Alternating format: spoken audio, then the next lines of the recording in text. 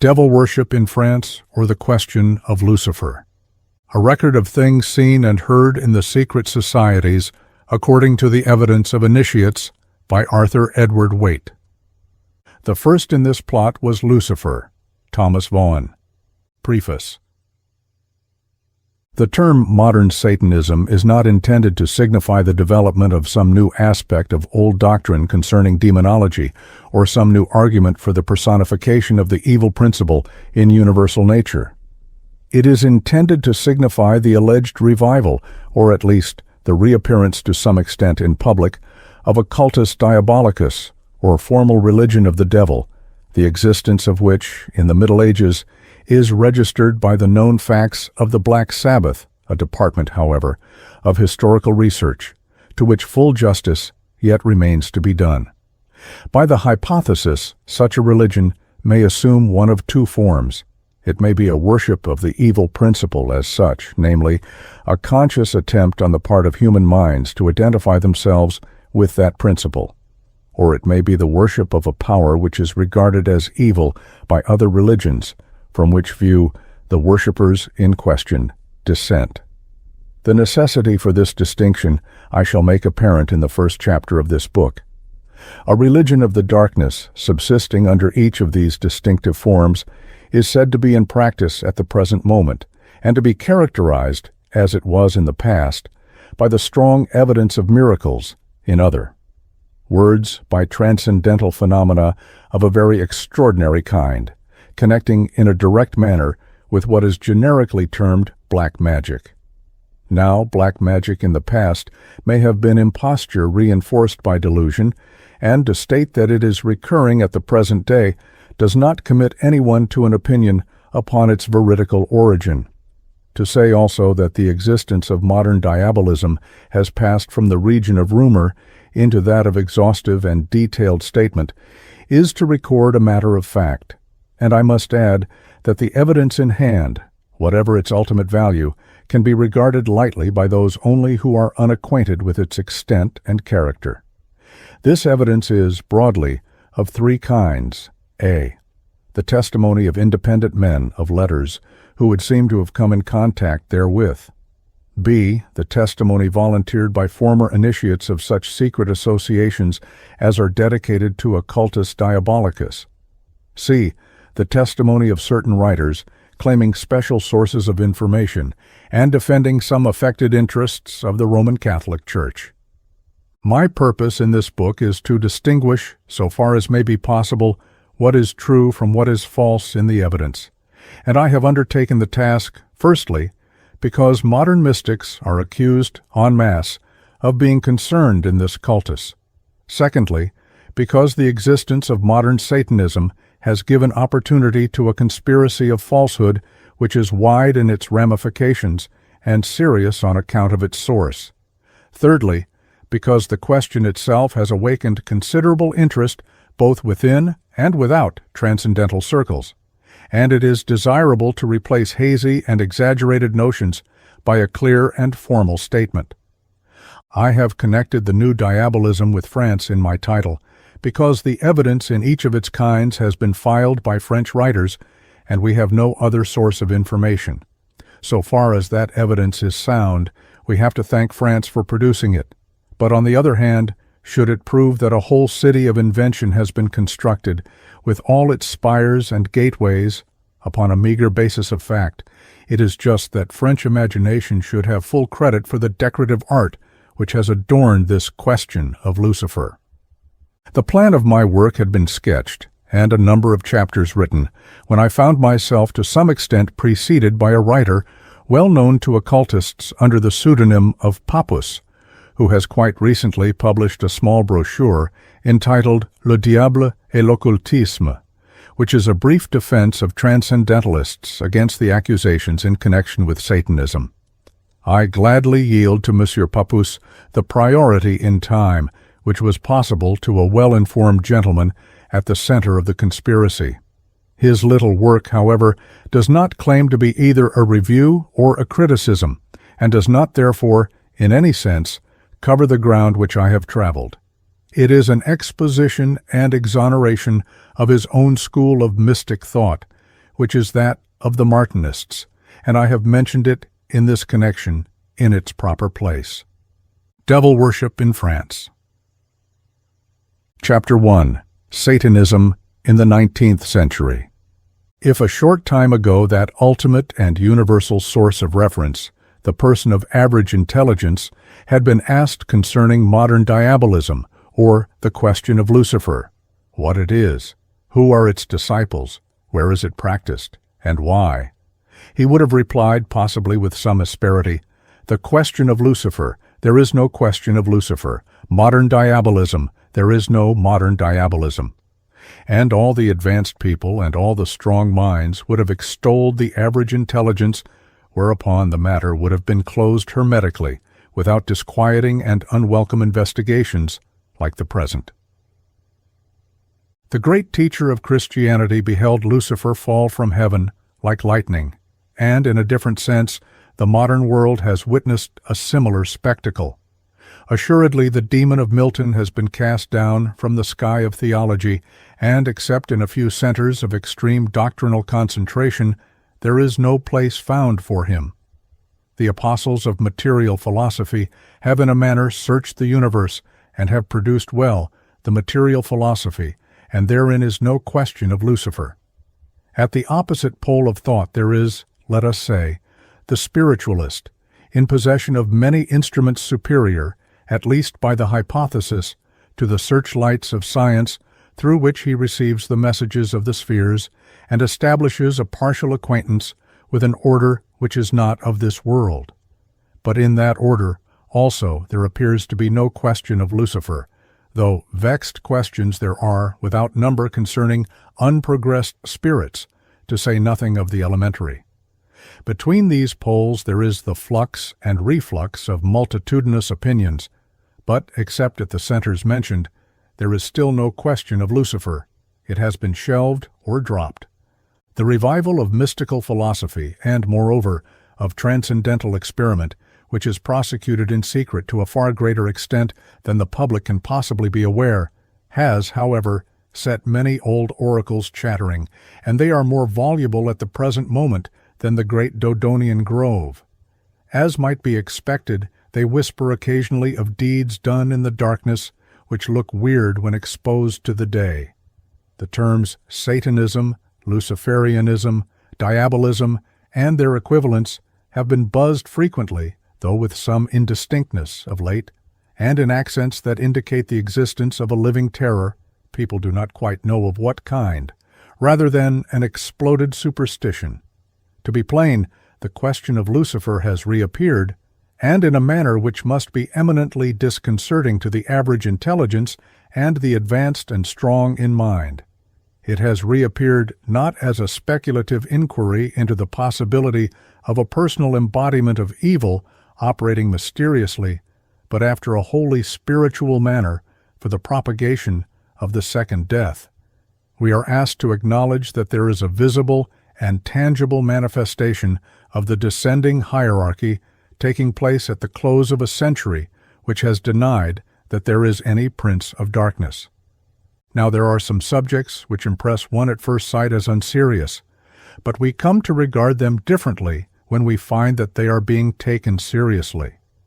We have been accustomed, with some show of reason, to connect the idea of devil worship with barbarous rites obtaining among savage nations, to regard it, in fact, as a suitable complement of the fetish.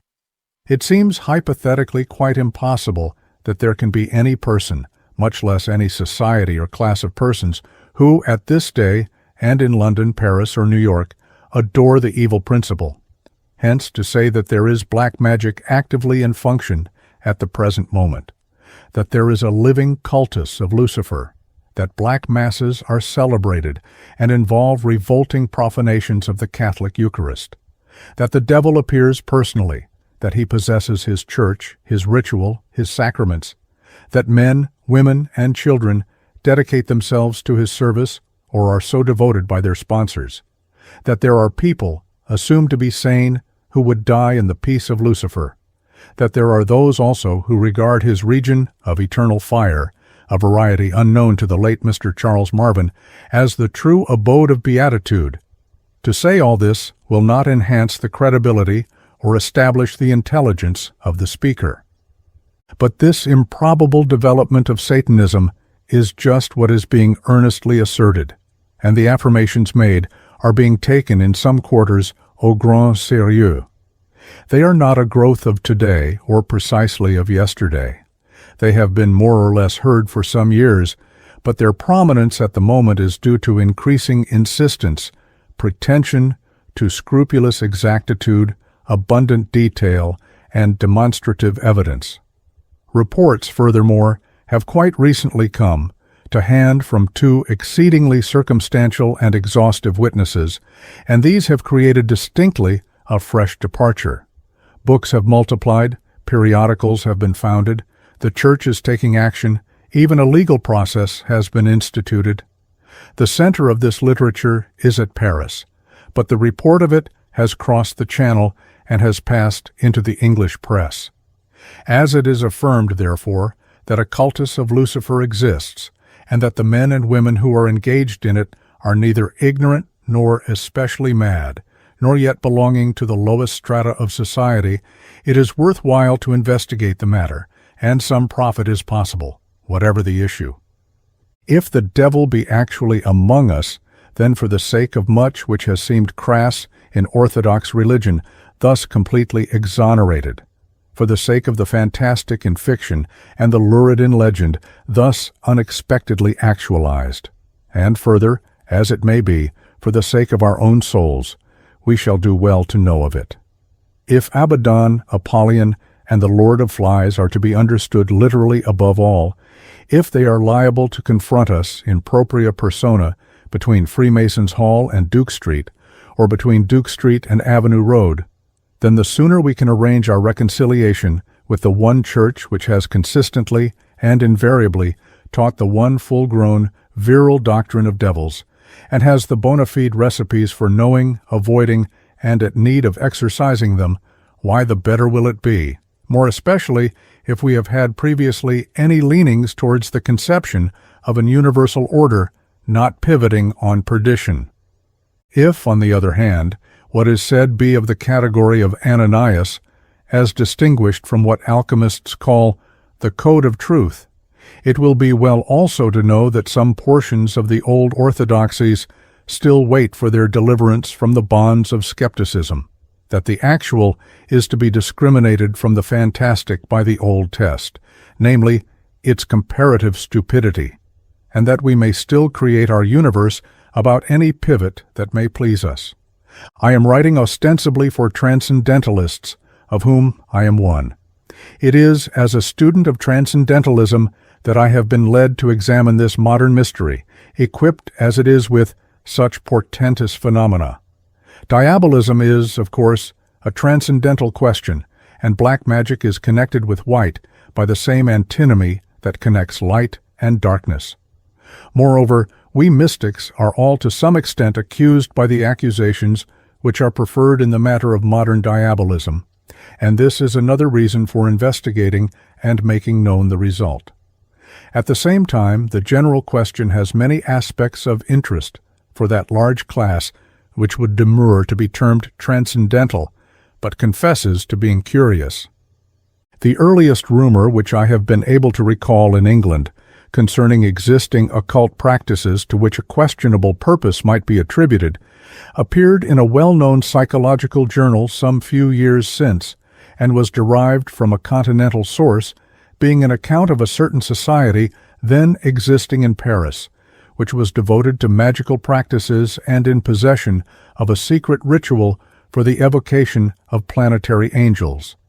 It was an association of well-placed persons denying any connection with spiritualism and pretending to an acquaintance with more effectual thaumaturgic processes than those which obtain at seances. The account passed unchallenged, for in the absence of more explicit information, it seemed scarcely worthwhile to draw attention to the true character of the claim. The secret ritual in question could not have been unknown to specialists in magical literature, and was certainly to myself among these. As a fact, it was one of those numerous clavicles of the Goetic art which used to circulate surreptitiously in manuscript some 2 centuries ago. There is no doubt that the planetary spirits with which the document was concerned were devils in the intention of its author, and must have been evoked as such, supposing that the process was practiced. The French Association was not therefore in possession of a secret source of knowledge, but as impositions of this kind are to be a priori expected in such cases by transcendentalists of any experience, I for one refrained from entering any protest at the time. Much about the same period it became evident that a marked change had passed over certain aspects of thought in the most enlightened city of the world, and that among the jeunesse dorée, in particular, there was a strong revulsion against paramount material philosophy. An epoch of transcendental and mystic feeling was, in fact, beginning.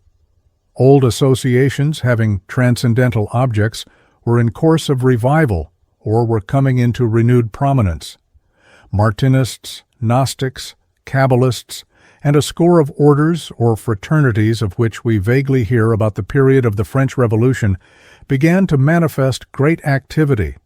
Periodicals of a mystical tendency, not spiritualistic, not neo-theosophical, but hermetic, Kabbalistic, and theurgic, were established and met with success. Books which had grievously weighted the shelves of their publishers for something like a quarter of a century were suddenly in demand, and students of distinction on this side of the channel were attracted towards the new center. The interest was intelligible to professed mystics. The doctrine of transcendentalism has never had but one adversary, which is the density of the intellectual subject, and wherever the subject clarifies, there is idealism in philosophy and mysticism in religion.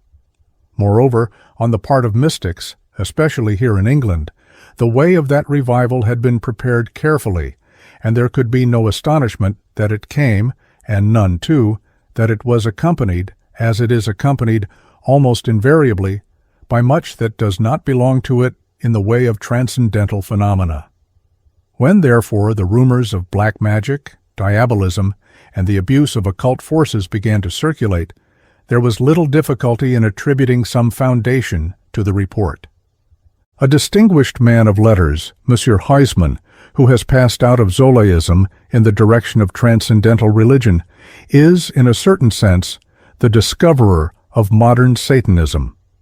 Under the thinnest disguise of fiction, he gives in his romance of La Base an incredible and untranslatable picture of sorcery, sacrilege, black magic, and nameless abominations secretly practiced in Paris.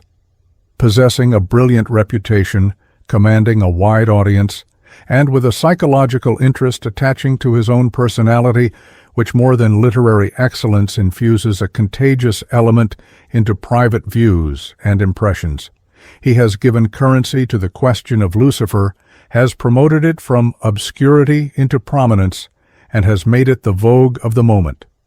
It is true that, by his vocation of novelist, he is suspected of inventing his facts, and Dr. Pappus, president of the influential Martinist group in French Occultism, states quite plainly that the doors of the mystic fraternities have been closed in his face, so that he can know nothing, and his opinions are consequently indifferent.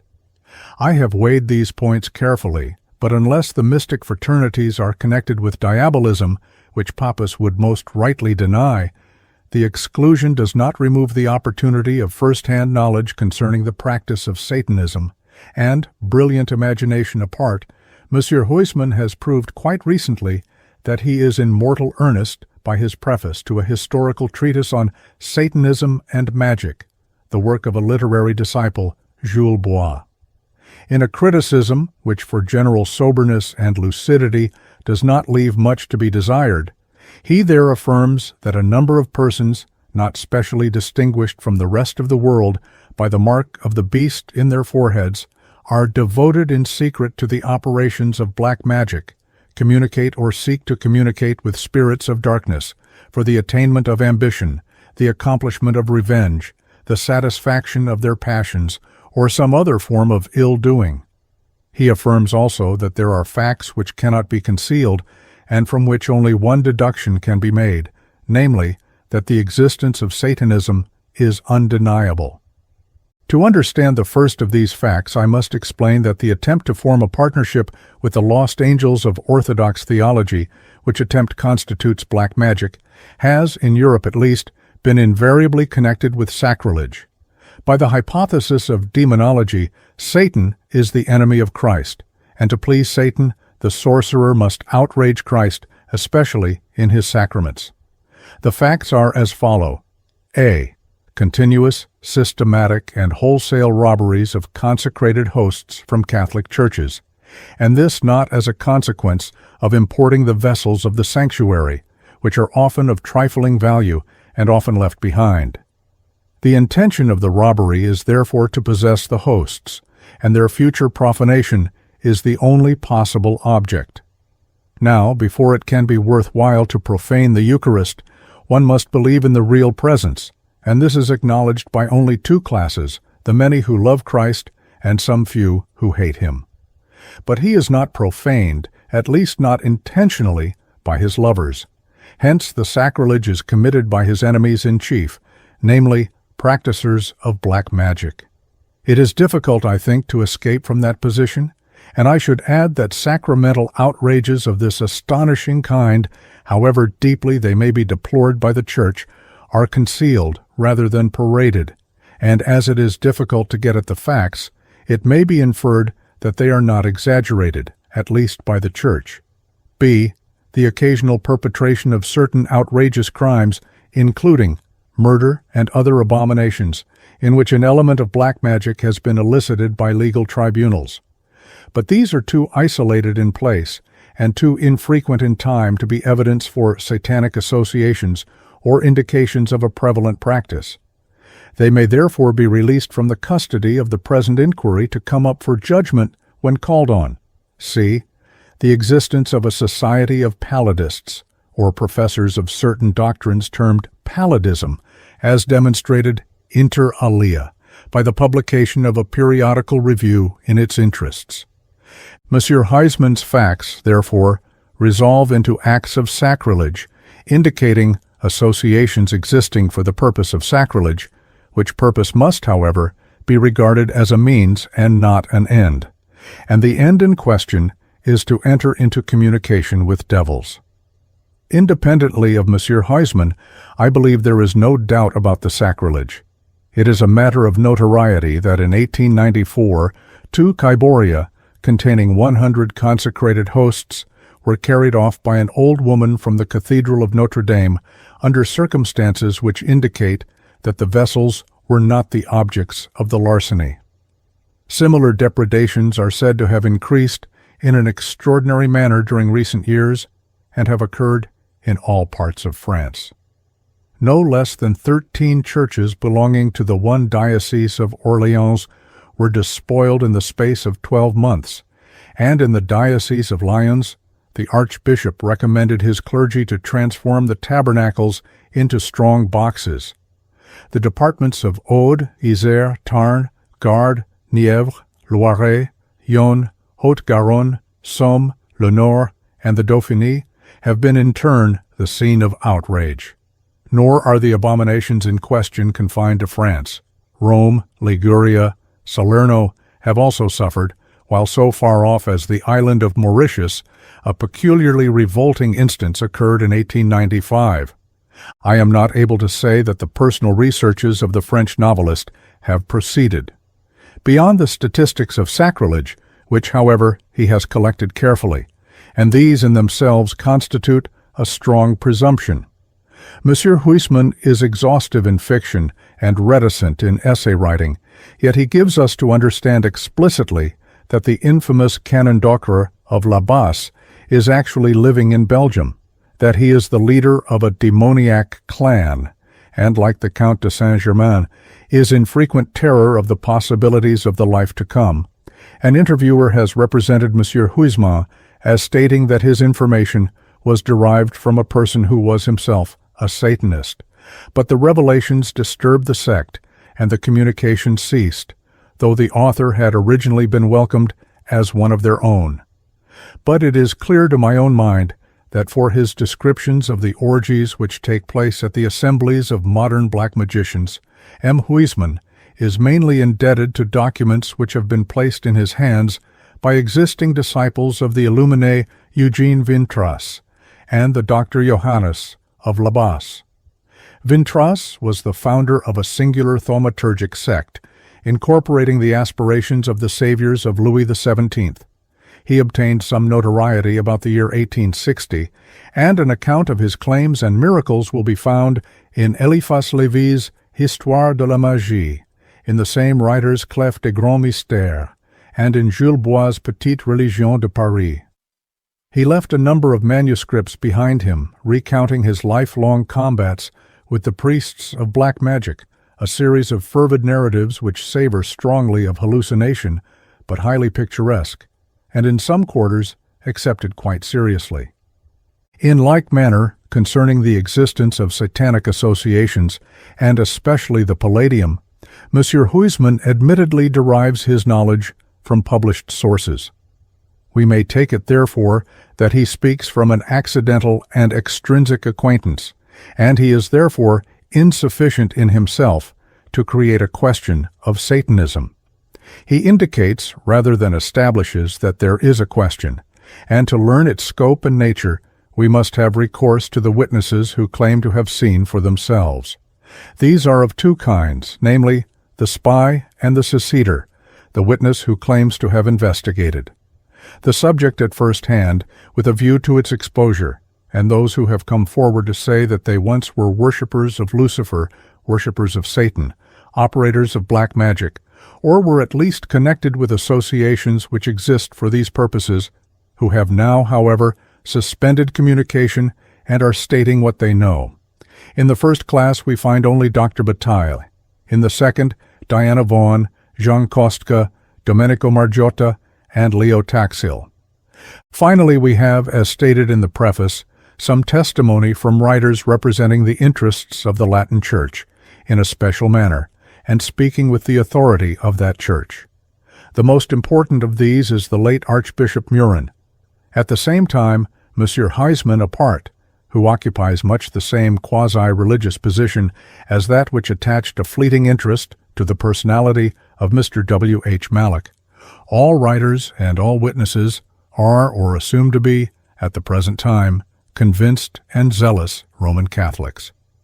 I have already stated that the purpose of black magic is simply and obviously to communicate with devils, and if we interrogate our sources of knowledge as to the object of such communication, it must be admitted that the response is vague. Perhaps the object will best be defined as the reinforcement of human ability by diabolical power and intelligence for the operation of evil along the lines of individual desire and ambition. For the fulfillment of what is good, man aspires towards God, and to fulfill evil he attempts to conspire with Satan. It must, however, be observed that modern devil worship, as exposed by its French experts, has two aspects, corresponding to the distinction already laid down in my preface. There is a. Devil worship, pure and simple, being an attempt to communicate with evil spirits, admitting that they are evil. B. The cultus of Lucifer, star of the morning, as distinguished from Satan, on the hypothesis that he is a good spirit. It will be seen very readily that the essence of diabolism wanting in the second division, namely, the satanic intention, so that it belongs really to another category, though the classification may be accepted for the moment to prevent dispute at the beginning of a somewhat complex inquiry.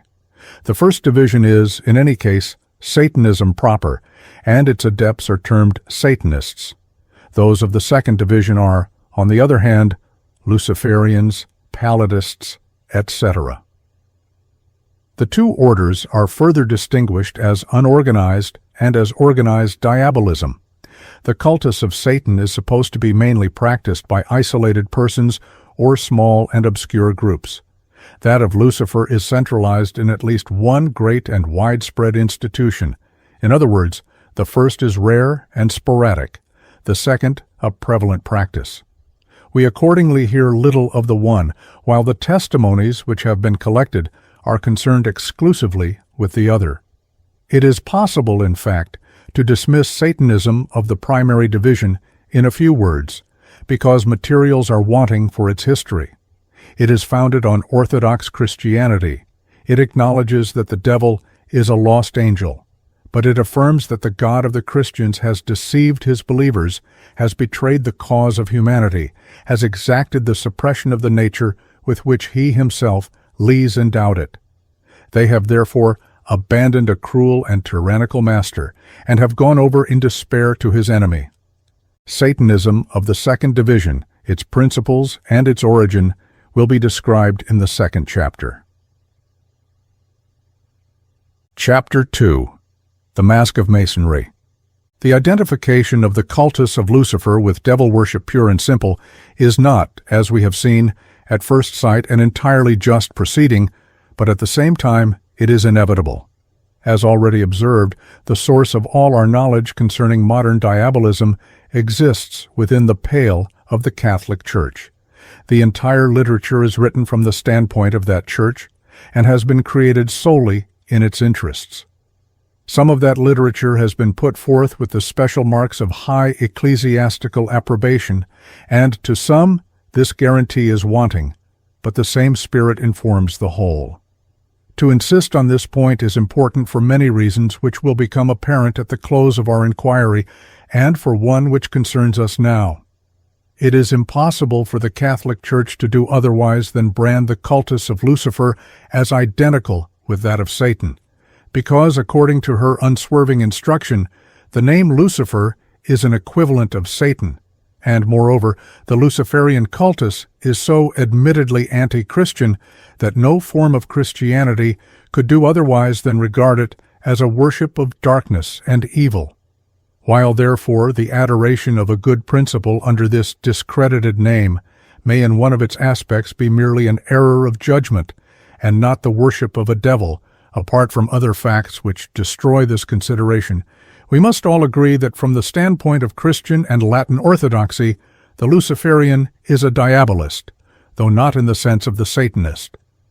The doctrine of Lucifer has been tersely described by Huysman as a kind of reversed Christianity, a Catholicism à rebours. It is, in fact, the revival of an old heresy founded on what we have most of us been accustomed to regard as a philosophical blunder. In a word, it is a Manichaean system having a special anti-Christian application, for while affirming the existence of two equal first principles, Adonai and Lucifer, it regards the latter as the god of light and goodness, while the Christian Adonai is the prince of darkness and the veritable Satan. It is inferred from the condition of the world at the present time that the mastery of the moment resides with the evil principle, and that the beneficent deity is at a disadvantage. Adonai reigns surely, as the Christian believes, but he is the author of human misery, and Jesus is the Christ of Adonai.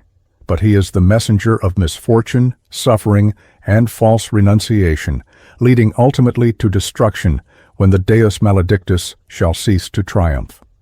The worshippers of Lucifer have taken sides in the cause of humanity and in their own cause with the baffled principle of goodness. They cooperate with him in order to ensure his triumph, and he communicates with them to encourage and strengthen them. They work to prepare his kingdom, and he promises to raise up a Savior among them, who is Antichrist, their leader and king to come. Such is the doctrine of Lucifer according to the testimony of witnesses who have come out from his cultus. It is not an instruction which a priori would seem likely to commend itself to a numerically powerful following, but the society which is concerned with its propagation is affirmed to have spread over the whole world and to be represented in all its chief cities.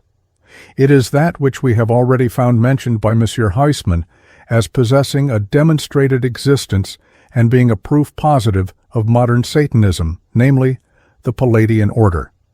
Having broadly ascertained its principles, our next course is to discover its alleged history, and here it is necessary to admit that it is a matter of some difficulty to place the position in such an aspect that it will be a tolerable subject for inquiry among readers in England. The mystery of modern diabolism and the cultus of Lucifer is a part of the mystery of Masonry as interpreted by an anti-Masonic movement now at work in France.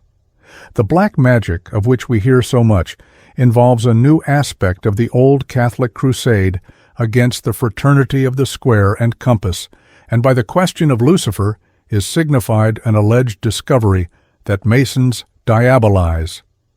Now we are all well acquainted with the historical fact that the Latin Church has long been hostile to Masonry, that popes have condemned the order and have excommunicated its initiates. Having regard to the position of the Brotherhood here in England, most of us have been content to infer in this respect that the ripe old age of the Church is passing into a second childhood. Some, however, have concluded that there may be more in continental Freemasonry than meets the English eye. And here the Church herself comes forward to assure them that the fraternity abroad is a hotbed of political propaganda and is responsible for the most disastrous revolutions which have perplexed the modern world, that it is actually, as the exploded Robeson described it, a conspiracy against crowned heads, and that it is at the present time the most potent, most secret enemy which checkmates and hinders herself. It is now further affirmed that behind the Masonry of today, here in England posing as a benefit society, and political or not, upon the continent, but everywhere disclaiming any connection with a religious propaganda, there is affirmed to be another Masonry, of which the ordinary Mason knows nothing, secretly directing the order and devoted to the cultus of Lucifer.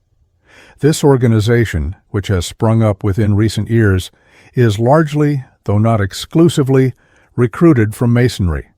It works through the powerful Masonic apparatus, and, according to the evidence which has been put in, it has obtained a substantial and masterful control over the entire fraternity. It has focused the raw material of Masonic hostility towards the Catholic Church. As it is anti-Christian in religion, so is it revolutionary in politics, and once more it is called the Palladian Order. This exceedingly grave and important accusation, together with its side issues, has perhaps all the more claim on our consideration because, apart from actual diabolism, which is in itself so paralyzing as almost to arrest discussion, it conflicts with all that we know or believe concerning the Masonic Constitution. Let me briefly collect the points. A. Masonry possesses a secret directing center, which has been strenuously denied by the fraternity. B. It has a religious mission and a doctrinal propaganda, which has also been invariably denied. C. It is concerned with political objects, which, for the most part, is denied. D. It has a transcendental teaching, which is generally denied. And E.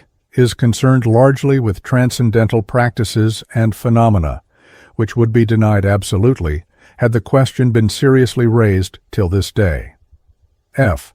It initiates women, which, except in a very secondary, occasional, and insignificant manner, is in toto and at all times denied. The last point is brought within the scope of our inquiry because the Palladium is an androgyne order. Now it will be fairly well known to many who are not within the ranks of the fraternity that the Grand Lodges of every country are supposed to be autonomous, and that there has been no previous impeachment of this fact, that, ostensibly at least, there is no central institution to which they are answerable in Masonry. Individual lodges derive from a single Grand Lodge and are responsible thereto, but Grand Lodges themselves are supreme and irresponsible. It will be known also that the Masonic system in England differs from that of France, that the French Rite has always occupied a somewhat heterodox position, and that since the Grand Orient expunged the Grand Architect of the universe, so to speak, from its symbolism, official communication has been suspended by the Grand Lodge of England. It will be known further that outside recognized Masonic systems, many rites have arisen, which are only Masonic to the extent that their point of departure is from the master grade. As a special instance may be cited the Supreme Oriental Rite of Memphis and Misraim. In England, the lodge meetings of these rites are never suffered to take place in the great central institution of Freemasons' Hall. In France, the Grand Orient has consistently forbidden its members to participate in the Memphis system. To hold Masonry responsible for irregularities or abuses which from time to time may obtain in these fantastic developments from the parent institution would be about as just and reasonable as to impeach the Latin Church on the score of corruptions now existing in the heresies which have separated from her. Having established these points in view of the result of our inquiry, let us now trace the manner in which a supreme authority, frequently termed by the accusers universal Masonry, is alleged to have grown up. Upon this subject, not only the most complete information, but the only formal narratives are provided by the later witnesses, so that the following account, while in no sense translation, is based exclusively upon the works of Domenico Margiotta and Dr. Bataille. On the 20th of May, 1737, there was constituted in France the Order of the Palladium, or Sovereign Council of Wisdom, which, after the manner of the androgyn lodges then springing into existence, initiated women under the title of Companions of Penelope. The ritual of this order was published by the Masonic archaeologist Reagan, so that there can be no doubt of its existence. At the same time, so far as I am aware, there are few materials forthcoming for its history. In some way which remains wholly untraceable, this order is inferred to have been connected by more than its name with the legendary Palladium of the Knights Templars, well known under the title of Baphomet. In any case, it failed to spread, and it is uncertain whether the new and reformed Palladium, also an androgyn order, with which we shall presently be concerned, is a metamorphosis or reconstruction of the original institution, but a connection of some kind is affirmed. For a period exceeding 60 years, we hear little of the legendary Palladium, but in 1801, the Israelite Isaac Long is said to have carried the original Baphomet and the skull of the Templar Grand Master Jacques de Molay from Paris to Charleston in the United States, and was afterwards concerned in the reconstruction of the Scotch Rite of Perfection and of Herodom under the name of the ancient and accepted Scotch Rite, which subsequently became widely diffused, and it is stated that the Lodge of the 33rd degree of the Supreme Council of Charleston has been the parent of all others, and is therefore, in this rite, the first Supreme Council of the entire globe. 8 years later, on the 29th of December, 1809, a man of great importance to the history of Freemasonry was born in the city of Boston. Albert Pike came of parents in a humble position who, however, struggled with their difficulties and sent him to Harvard College, where he duly graduated, taking his degree as M.A. in the year 1829. He began his career as a schoolmaster, but subsequently led a romantic and wandering life, his love of untrodden ground leading him to explore the Rocky Mountains, then very imperfectly known. In 1833 he settled in Arkansas and, drifting into journalism, founded the Arkansas Advocate, wherein his contributions, both prose and verse, but the latter especially, obtained him a reputation in literature. The admission of Arkansas into the Confederation of the United States was in part his work, and from this period he began to figure in politics, becoming also the recorder of the Supreme Court in that state. 1 year after the Civil War, in which he took active part, Pike removed to Memphis in Tennessee, where he again followed law and literature, establishing the Memphis Appeal, which he sold in 1868 and migrated to Washington. His subsequent history is exclusively concerned with unwearying Masonic labors. Now it was at Little Rock in Arkansas that Albert Pike was first initiated, and 10 years later, that is, in 1859, he was elected Sovereign Commander, Grand Master of the Supreme Council of Charleston. Having extraordinary powers of organization, he became a person of wide influence in the ancient and accepted Scotch Rite, and a high authority also on the ritual, antiquities, history, and literature of Masonry. Under his guidance, the Scotch Rite extended and became dominant. Hence, when the Italian patriot Mazzini is said to have projected the centralization of high-grade Masonry, he could find no person in the whole fraternity more suited by his position and influence to collaborate with him. Out of this secret partnership there was begotten on September 20th, 1870, that is to say, on the very day when the Italian troops entered the Eternal City, a supreme rite and central organization of universal high-grade Masonry, the act of creation being signed by the American Grand Master and the Italian Liberator, the two founders also sharing the power between them. A supreme dogmatic directory was created at Charleston, with Pike at its head, under the title of Sovereign Pontiff of Universal Freemasonry. Mazzini took over the supreme executive, having Rome as its center, under the title of Sovereign Chief of Political Action.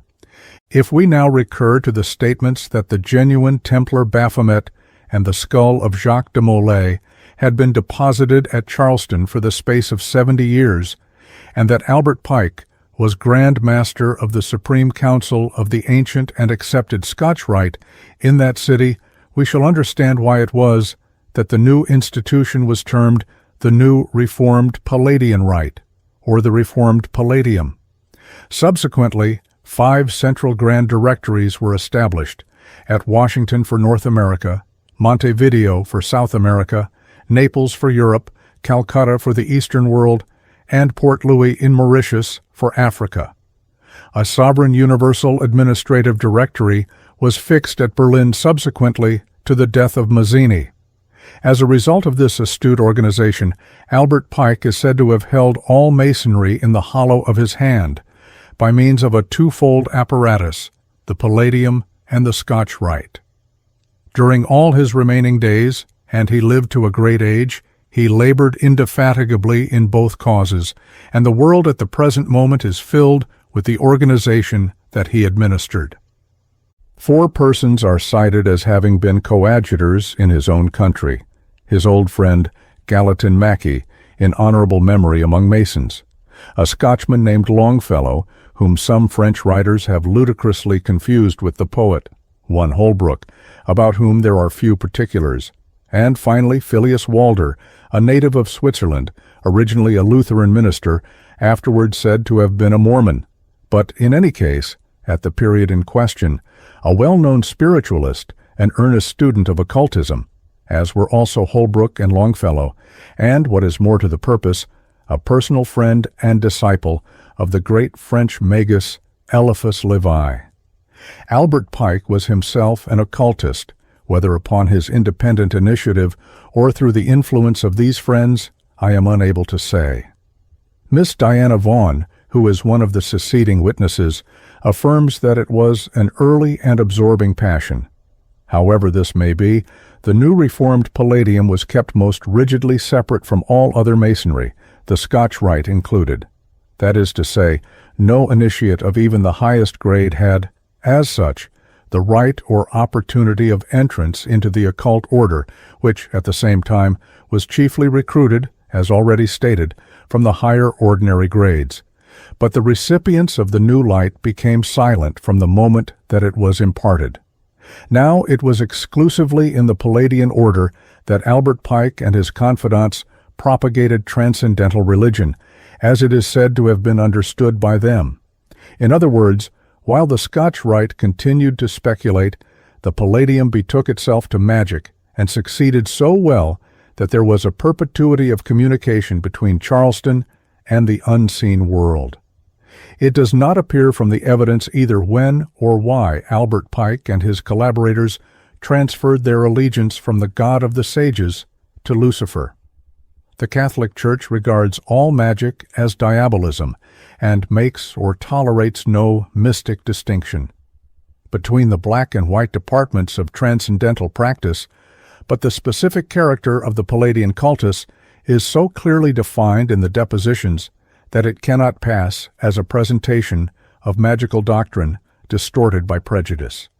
It is almost stripped of correspondence with any existing school of occult teaching, and it is either the true statement of a system founded by Pike or the deliberate invention of malice.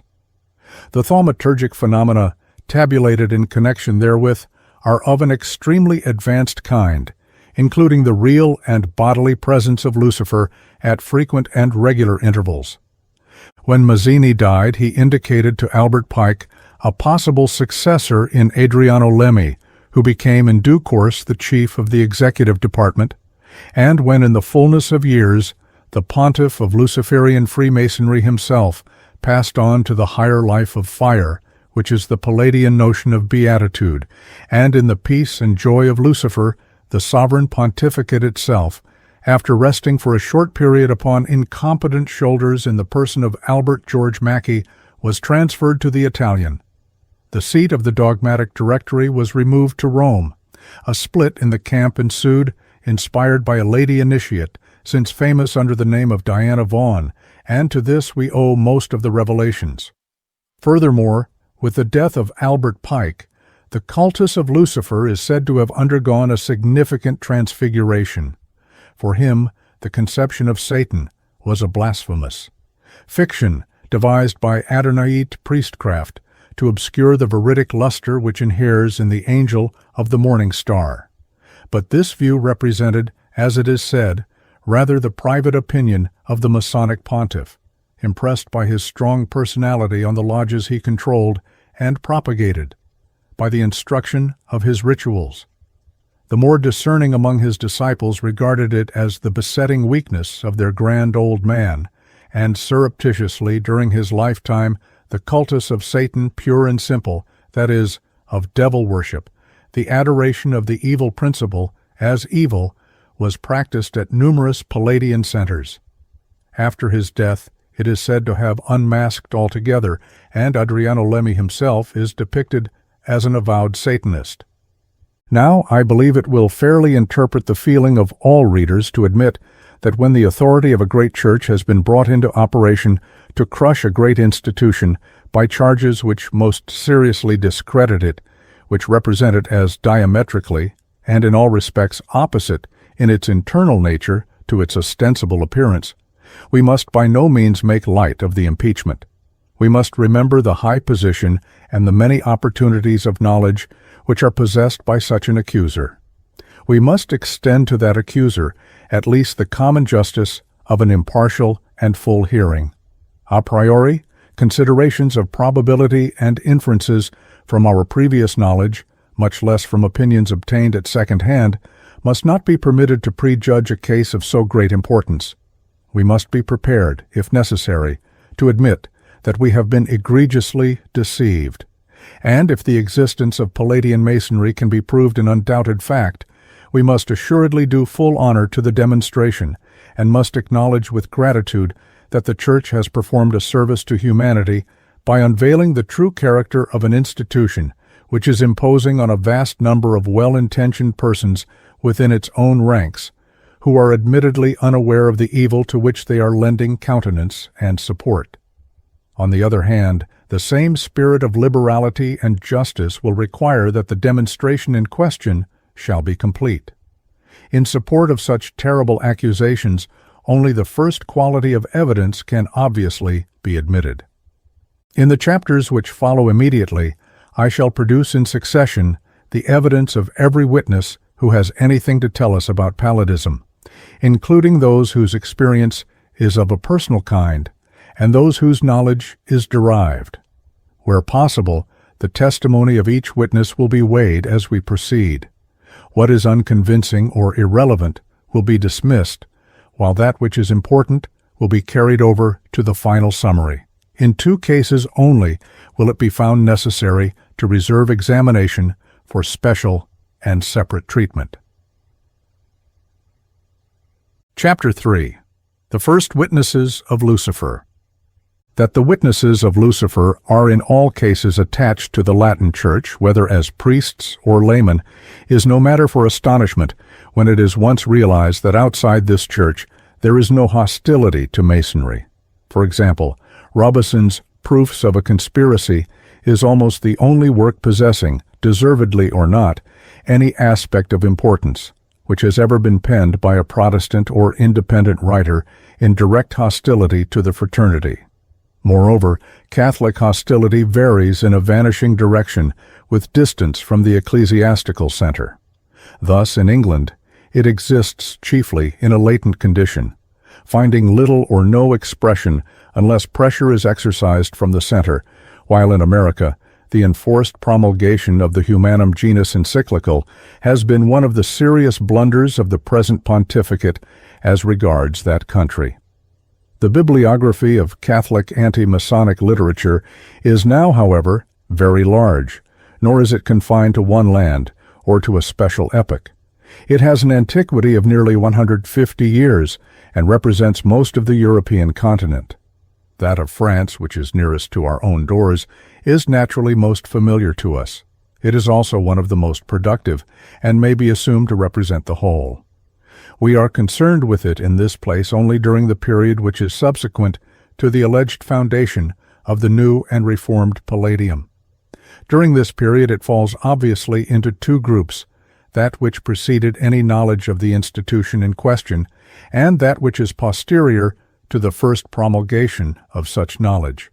In the first we find mainly the old accusations which have long ceased to exert any conspicuous influence, namely atheism, materialism, and revolutionary plotting.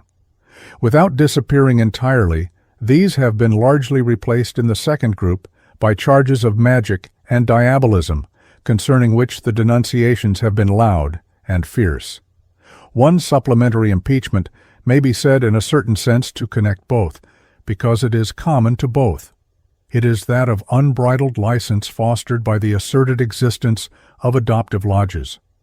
We shall find during the first period that Masonry was freely described as a diabolical and satanic institution, and it is necessary to insist on this point because it is liable to confuse the issues. Before the year 1891, the diabolism identified with Masonry was almost exclusively intellectual. That is to say, its alleged atheism, from the standpoint of the Catholic Church, was a diabolical opinion in matters of religion.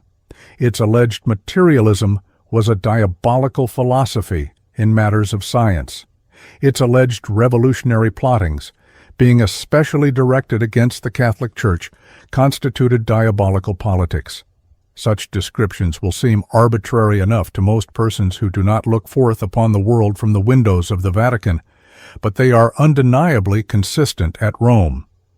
Of actual diabolism prior to the date I have named, there is, I believe, only the solitary accusation made by Monsignor de Ségur, and having reference to a long anterior period. He states that in the year 1848 there was a Masonic lodge at Rome where the Mass of the Devil was celebrated in the presence of men and women. A ciborium was placed on an altar between 6 black candles. Each person, after spitting and trampling on a crucifix, deposited in this ciborium a consecrated host which had been purchased or received in church. The sacred elements were stabbed by the whole assembly, the candles were extinguished at the termination of the Mass, and an orgy followed similar, says Monsignor de Ségur, to those of pagan mysteries and Manichaean reunions. Such abominations were, however, admittedly rare, and the story just recited rests on nothing that can be called evidence. During the years intervening between 1870 and 1891, we may search the literature of French anti-Masonry in vain for any hint of the Palladium. In 1884, the collaboration of Louis d'Estampes and Claudio Jaunet produced a work entitled Freemasonry and the Revolution, which affirms that the immense majority of Masons, including those who have received the highest grades, do not enjoy the confidence of the true secrets, but the establishment of atheism in religion and socialism in politics as designs of the fraternity are the only secrets intended. The new and reformed Palladium connects with the Order of the Temple by its supposed possession of the original Baphomet idol. But in 1882 this was entirely unknown to Monsignor Fava, who denies all the reputed connection between Templars and Masons, and traces the latter to Faustus Socinus as founder. following Abbé Lefranc in his Veil Raised for the Curious. A mystic and diabolic aspect of the fraternity is so remote from his mind that in his Secret of Freemasonry, the Bishop of Grenoble affirms that its sole project is to replace Christianity by rationalism. The third and concluding volume of Père Duchamp's great compilation on society and the secret societies supports, on the contrary, the hypothesis rejected by Fava. It recites much old knowledge concerning adoptive lodges, the Illuminés, the orders of Philalethes, of Martinez Pasquales, and of Saint Martin, on which subjects few writers indeed can say anything that is new. But while specially devoted to the political activity of the fraternity all over Europe, Duchamp tells us nothing of the conspiracy which produced the new Palladium, though the alleged collaboration of Mazzini gave it a strong political complexion. Of Pike, nothing. Of Diabolism, still nothing. I may add that his work claims to be verified at all points. In the year 1886, another ecclesiastic, Dom Benoit, published 2 formidable volumes on Freemasonry and the secret societies, forming part of a vaster work, entitled The City of Antichrist in the 19th Century. Like D'Estampes and Janet, he distinguishes between a small number of initiates and a vast crowd of dupes who swell the ranks of the fraternity. Many Masons ascend the ladder of the grades without receiving the revelation of the mysteries. The highest functions of most lodges are said to be given to the dupes, while the ruling chiefs are concealed behind humble titles. It is further represented that in certain countries there are secret rites above the ordinary rites, and these are imparted only to the true initiates, which sounds like a vague and formless hint concerning a directing center. But so far from supposing that such an institution may exist in Masonry, the author affirms that unity is impossible therein. Image of hell and hell anticipated, Masonry is the realm of hatred and consequently of division. The leaders mutually despise and detest one another and universally endeavor to deceive and supplant each other.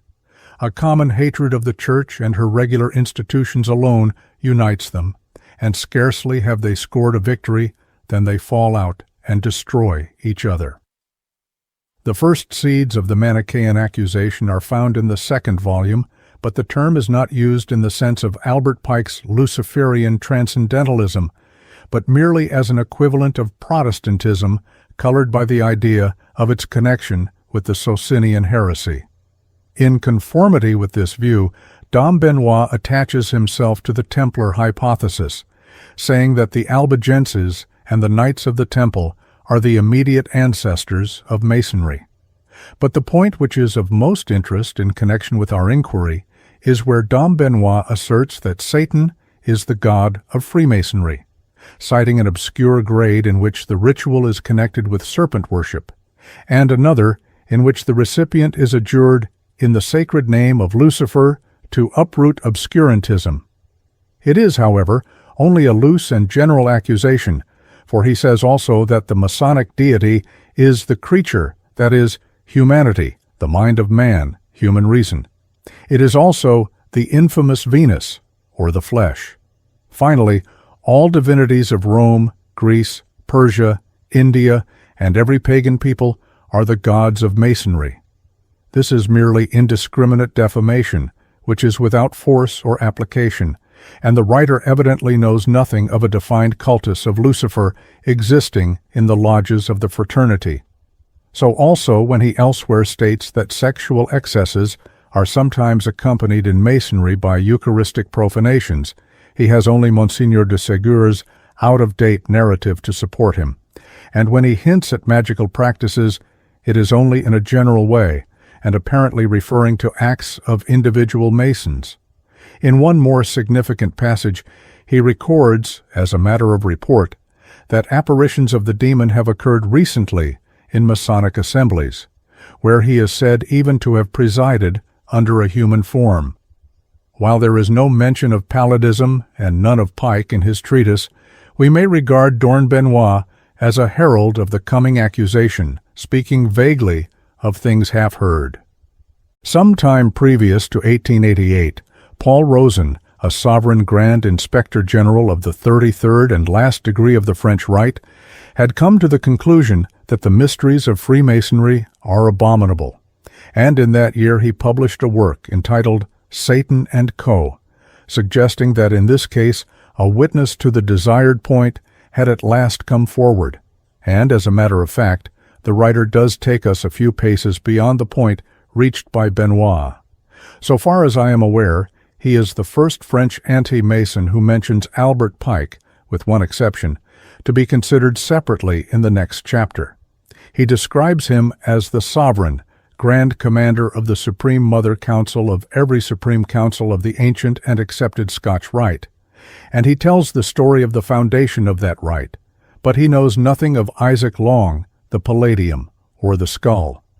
He cites also certain works which Pike wrote for the exclusive use of initiates, apparently of the higher grades of these rites, namely the Sefer HaDebarim, Ethics and Dogmas of Freemasonry, and Legenda Magistralia. But so far from accrediting the order with a supernatural aspect, he affirms that its war cry is annihilation and anathema thereto. The end of Freemasonry is, in fact, social anarchy, the overthrow of monarchical government, and the destruction of the Catholic religion. The Satanism imputed to Freemasonry by Paul Rosen is therefore of an arbitrary and fantastic order, having no real connection with this inquiry. 2 years later, the same author published a smaller volume, The Social Enemy, which contains no material of importance to our purpose, but is preceded by a pontifical brief conveying the benediction of Leo XIII, to the writer of Satan and Co. We pass now to the year of Revelation, 1891. Chapter 4, Ex Ore Leonis.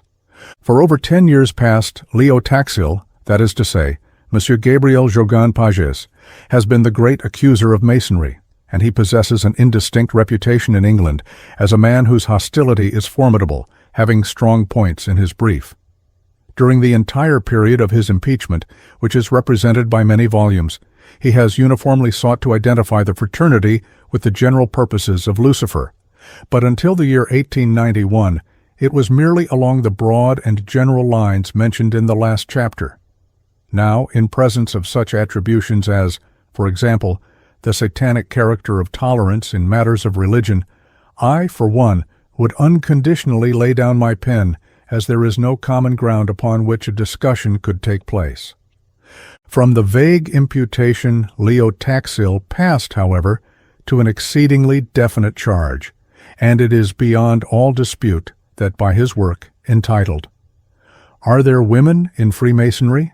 He has created the question of Lucifer in its connection with the Palladian order. He is the original source of information as to the existence of that association. No one had heard of it previously, and it is therefore of the first importance that we should know something of the discoverer himself, and everything as to the particulars of his discovery, including the date thereof.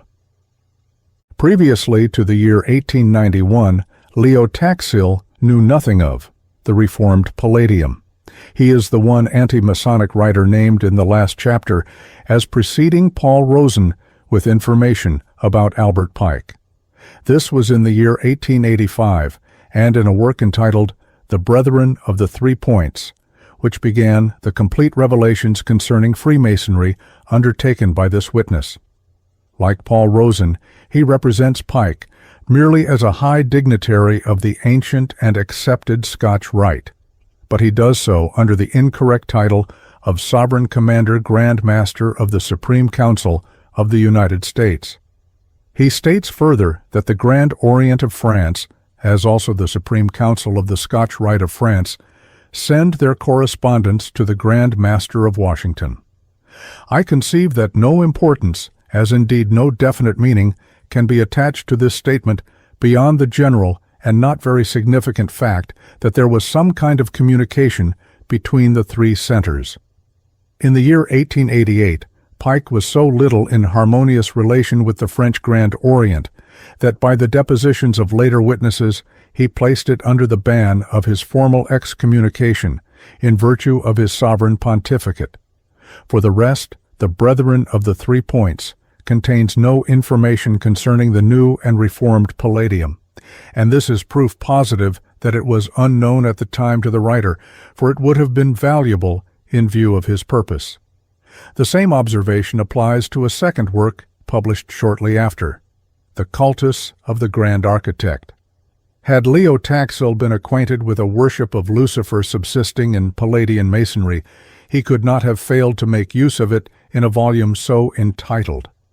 The work in question is concerned, however, with the solemnities which obtain in Masonic temples, with the names and addresses of all French lodges, so that it is a directory as much as a revelation, with the political organization of the Carbonari, with the judge philosophers, and with certain official documents of Masonry. But it may occur to those of my readers who are acquainted at first hand with the revelations of Leo Taxil that his knowledge was held over in view of his plan of publication, and that the Palladium would be disclosed in due course when he came to treat of androgen or adoptive Masonry. Let us pass, therefore, to his next work, entitled Sister Masons or Ladies' Freemasonry, which appeared in 1888, and in which we certainly meet with Diabolism and also with Palladism, but not in connection with Albert Pike or the Charleston Central Directory. The reference in the first case is to practices which are alleged to obtain in the Egyptian rite of adoption, called the Rite of Cagliostro, and in the second to the Order of the Palladium, as it was originally instituted in the year 1730. At the same time, the information given is of serious importance, because it enables us to gauge the writer's method and credibility in the one case, and his knowledge at the period in the other. Once more, in the year 1886, Leo Taxil did not know of the Palladium as a reformed or revived institution. Had he known, he could not have failed to tell us. I have not been able to trace all the sources of his information concerning the older Palladian rite, but it comes chiefly from Regan. He divides it into 2 systems. A, the Order of the 7 Sages, which was for men only, and appears as a banal invention with a ritual mainly derived from the travels of Anacharsis. B, the Order of the Palladium, composed of 2 masculine grades and 1 feminine grade, respectively, Adelphos and Companion of Ulysses for men, and Companion of Penelope for women. It pretends to have been founded by Fenelon, but at the same time claims an antiquity previous to the birth of the great Archbishop of Cambrai. Leo Taxil accuses it of gallantry, but the flirtations described in the ritual impress an impartial reader as a species of childish theatricals, a criticism practically exhausting the entire motive of the order, which, as I have already stated, lapsed into obscurity, and so far as can be traced, into desuetude, though our witness uniformly refers to it in the present tense, and as if it were in active operation. However this may be, the description and summary of the ritual given by Leo Taxil place it outside the possibility of a connection with Templar Masonry, and also with the Baphomet Palladium, in spite of what is alleged to the contrary. Accepting the worst construction which is placed on its intention, it could have offered no point of contact with the alleged project of Albert Pike. So far, therefore, the information contained in Les Sœurs Maçonnes conflicts with the history of the new and reformed Palladium as given in my second chapter. It has been said, however, that Leo Taxil charges another Masonic order of the androgyne type with satanic practices. He divides the Egyptian rite of adoption into 3 grades. In that of apprentice, the discourse represents Adonai as the genius of pride and the serpent tempter of Genesis as the eternal principle of goodness. In that of companion, the symbolism of the ritual enforces the necessity of rehabilitating the character of the mystic serpent. In that of Egyptian mistress, there is a pretended evocation of planetary spirits by means of a clairvoyant, and Leo Taxil affirms on his own authority that the supreme being referred to in the discourse at initiation is Satan. According to the doctrine of the sect, the divinity is formed of 2 opposite principles, the genius of being, who is Lucifer, and the genius of destruction, who is Adonai. This is so obviously the doctrine of the Luciferian Palladians that it is difficult to understand why the institution of Charleston is not connected, as to purpose, if not as to origin, with the Egyptian adoptive rite of Mizraimite Masonry. At this point, however, it becomes my duty to state that there are some very curious facts in connection with the Catechism of the officiating mistress, which is the source of information for the alleged Manichaean character of the third degree. The more considerable and essential portion of that document, so far from being referable to the supposed founder of the rite, namely Count Cagliostro, is a series of mutilated passages taken from Eliphas Lévy's Dogme et Rituel de la Haute Magie and pieced clumsily together.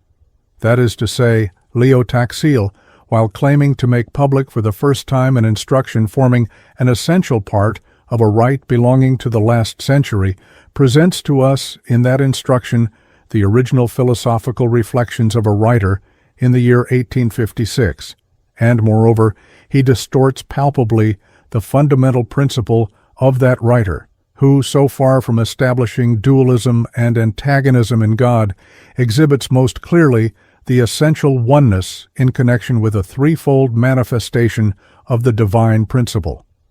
I conceive that there is only one construction to be placed upon this fact, and although it is severe upon the documents, it cannot be said that it is unjust. When, therefore, Leo Taxil terminates his study of the Egyptian rite by divulging some essentially diabolical practices of the Mizraim lodges, namely, evocations of the elementary spirits, we shall not be surprised to find that the ritual of the proceedings is taken bodily from the same author who has been previously taxed for contributions. The reader need only compare Les Sœurs Maçonnes, pages 323 to 330, with the Conjuration of the Four in the 4th chapter of the Rituel de la Haute Magie. It will be objected that this conjuration is derived by Lévy himself from a source which he does not name, and as a fact part of it is found in the Comte de Gabalis. Quite so, but my point is that it has come to the Taxil documents through Eliphas Lévy. The proof is that part of the exorcisms are given in Latin and part in French by the author of the Rituel, for arbitrary and unassignable reasons, and that Les Sœurs Maçonnes reproduces them in the same way. It is evident, therefore, that we must receive Leo Taxil's divulgations with severe caution. I may add that the proceedings of the Holy Inquisition in the trial of Count Cagliostro were published at Rome by order of the Apostolic Chamber, and they include some particulars concerning the Egyptian rite, of which Cagliostro was the author. These particulars, in part, correspond with the documents of the Sister Masons, but offer also significant variations, even along the lines of correspondence. Having established, in any case, that Leo Taxil knew nothing of the Reformed Palladium in the year 1886, we may pass over his next work, which reproduces a considerable, though selected proportion of some of his previous volumes, because precisely the same observation applies to the Mysteries of Freemasonry, and we may come at once to the year 1891. Sometime subsequently to the 3rd of August, our witness published a volume entitled Are There Women in Freemasonry?, which, so far as one can see, bears the marks of hurried production. It is, in fact, the Sister Masons, almost in extenso, that work being still in circulation, with the addition of important fresh material. The bulk of the new matter is concerned with the rituals of the new and reformed Palladium, consisting of 5 degrees, conformable, as regards the first 3, with the somewhat banal but innocent grades of the modern rite of adoption, and passing, as regards the 2 final, into pure Luciferian doctrine. How did Leo Taxil become possessed of these rituals? He informs us quite frankly that by means of arguments, sonnets, et trébuchants, that is to say, by a bribe, he persuaded an officer of a certain Palladian Grand Council located at Paris to forget his pledges for the time required in transcribing them. That was not a very creditable proceeding, but in exposing Freemasonry, ordinary ethical considerations seem to be ruled out of court, and it is idle to examine methods when we are in need of documents. By these documents, and by the editorial matter which introduces and follows them, Leo Taxil, as already observed, created the question of Lucifer. Premising that a dual object governed the institution of androgyne lodges, namely the opportunity for forbidden enjoyments and the creation of powerful unsuspected auxiliaries for political purposes, he states that the latter part of this program was specially surrendered to the old Palladian Masonry. Now it is clear that the rituals of the order which he published in 1886 bear no such construction as he here, and for the first time, imputes. They connect with Part 1 of the program, and he was content at the time with their impeachment on the ground of sexual disorder. Why has he changed the impeachment? No assignable reason appears from his subsequent remarks, but he goes on to allege that, under the auspices of Albert Pike and his group, the original order developed the new and reformed Palladian rite, in which the political purpose was itself subordinated to Satanism, pure and simple. Originating in the United States, it has invaded Europe, where it propagates with truly unheard-of rapidity, so that in Paris alone there are 3 active lodges, that of the Lotus, founded in 1881, and situated in the Faubourg Saint-Germain, which has in turn created the lodges of St. James, 1884, and of St. Julian, 1889. The Lotus itself was preceded by the organization of some Areopagites of the Kadosh grade of the French Rite, and of the ancient and accepted Scotch Rite, who practiced theurgy under the direction of Regan and Eliphas Levi, both of whom are represented as given over, body and soul, to all the practices of lawless diabolism, the latter being apparently the leader, after whose death the association met only infrequently, until it was revived by Phileas Walder, the friend, as we have already seen, of Albert Pike. It was he who imported the new and reformed Palladium from America into France, and, assembling the disciples of Levi, founded the Mother Lodge of the Lotus. The ritual obtained by Leo Taxil was printed in Latin and English, with an interleaved French version in manuscript. As presented by its discoverer, there is no doubt that it is an execrable production, involving the practice in open lodge of obscenity, diabolism, and sacrilege. Passing over the first 3 grades and beginning at the point of bifurcation, we find it stated in the ritual of the 4th degree of elect that the new and reformed Palladium has been instituted to impart a new force to the traditions of high-grade Masonry, that the Palladium which gives its name to the order was presented to the fathers of the order by Iblis himself, that it is now at Charleston, and that Charleston is the first supreme council of the globe. Thus it will be seen that the Palladian ritual confuses the Palladium order with the ancient and accepted Scotch Rite. For the rest, the legend of the 4th degree is the first part of what is termed a blasphemous life of Jesus, representing Beelzebub as his ancestor, Joseph as his father, according to physical generation, and Mirzam as his mother, who is highly honored as the parent of many other children. Adonai is the principle of evil, and Eblis, otherwise Lucifer, the good God. But the ritual of the 4th grade is innocent in its character when compared with the abominations of the 5th degree of Templar Mistress. The central point of the ceremonial is the resurrection of Lazarus, which is symbolically accomplished by the postulant suffering what is termed the ordeal of the pastos, that is to say, by means of public fornication. The purpose of this ordeal is to show that the sacred act of physical generation is the key to the mystery of being.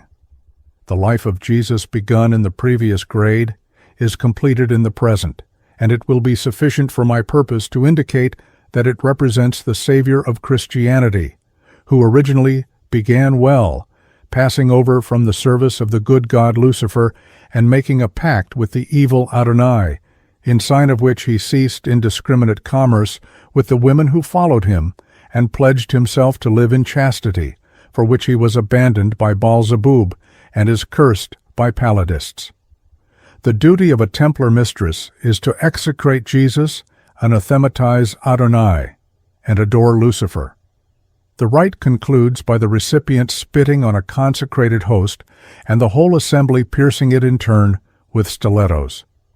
So far, the sole testimony to the actual operation, as indeed to the existence of these infamous ceremonies, is Leotaxiel, and it is once more my duty to state that the documents are in no sense above the suspicion of having been fraudulently produced by someone. It seems scarcely credible, but the instruction of the elect grade incorporates Masonic references literatim from the scandalous memoirs of Casanova. That is a fact which sets open a wide door to skepticism. Again, the instruction of the fifth degree contains more plagiarisms from Levi, and in a section entitled Evocations, Leotaxiel again reproduces the conjuration of the four, which he has previously fathered on the rite of Memphis and Misraim, and now states to be in use among Paladists. Once more, he prints a long list of the spirits of light which Palladians recommend for evocation, and this list is a haphazard gleaning among the 84 genii of the 12 hours given in Levi's interpretation of the Noctemeron, according to Apollonius. But these latter points are not arguments which necessarily reflect upon Leotaxiel, for, seeing that the new and reformed Palladium was constituted in 1870, it is obvious that the author of the rituals may have drawn from the French Magus, and Leotaxiel does connect the Palladium, as others have connected it, with Alphonse Louis Constant, partly through Filius Walder, his disciple, and partly by representing Constant as the leader of an occult association of Knights Kadosh. But when he represents Constant as himself a Mason, we have to remember that Eliphas Lévi explicitly denied his initiation in his Histoire de la Magie. I should add that Leotaxiel in one of the illustrations represents a lodge of the Templar Mistress Rite, wherein the altar is overshadowed by a Baphomet, which is a reduction in facsimile of the frontispiece to Lévi's Rituel, and all reasonable limits seem to be transgressed when he quotes from Albert Pike's Collection of Secret Instructions, an extended passage which swarms with thefts from the same source, every one of which I can identify when required, showing them page by page in the originals. Leotaxiel tells us that the collection was communicated to him, but by whom he does not say. We are evidently dealing with an exceedingly complex question, and many points must be made clear before we can definitely accept evidence which is so mixed and uncertain in character. If we ask the author of these disclosures what opportunities he has had to become personally acquainted with Masonry, we shall find that they are exceedingly few, for he was expelled from the order after receiving only the first degree. I do not say that this expulsion reflects in any sense discreditably upon him as a man of honor, but it closed his Masonic career almost as soon as it had begun, so that his title to speak rests only on his literary researches and other forms of derived knowledge, good enough, no doubt, in their way, but not so exhaustive as could be wished in view of the position he has assumed. It was shortly after this episode that Leotaxiel returned to the Catholic Church and attached himself to the interests of the clerical party. Previously to this, his literary history must be for him a painful memory. He was a writer of anti-clerical romances and the editor of an anti-clerical newspaper, legitimate occupations in one sense, but in this instance too frequently connected with literary methods of a gravely discreditable kind. A catalogue of the defunct Libraire Anticlerical is added to one of the romances and advertises, among other productions from the same pen, the following contributions made by Leotaxiel to the literature of sacrilege and scandal. First, A Life of Jesus, being an instructive and satirical parody of the Gospels with 500 comic designs. Second, The Comic Bible, Bible Amusante. Third, The Debaucheries of a Confessor, a romance founded on the affair of the Jesuit Girard and Catherine Cadier. Fourth, a female pope, being The Adventures and Crimes of Pope Joan, written in collaboration with F. Lafont. Fifth, The Pope's Mistresses, a grand historical romance, written in collaboration with Carl Milo. Sixth, Pius IX before history, his life political and pontifical, his debaucheries, follies, and crimes, 3 vols. Seventh, The Poisoner, Leo. 13th, an account of thefts and poisonings committed with the complicity of the present pontiff. 8th, Contemporary Prostitution, a collection of revolting statistics upon, inter alia, the methods, habits, and physical peculiarities of persons who practice pederasty.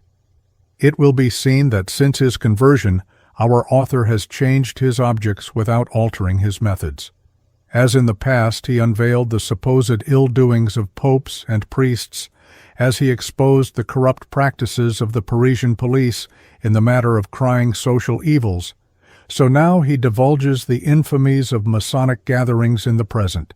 He claimed then to be actuated by a high motive, and he claims it now. We must not deny the motive, but we certainly abhor the proceeding.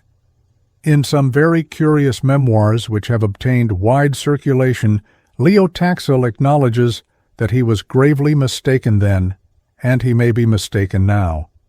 It must also be respectfully stated in conclusion that few persons who have contributed to lubricity in literature have ever failed to speak otherwise than from an exalted standpoint.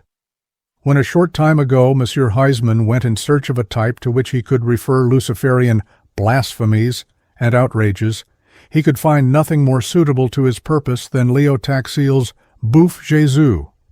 We do not refuse to accept him as a witness against Masonry because of these facts, but we must ask him as an honorable gentleman not to insist that we should do so on trust.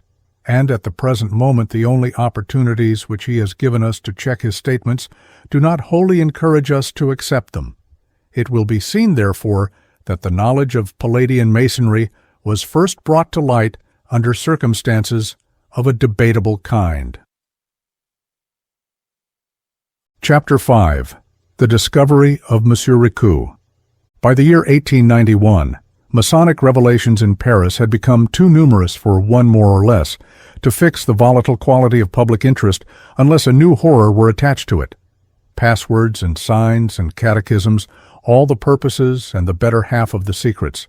Everyone outside the fraternity who concerned themselves with Masonry and cared for theoretical initiation knew these, or was satisfied by the belief that he did. The literature of anti-Masonry became a drug in the market, failing some novelty in revelation. The last work of Leo Taxil was eminently a contribution towards this missing quantity. He was already, in a certain sense, the discoverer of female Freemasonry. That is to say, he was the only equipped person who seriously maintained that the exploded androgyne system was worked in modern France. And when he added the development of the Palladium as the climax to the mystery of iniquity, it is small wonder that his book achieved notoriety to the extent of 5,000 copies. He was assailed as a venal pamphleteer, and his past achievements in literature were freely disinterred for his own benefit and for public instruction. But he was more than compensated by the approbation of Monsignor Fava, Bishop of Grenoble, with whose opinions upon Satanism and Masonry we have previously made acquaintance. The Church indeed had all round agreed to overlook Leo Taxil's early enormities. She forgot that she had attempted to prosecute him and to fine him a round sum of 60,000 francs. The Supreme Pontiff forgave him the accusation of poisoning and transmitted his apostolical benediction. He was complimented by the Cardinal Vicar of Rome, and he is in the proud position of a man who has received felicitations and high approval from 18 ecclesiastical dignitaries, whether cardinals, archbishops, or bishops. With his back against the turris fortitudinis, he faced his accusers stoutly and returned them blow for blow. Nor did he lack his lay defenders, one of whom, by the mode which he adopted, became himself, somewhat unexpectedly, a witness of Lucifer. To those who disbelieve in the existence of female Freemasonry, Leo Taxil had offered 2 pieces of wise advice. Go to the Bibliothèque Nationale, search the files of the Masonic organ La Chaîne d'Union, and you will find proof positive of your mistake. Next, proceed to the Maison T. There is no need to reproduce the address, but it is given by Leo Taxil in full, and obtain their current price list of lodge furniture, insignia, and other accessories, and you will find particulars of aprons for sisters, diplomas for sisters, garters for sisters, jewels for sisters. Except upon the signs of initiation, the catalog is not surrendered, but in view of the literature of revelation, the signs are no longer secret, etc. All this is clearly outside the subject of Satanism, but it leads up, notwithstanding, to the discovery of Monsieur Ricoux. As to this gentleman himself, there are no particulars forthcoming. He has promised an account of his adventures during 4 years as an emigrant in Chile, and he has promised a patriotic epic in 12 cantos, but so far as my information goes, they remain in the womb of time. But he has a claim on our consideration because it occurred to him that he would put in practice the advice of Leo Taxil, which he did accordingly in the autumn of 1891, and demonstrated to his own satisfaction that Are There Women in Freemasonry? Is a book of true disclosure and a question that must be answered in the affirmative. He performed thereupon a very creditable action. He wrote a pamphlet entitled The Existence of Lodges for Women, Researches on this Subject, etc., in which he stated the result of his investigation, collected the controversy on the subject which had been scattered through the press of the period, and defended Leo Taxil with the warmth of an alter ego. But he had not limited his researches to the directions indicated in his author. Encouraged by the success which had attended his initial efforts, he determined upon an independent experiment in bribery, and after the same manner that Leo Taxil procured the ritual of the new and reformed Palladium. So he succeeded in obtaining the collection of secret instructions to Supreme Councils, Grand Lodges, and Grand Orients, printed at Charleston in the year 1891. This collection, he tells us, is certainly a document of the first order, for it emanates from General Albert Pike, that is to say, from the Pope of the Freemasons. On this document he bases the following statements. A. Universal Freemasonry possesses a supreme directory as the apex of its international organization, and it is located at Berlin. B. 4 subsidiary central directories exist at Naples, Calcutta, Washington, and Montevideo. C.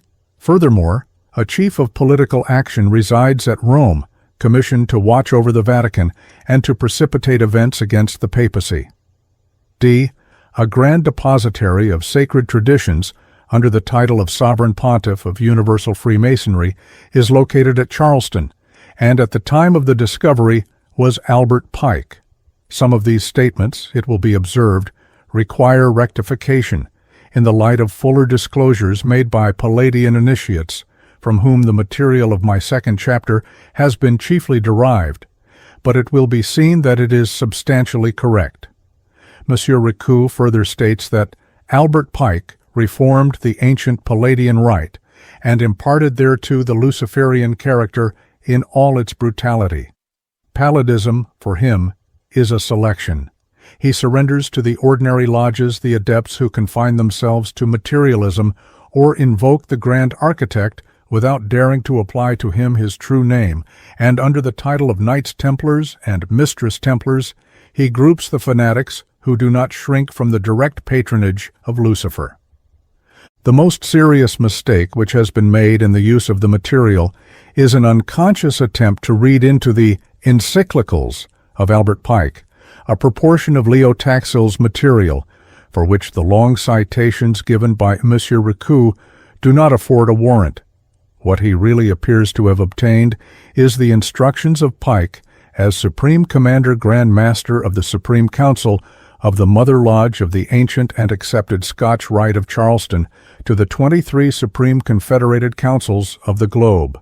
And the Scotch Rite is, by the hypothesis, apart from the Palladium. In other respects, the information comes to much the same thing. The long document which the pamphlet prints in extenso exhibits Albert Pike preaching palladism in the full foulness of its doctrine and practice, the resolution of the problem of the flesh, by indiscriminate satisfaction of the passions, the multiplication of androgyne lodges for this purpose, the dual nature of the divine principle, and the cultus of Lucifer as the good God. The most curious feature of the performance is that here again it is from end to end a travesty of Eliphas Levi, slice after slice from his chief writings, combined with interlineal additions, which give them a sense diametrically opposed to that of the great Magus. Now, it is impossible that two persons working independently for the production of bogus documents should both borrow from the same source. Hence, Leo Taxil and M. Ricoux, if they have been guilty of imposition, must certainly have collaborated. It is unreasonable, however, to advance such an accusation in the absence of any evidence, and if we accept the contribution of M. Ricoux as made in perfect good faith, we must acknowledge that it exonerates Leo Taxil from the possible suspicion of himself adapting Levi, and then the existence of a theurgic society based on Manichaean principles instituted by Albert Pike, and possessing a magical ritual taken in part from Levi, wears a more serious aspect than when it rested on the unsupported assurance of one witness. The discovery of M. Ricoux is obviously of the first importance, and it is certainly to be regretted that he has not substantiated it by depositing the collection of instructions in the National Library, supposing it to be in his possession, or by photographing instead of transcribing, supposing he was pledged to its return. Chapter 6. Art Sacerdotal. Some few months after the first testimonies to palladism appeared under the signatures of the witnesses whom we have already examined, a fresh contribution was made to the literature of Diabolism in its connection with Masonry by a work entitled Freemasonry, the Synagogue of Satan. The exalted ecclesiastical position of the author, Monseigneur Léon Murin, S.J., Archbishop of Port Louis in Mauritius, gave new impetus and an aspect of increased importance to accusations preferred at the beginning, as we have seen, by comparatively obscure or directly suspected writers. The performance, moreover, was apparently so learned, in some respects so unlooked for, and withal so methodical, that it became subsequently a source of universal reference in anti-Masonic literature. To this day, M. Huysman remains dazzled, and to those in search of reliable information on the subject he says, "If you would be saved from the excesses of unseated reason, and from narratives of Dunciad dullness, try Monseigneur Murin, read the Archbishop on palladism."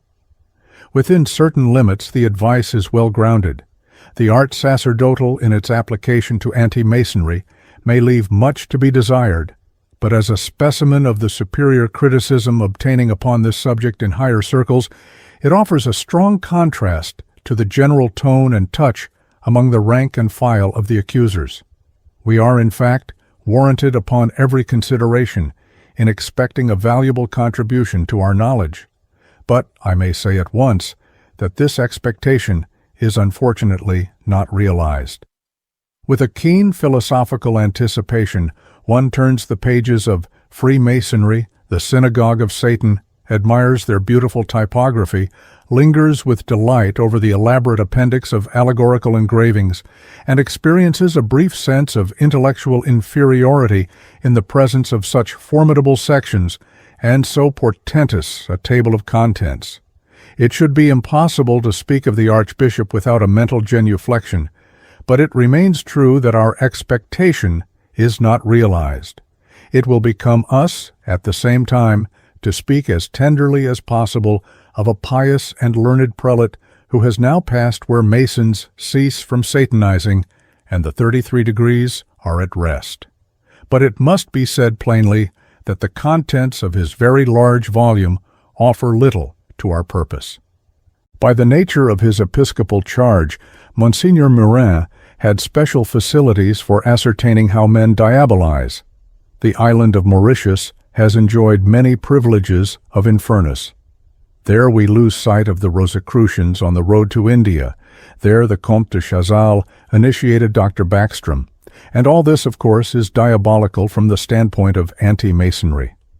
Moreover, it must not be forgotten that Monsignor Morin, in a series of wonderful conferences, has exhibited the superstitions of Mauritius, and, accepting the test of Monsieur Huysman, the existence of black magic in this French colony is proved to hilt and handle by wholesale Eucharistic depreciations, the sacrifice of cats at midnight upon the altars of rifled churches, and the discovery of the blood of the victims in the chalices used for the elements. The Church does not stir in the matter, it deplores and prays, which seems in some respects an ineffectual method of protecting the latens deatus. If the Eucharist be liable to profanation, why reserve the Eucharist? Surely the negligence which makes such profanations possible is the offer of opportunity to deicide, and great carelessness is cousin to condonation. However this may be, Monsignor Morin seems to have been quite the authority to whom one would naturally refer for specific information upon devil worship as it obtains within his own diocese, even if apart from Masonry. But he is too erudite to concern himself with individual facts, and he so far transcends diocesan limitations as to forget Mauritius completely.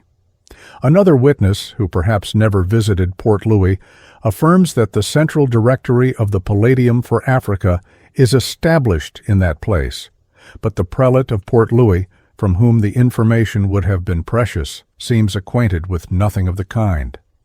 The weapon of the mitred warrior is, at the same time, a sufficiently portentous thesis as follows: that Freemasonry is connected with Satanism by the fact that it has the Jews for its true authors and the Jewish Kabbalah for the key of its mysteries, that the Kabbalah is magical, idolatrous, and essentially diabolical, that Freemasonry, considered as a religion, is therefore a Judaized devil worship, and considered as a political institution, it is an engine designed for the attainment of universal empire, which has been the dream of the Jews for centuries.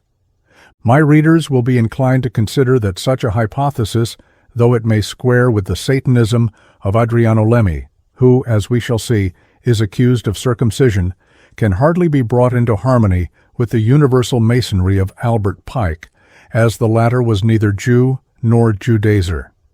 But common hatred of the Catholic Church is, in the opinion of Monsignor Morin, a sufficient bond to identify the interests of both parties. Let us start, therefore, with the Archbishop's own hypothesis, which he compresses into a single sentence: to encircle the brow of the Jew with the royal diadem, and to place the kingdom of the world at his feet. Such is the true end of Freemasonry. And again, the Jewish Kabbalah is the philosophical basis and key of Freemasonry. Once more, the end of Freemasonry is universal dominion, and Freemasonry is a Jewish institution.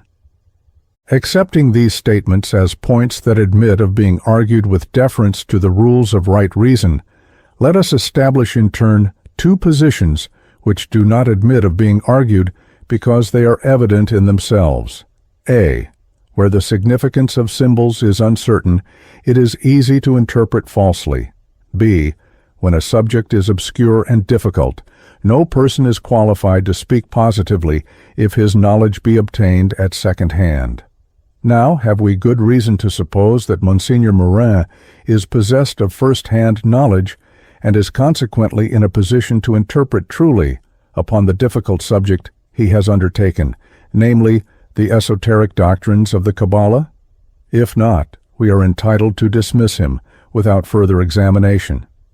As a fact, in this preliminary and essential matter, the Archbishop can stand no test. The antiquity of the Kabbalah is necessary to work his hypothesis, and he assumes it as if unaware that its antiquity had ever been impugned. There may be much to be said upon both sides of this hotly debated question, but there is nothing to be said for a writer who seems ignorant that there is a question, and hence my readers will in no way be astonished to learn that his information is obtained at second hand, or that his one authority is frank. This fact is the key to his entire work, and the sole credit that is due to him is the skillful appearance of erudition which he has given to a shallow performance, and the natural mental elegance which has prevented him from being noisy and violent. Our inquiry into modern devil worship does not warrant us in discussing the position of writers who choose to assume that the Kabbalah, Gnosticism, and other systems are a priori diabolical, because assumptions of this kind are unreasonable. There are writers at this moment in France who argue that the English word God is the equivalent of Lucifer, but one does not dispute with these. For the satisfaction of my readers, it may, however, be as well to state that the voluminous treatise of Monseigneur Mourin has come into existence because he has discovered, as one might say, accidentally, that the number 33, which is that of the degrees in French Freemasonry, is the number of the divinities in the Vedas, thus creating a presumption that the mysteries of Freemasonry connect with those of antiquity. Of course they connect with antiquity, for the simple reason that there is a solidarity between all symbolisms, and moreover, it is perfectly clear that Masonry has either inherited from the past by a perpetuated tradition or has borrowed therefrom. Monseigneur Mourin had therefore as little reason to be astonished at the correctness of his presumption when he came to work it out as he had to be delighted with the inference which prevails throughout his inquiry, namely, that the mysteries of pagan antiquity were delusions of the devil, and that modern mysteries which connect with those are also diabolical delusions. Indeed, he is so continually making discoveries which are fresh to himself and to no one acquainted with the subject, that one would be pleasantly diverted by his simplicity if it were not for the bad faith which underlies his assumptions. For example, everyone who knows anything of Goetic literature is aware that the rituals of black magic incorporate heterogeneous elements from Kabbalistic sources, but to Monseigneur Mourin this fact comes with the force of a surprise. His Masonic erudition is about as great and as little as his proficiency in Kabbalah. He quotes Carlyle as an authority, applies the term orthodox to French Freemasonry exclusively, whereas the developments of the fraternity in France have always had a heterodox complexion, while his tripartite classification of the 33 degrees of that rite and of the ancient accepted Scotch rite is made in an arbitrary manner to suit a preconceived theory and entirely effaces the importance inherent in the first 3 grades, which are themselves the sum of Masonry. Moreover, the classification in question is presented as a most secret instruction imparted in some fastness of Masonry outside the 33 degrees, but no authority is named. Such being the qualifications and such the methods of the Archbishop, I do not propose to accompany him through the long course of his interpretations, but will supply instead, for the economy of labor on the part of those who may wish to follow in his footsteps, a skeleton plan of procedure by which they will be able to prove learnedly anything they please in Freemasonry. It is well known that the fraternity makes use of mystic numbers and other symbols. Take, therefore, any mystic number or combination of numbers, as e.g. 3x 3 vir 9. You will probably be unacquainted with the meaning which attaches to the figure of the product, but it will occur to you that the 9 of spades is regarded as the disappointment in cartomancy. Begin, therefore, by confidently expecting something bad. Reflect upon the fact that cards have been occasionally denominated the devil's books. Conclude thence that Freemasonry is the devil's institution. Do not be misled by the objection that there is no traceable connection between cards and Masonry. Anticipate an occult connection or secret liaison. The term last used has probably occurred to you by the will of God. Do not forget that it describes a questionable sexual relationship. Be sure, therefore, that Freemasonry is a veil of the worst species of moral license.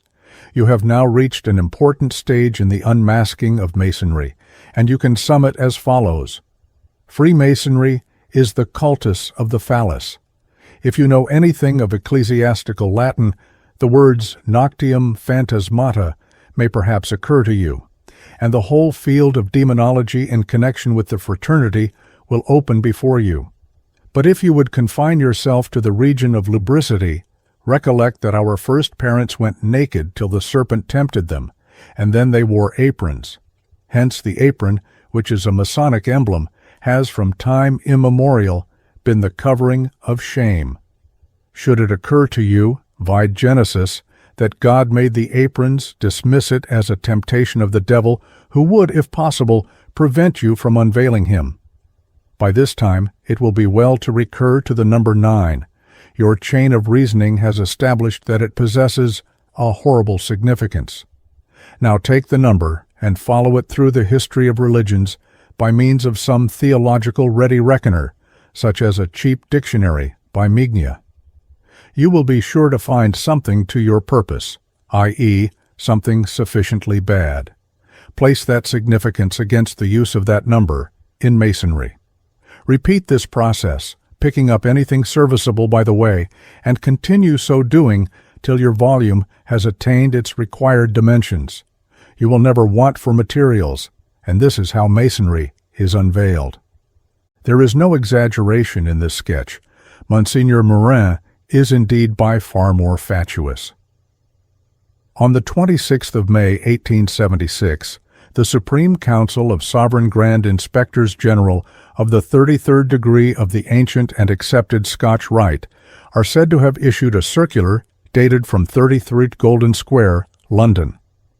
Will my readers believe their own eyes or my sincerity when I say that the most illustrious of the French anti-Masonic interpreters, member of the Society of Jesus, and Archbishop of Port Louis, solemnly enjoins us to remark the number 33 and the square of gold, which signify the supreme place in the world assigned to the liberty of gold. By thus commenting on a significant number attaching to a real address, situated, as everyone knows, in the most central district of this city, Archbishop Murin believes that he is not descending from pleasant comedy into screaming farce of interpretation, but that he is acting seriously and judiciously, has a right to look wise, and to believe that he has hit hard. No person who is acquainted with the Kabbalah, even in its historical aspects, much less the ripe scholar M.A. Frank, from whom the materials are derived, will tolerate for a moment the theory that this mystical literature of the Jewish nation is capable of a diabolical interpretation. In particular, it lends itself to the crude Manichaean system attributed to Albert Pike, about as much and as little as it does to atheistic materialism.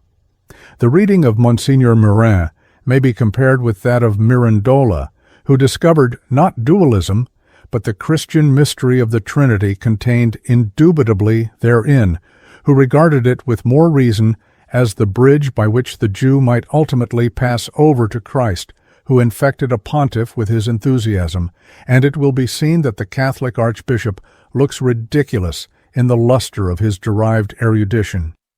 To insist further on this point is, however, scarcely to our purpose. The Kabbalah does not possess that integral connection with Masonry which is argued by Monsignor Murin, and if it did, does not bear the interpretation which he assigns it, while his anti-Semitic thesis is demolished with the other hypothesis. But these things are largely outside the question which concerns us most directly. Over and above these points, does the witness whom we are examining contribute anything to our knowledge on the subject of the new and reformed Palladium, otherwise universal Masonry? The reply is perfectly clear. His one source of knowledge is Adolphe Ricoux. By some oversight, he has not even the advantage of the rituals published by Leo Taxil. He may, therefore, be dismissed out of hand. The Satanism which he exhibits in Masonry is an imputed Satanism, and as to any actual devil worship, he reproduces as true the clever story of Aut Diabolis, Aut Nihil, which appeared originally in Blackwood's magazine, and has since been reprinted by its author, who states, what most people know already, that it is entirely fictitious. In parting with the writer of Freemasonry, the synagogue of Satan, as with a witness whose evidence has broken down, it must be repeated that he has, by his exalted position, elegance of method, and show of learning, been a chief pillar of the satanic hypothesis. Chapter 7. The Devil and the Doctor. Section 1. Le Diable au XIXe siècle. Although the new and reformed Palladium is said to have been founded so far back as the year 1870, it will be seen that at the close of the year 1891, very little had become public concerning it. It is difficult to conceive that an institution diffused so widely should have remained so profound a secret, when the many enemies of the fraternity, who in their way are sleepless, would have seized eagerly upon the slightest hint of a directing center of Masonry. Moreover, an association which initiates ladies is perhaps the last which one would expect to be unknown, for while the essential matter of a secret is undeniably safe with women, it is on condition that they are known to possess it. When the first hint was provided in 1891, Leo Taxil certainly lost no time, and Monsignor Morin must have written his large treatise almost at fever speed. On the 20th of November in the same year, another witness came forward in the person of Dr. Bataille, who speedily made it apparent that he was in a position to reveal everything about universal Masonry and Diabolism in connection therewith, because, unlike those who had preceded him, he possessed first-hand knowledge. If he had not himself beheld Lucifer in all his lurid glory, he had at least seen his messengers. He was an initiate of most secret societies, which remotely or approximately are supposed to connect with Masonry. He had visited Charleston. He had examined the genuine Baphomet and the skull of Jacques de Molay. He was personally acquainted with Albert Pike, Phileas Walder, and Gallatin Mackey. He was, moreover, an initiate of the Palladium. He was evidently the missing witness who could unveil the whole mystery, and it would be difficult to escape from his conclusions. Finally, he was not a person who had come out of Masonry by a suspicious and sudden conversion. Believing it to be evil, he had entered it with the intention of exposing it, had spent 10 years in his researches, and now stepped forward with his results. The office of a spy is not usually clean or wholesome, but occasionally such services are valuable, and in some cases there may be certain ends which justify the use of means which would in other cases be questionable, so that until we can prove the contrary, it will be reasonable to accept the solemn declaration of this witness that he acted with a good intention, and that what he did was in the interests of the Church and the world. But unfortunately, Dr. Bataille has seen fit to publish his testimony in precisely that form which was most calculated to challenge the motive. It is a perfervid narrative issued in penny numbers with absurd illustrations of a highly sensational type. In a word, Le Diable au XIXe siècle, which is the title given to his memoirs by the present witness, connects in manner and appearance with that class of literature which is known as the penny dreadful. Some years ago, the slums of London and Paris were inundated with romances published in this fashion and continued so long as they maintained a remunerative circulation. In many cases, they ended abruptly. In others, they extended, like Le Diable au XIXe siècle, to hundreds of issues. They possess special characteristics which are known to experts in the byways of periodical literature, and all these are to be found in the narrative of Dr. Bataille. No one in England would dream of publishing in this form a work which was to be taken seriously, nor am I acquainted with any precedent for it abroad. It is therefore a discreditable and unfortunate choice. But seeing that a section of the clerical press in France has agreed to pass over this point, and to accept Dr. Bataille as a credible witness, and seeing also that he has been followed by other writers who must be taken into account and stand or fall with him, we must not regard his method as an excuse for refusing to hear him. Apart from him and his adherents, there is indeed no first-hand evidence for Palladian Masonry. The present chapter will therefore contain a summary of what was seen and heard by Dr. Bataille in the course of his researches. Section 2. Why Signor Carbuccia was damned. In the year 1880, Dr. Hacks, who makes, I believe, no attempt to conceal himself under the vesture of Dr. Bataille, was a ship's surgeon on board the steamboat Anadir, belonging to the Compagnie de Messagerie Maritime, and then returning from China with passengers and merchandise. On a certain day in the June of the year mentioned, he was to the fore at his post of duty, that is to say, he was extended idly over the extreme length of a comfortable deck chair, and the Hotel Flottant was anchored at Pointe de Galle, a port at the southern extremity of Ceylon, and one of the reputed regions of the terrestrial paradise. While the doctor, like a good Catholic, put a polish on the tropical moment by a little gloss of speculation over the mystery of Eden, some passengers presently came on board for the homeward voyage, and among them was Gaetano Carbuccia, an Italian who was originally a silk merchant, but owing to Japanese competition, had been forced to change his métier and was now a dealer in curiosities. His numerous commercial voyages had made them well acquainted with each other, but on the present occasion Carbuccia presented an appearance which alarmed his friend. A gaillard, grand et solide, had been metamorphosed suddenly into an emaciated and feeble old man. There was a mystery somewhere, and the ship's doctor was destined to diagnose its character. After wearing for a certain period the aspect of a man who has something to tell and cannot summon courage to tell it, a position which is common in novels, the Italian at length unbosomed himself, beginning dramatically enough by a burst of tears and the terrific information that he was damned. But the Carbuccia of old was a riotous, joyful, foul-tongued, pleasure-loving atheist, a typical commercial traveler with a strain of Alsatia and the mountain brigand. How came this red-tide scoffer so far on the road of religion as to be damned? Some foolish fancy had made the ribald Gaetano turn a Mason. When one of his boon companions had suggested the evil course, he had refused blankly, apparently because he was asked, rather than because it was evil. But he had scarcely regained his home in Naples than he became irreparably initiated. The ceremony was accomplished in a street of that city by a certain Giambattista Piscina, who was a most illustrious sovereign Grand Commander, past Grand Master, and Grand Hierophant of the antique and oriental rite of Memphis and Misraim, who, for some reason which escapes analysis, recognized Carbuccia as a person who deserved to be acquainted with the whole physiology and anatomy of Masonry. It would cost 200 francs to enter the 33rd grade of the Sublime Mystery. Carbuccia closed with this offer, and was initiated there and then across the table, becoming a Grand Commander of the Temple, and was affiliated for a further subscription of 15 francs annually to the Areopagite of Naples, receiving the passwords regularly. Impelled by an enthusiasm for which he himself was unable to account, he now lent a ready ear to all dispensers of degrees. Memphis initiates of Manchester allured him into Kabbalistic rites.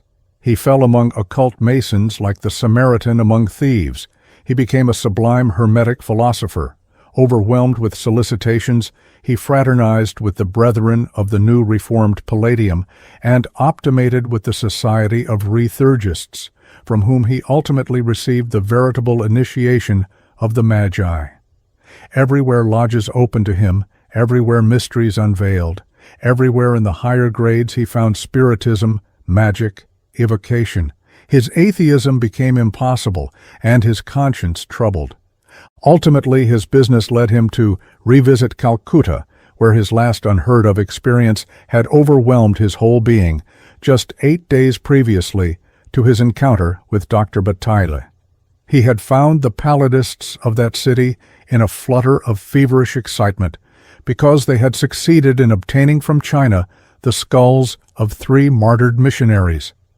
These treasures were indispensable to the successful operation of a new magical rite composed by the Supreme Pontiff of Universal Freemasonry and Vicegerent of Lucifer, General Albert Pike.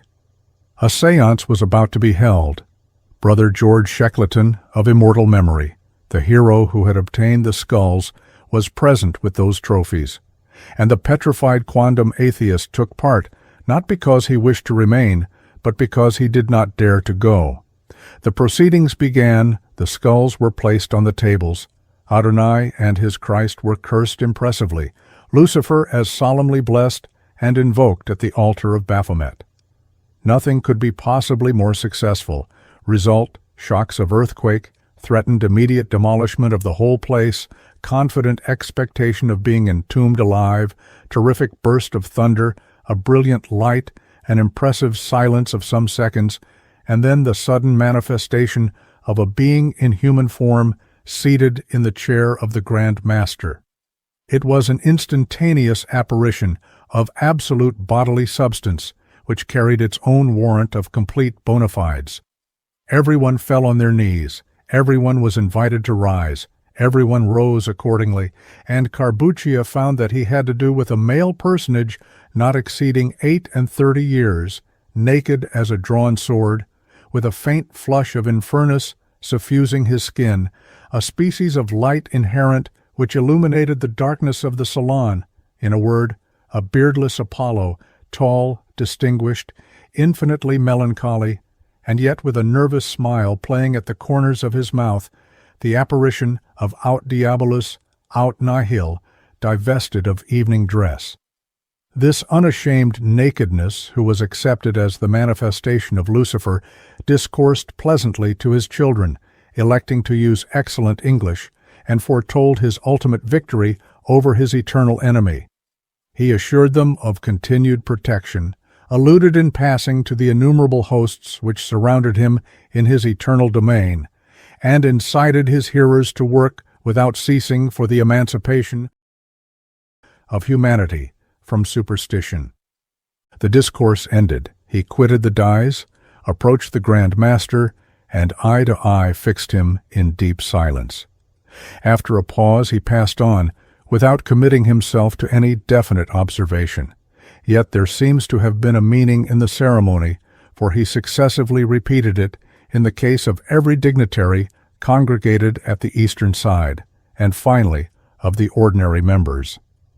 When it came to the turn of Carbuccia, he would have given 10 years of his life to have been at the galleys rather than Calcutta, but he contrived to pull through, without, however, creating a favorable impression, for Adversarius Noster Diabolus passed on with contracted brow, and when the disconcerting inquiry was over, returned to the center of the circle, gave a final glance around, approached Shackleton, and civilly requested him to shake hands. The importer of missionary skulls complied with a horrible yell.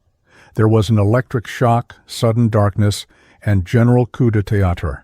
When the torches were rekindled, the apparition had vanished.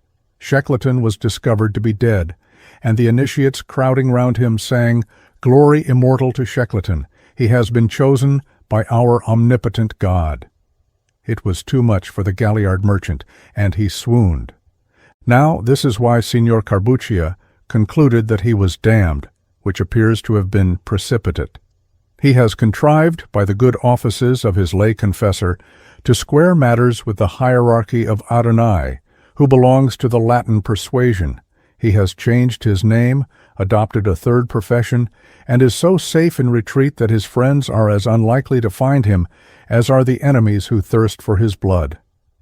Dr. Bataille, faithful to his role of good Catholic, perceived at once that the merchant's story of these new Arabian Nights was characterized by extreme frankness, was devoid of a sinister motive, and was not the narrative of a maniac. A physician, he adds sententiously, is not to be deceived.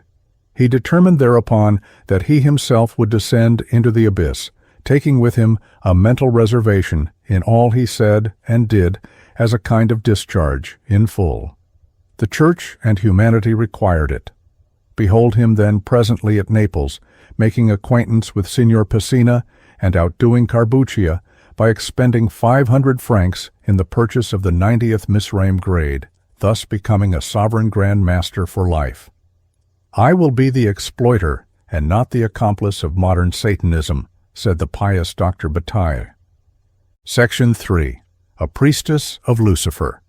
Fortified with the purchase of his Memphis sovereignty and the possession of various signs and passwords communicated by Carbuccia, which, by some interposition of Providence, must be assumed to have remained unchanged in the intervening period, Dr. Bataille entered on his adventurous mission, bedewed with many tears and sanctified by many blessings of an old spiritual adviser who, needless to say, was at first hostile to the enterprise and was afterwards as inevitably disarmed by the eloquence and enthusiasm of his disciple.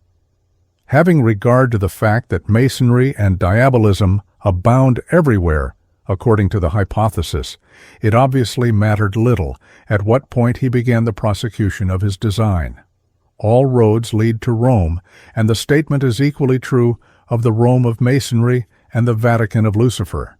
As a fact, he started where Carbuccia may be said to have left off, namely at Pointe de Galle in southern Ceylon. There he determined to acquaint himself with Singalese Kabbalism, a department of transcendental philosophy about as likely to be met with in that reputed region of the terrestrial paradise as a cultus from the great South Sea in the back parts of Notting Hill. Signor Pacina, however, had provided him with the address of a society which operated something that the doctor agrees to term Kabbalah, after the same manner that he misnames most subjects. But he was not destined to Kabbalize. Repairing to the principal hotel, he there witnessed, through one of those fortuitous occurrences which are sometimes the mask of fate, a sufficiently indifferent performance by native jugglers, the chief of whom was exceedingly lean and so dirty as to suggest that he was remote from godliness. During the course of the conjuring, this personage held the doctor by a certain meaning glance of his glittering eye, and when all was over the latter had a private information that Sata desired to speak with him. The naive mind of the doctor regarded the name as significant in view of his mission. Sata was, assuredly, a Satanist. He consented incontinently, and was greeted by the juggler with certain mysterious signs which showed that he was a Luciferian of the sect of Carbuccia, though by what device of the devil he divined the doctor's adeptship, the devil, and not the doctor, could alone explain at the moment. A miscellaneous language is apparently spoken by the Singalese jugglers, Tamil, including a little bad French, not less convenient than needful in the present case. It was made clear by some brief explanations that the medical services of Dr. Bataille were solicited at the deathbed of a personage named Mahma, for which purpose the two entered a hired conveyance, while the rank and file of the jugglers followed at a brisk trot. In this manner they traversed a frightful desert, plunged into a forest of brushwood, finally forded a stream, and after 2 hours arrived at an open clearing, in the center of which was a hut. An ape occupied the threshold. A vampire bat hung from a convenient beam, a cobra was curled underneath, and a black cat welcomed them with arched back. The ape spoke Tamil freely, and then marched off, reflecting upon which circumstance the doctor thought that it was quite the strangest thing in the world. The hut was the covering of a species of well, down which, with some quakings for the safety of limbs and body, our adventurer was persuaded to follow his guides, and they reached, at the end of a long flight of steps, an immense mortuary chamber. There, on a bed of coconut fiber, he found his patient, from whose mummified and hideous appearance he at once concluded that she was entirely given over to Satan and had long been a lost soul. As spiritually, so also physically, she was past all human aid. Indeed, she seemed dead already, and he gave his medical opinion to that effect. The countenance of this opinion was apparently the warrant required for the proceedings which immediately followed, and it is difficult to understand why fakirs in league with Satan, for such we are told they were, and possessed no doubt both of ordinary native and occult methods of diagnosis, could not have discovered this for themselves, more especially as the lady, who seems to have been a pythoness by profession and commerced with a familiar spirit, had already reached the ripe age of 152 years. To shorten a long and peculiarly noisome story, the astounded doctor ultimately beheld the dying woman revive suddenly, and crawl to the end of the chamber, where there was an elaborate altar surmounted by a figure of Baphomet. The fakirs crowded round her. The ape, the bat, the snake, the cat, all appeared on the scene. A brilliant illumination was produced by means of 11 lamps suspended from the ceiling. The woman drew herself into an erect position. The fakirs piled resinous branches round her. Amidst invocations, mysterious chants, and yells, she permitted herself to be burned to death, her body slowly blackening, her face turning scarlet in the flames, her eyes starting from her head, and so she passed into ashes. Why was the doctor privileged to be present at these proceedings?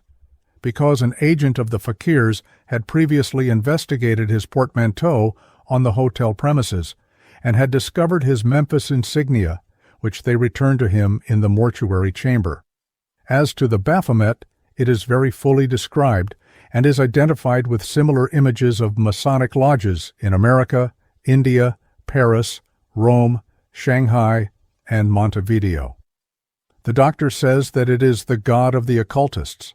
The Venerable Sata quoted Latin as intelligently as the ape spoke Tamil. He overwhelmed his benefactor with acknowledgments, and instead of a fee, presented him with a winged lingam, by means of which he would be received among all worshippers of Lucifer in India, China. In fact, as Sata said, partout, partout. So did Dr. Bataille make his first acquaintance with practical occultism, and these things being done, he returned to his hotel and departed thankfully to bed. Section 4. A House of Rottenness. Who would possess a lingam which was an open sesame to devildom and not make use thereof? By effecting an exchange with another ship's doctor, the exploiter of Lucifer found himself presently at Pondicherry, with 3 months of comparative freedom before him to explore the mysteries of the Oriental Peninsula. Need I say that he had scarcely landed at the French seaboard town when he at once made acquaintance with the very person who, of all others, was most suitable to his scheme. This was Ramasamy Pono Tamli Palais Dobachi, quite a short name, he assures us, for the natives of this part. All Pondicherry more or less abounded in lingams and Lucifer, but as he carried his right hand clenched, the doctor at once suspected the half-naked Ramasam to be more than commonly devoted to the persuasion of perdition, nor was he mistaken, for the latter promptly inquired, "What is your age?" 11 years, said the doctor. "Whence do you come?" "From the eternal flame." "Whither do you go?" "To the flame eternal." And to their mutual satisfaction, they agreed the sacred name of Baal-zebub, the doctor producing his winged lingam, at which the other fell down in the open streets and adored him. The exhibition of the patent of a sovereign Grand Master ad vitam of the Rite of Memphis inspired further respect. It was evidently a document with which Ramasam had long been familiar, and he began to talk glibly of tiling. Like the horrors of Udolpho, the explanation was of course very simple. Mr. John Campbell, an American, had instituted a lodge of the York Rite at Pondicherry, which, in the most natural manner, admitted the Luciferian fakirs as visitors. The Luciferian fakirs admitted the members of the York Rite to their conventions, and they all bedeviled one another. It would be idle to suppose that F. Campbell was not at Pondicherry on business when the doctor chanced to arrive, and in the course of the afternoon the latter was taken by Ramasam to a house of ordinary appearance, into which they were admitted by another Indian, who, of course, like the guide, spoke good French. Through the greenery of a garden, the gloom of a well, and the entanglement of certain stairways, they entered a great dismantled temple devoted to the service of Brahma, under the unimpressive diminutive of Lucifer. The infernal sanctuary had a statue of Baphomet, identical with that inn. Salon, and the ill-ventilated place reeked with horrible putrescence. Its noisome condition was mainly owing to the presence of various fakirs who, though still alive, were in advanced stages of putrefaction. Most people are supposed to go easily and pleasantly to the devil, but these elected to do so by way of a charnel house asceticism and an elaborate system of self-torture. Some were suspended from the ceiling by a rope tied to their arms, some embedded in plaster, some stiffened in a circle, some permanently distorted into the shape of the letter S. Some were head downwards, some in a cruciform position. It was really quite monstrous, says the doctor, but a native Grand Master explained that they had postured for years in this manner, and one of them for a quarter of a century. John Campbell proceeded to harangue the assembly in Urdu Zaban, but the doctor comprehended completely, and reports the substance of his speech, which was violently anti-Catholic in its nature, and especially directed against missionaries. This finished, they proceeded to the evocation of Beelzebub, at first by the conjuration of the four, but no fiend appeared. The operation was repeated ineffectually a second time, and John Campbell determined upon the grand rite, which began by each person spinning on his own axis, and in this manner circumambulating the temple in procession. Whenever they passed an embedded fakir, they obtained an incantation from his lips, but still Beelzebub failed. Thereupon the native Grand Master suggested that the evocation should be performed by the holiest of all the fakirs, who was produced from a cupboard more fetid than the temple itself, and proved to be in the following condition: A. Face eaten by rats; B. One bleeding eye hanging down by his mouth; E. Legs covered with gangrene, ulcers, and rottenness; D. Expression peaceful and happy. Entreated to call on Beelzebub, each time he opened his mouth, his eye fell into it. However, he continued the invocation, but no Beelzebub manifested. A tripod of burning coals was next obtained, and a woman, summoned for this purpose, plunged her arm into the flames, inhaling with great delight the odor of her roasting flesh. Result nil. Then a white goat was produced, placed upon the altar of Baphomet, set alight, hideously tortured, cut open, and its entrails torn out by the native Grand Master, who spread them on the steps, uttering abominable blasphemies against Adonai. This having also failed, great stones were raised from the floor, a nameless stench ascended, and a large consignment of living fakirs, eaten to the bone by worms, and falling to pieces in every direction, were dragged out from among a number of skeletons, while serpents, giant spiders, and toads swarmed from all parts. The Grand Master seized one of the fakirs and cut his throat upon the altar, chanting the satanic liturgy amidst imprecations, curses, a chaos of voices, and the last agonies of the goat. The blood spurted forth upon the assistants, and the Grand Master sprinkled the Baphomet. A final howl of invocation resulted in complete failure, whereupon it was decided that Beelzebub had business elsewhere. The doctor departed from the ceremony, fraternizing with Campbell, and kept his bed for 48 hours. Section 5. The Seven Temples and a Sabbath in Sheol. It was in the month of October 1880 that, in the course of his enterprise, Dr. Bataille reached Calcutta. Freemasonry, he informs us, invariably affects the horrible, and as he invests Calcutta with the somber hues of living death and universal putrefaction, it naturally follows that the Indian city is one of the four great directing centers of universal Freemasonry. Everywhere the pious doctor discovered the hand of Lucifer. Everywhere he beheld the consequences of superstition and Satanism, cataclysms, floods, tornadoes, typhoons, plagues, cholera, representing the normal state of health and habit, and the consequences of universal persuasion in favor of the fiend. A corpse, he testifies, is met with at every step.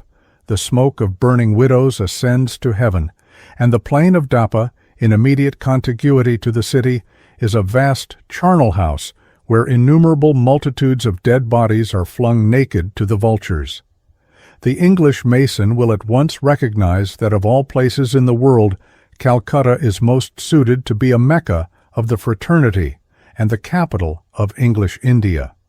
The Kadosh of the Scotch Rite, the sublime chosen master of the Royal Arch, the commander of the White and Black Eagle of the Rite of Herodom, the perfectly initiated Grand Inspector of the Scotch Philosophical Rite, the elect brother of the Johannite Rite of Zinzendorf, and the brother of the Red Cross of Swedenborg, 1,000 other dignitaries of 1,000 illuminations, gather in the Grand Masonic Temple, and, as the doctor gravely tells us, are employed in cursing Catholicity.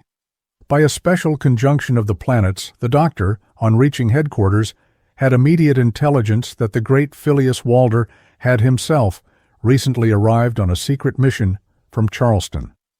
There also he made acquaintance with another luminary of devildom by name Hobbes, who presided at the important proceedings which resulted in the damnation of Carbuccia. Brother Hobbes, possessed of much experience in Lucifer, gave many assurances concerning the incessant apparitions of the Master of Evil to all worthy persons. Now the doctor, by virtue of his Misraim patent, was as much a priest forever, according to the Melchizedek of Masonry, as if he had been born without father or mother, but at the moment he had not received the perfect initiation of the Palladium. Technically, therefore, he had no right to participate in the supreme mysteries. However, it is needless to say that he had arrived in the nick of time to be present at a ceremony which takes place only once in 10 years, provided that he was willing to undergo the trifle of a preliminary ordeal. On the same evening, a select company of initiates proceeded in hired carriages through the desolation of Dapa, under the convoy of initiated coachmen, for the operation of a great satanic solemnity. At an easy distance from the city is the Sheol of the native Indians, and hard by the latter place there is a mountain 500 feet high and 2,000 long, on the summit of which 7 temples are erected, communicating one with another by subterranean passages in the rock. The total absence of pagodas make it evident that these temples are devoted to the worship of Satan. They form a gigantic triangle superposed on the vast plateau, at the base of which the party descended from their conveyances, and were met by a native with an accommodating knowledge of French. Upon exchanging the sign of Lucifer, he conducted them to a hole in the rock, which gave upon a narrow passage guarded by a line of Sikhs with drawn swords, prepared to massacre anybody, and leading to the vestibule of the first temple, which was filled with a miscellaneous concourse of adepts, from officers and tea merchants even to tanners and dentists. In the first temple, which was provided with the inevitable statue of Baphomet, but was withal bare and meagerly illuminated, the doctor was destined to pass through his promised ordeal, for which he was stripped to the skin, placed in the center of the assembly, and at a given signal 1,000 odd venomous cobra de capellos were produced from holes in the wall and encouraged to fold him in their embraces, while the music of flute-playing fakirs alone intervened to prevent his instant death.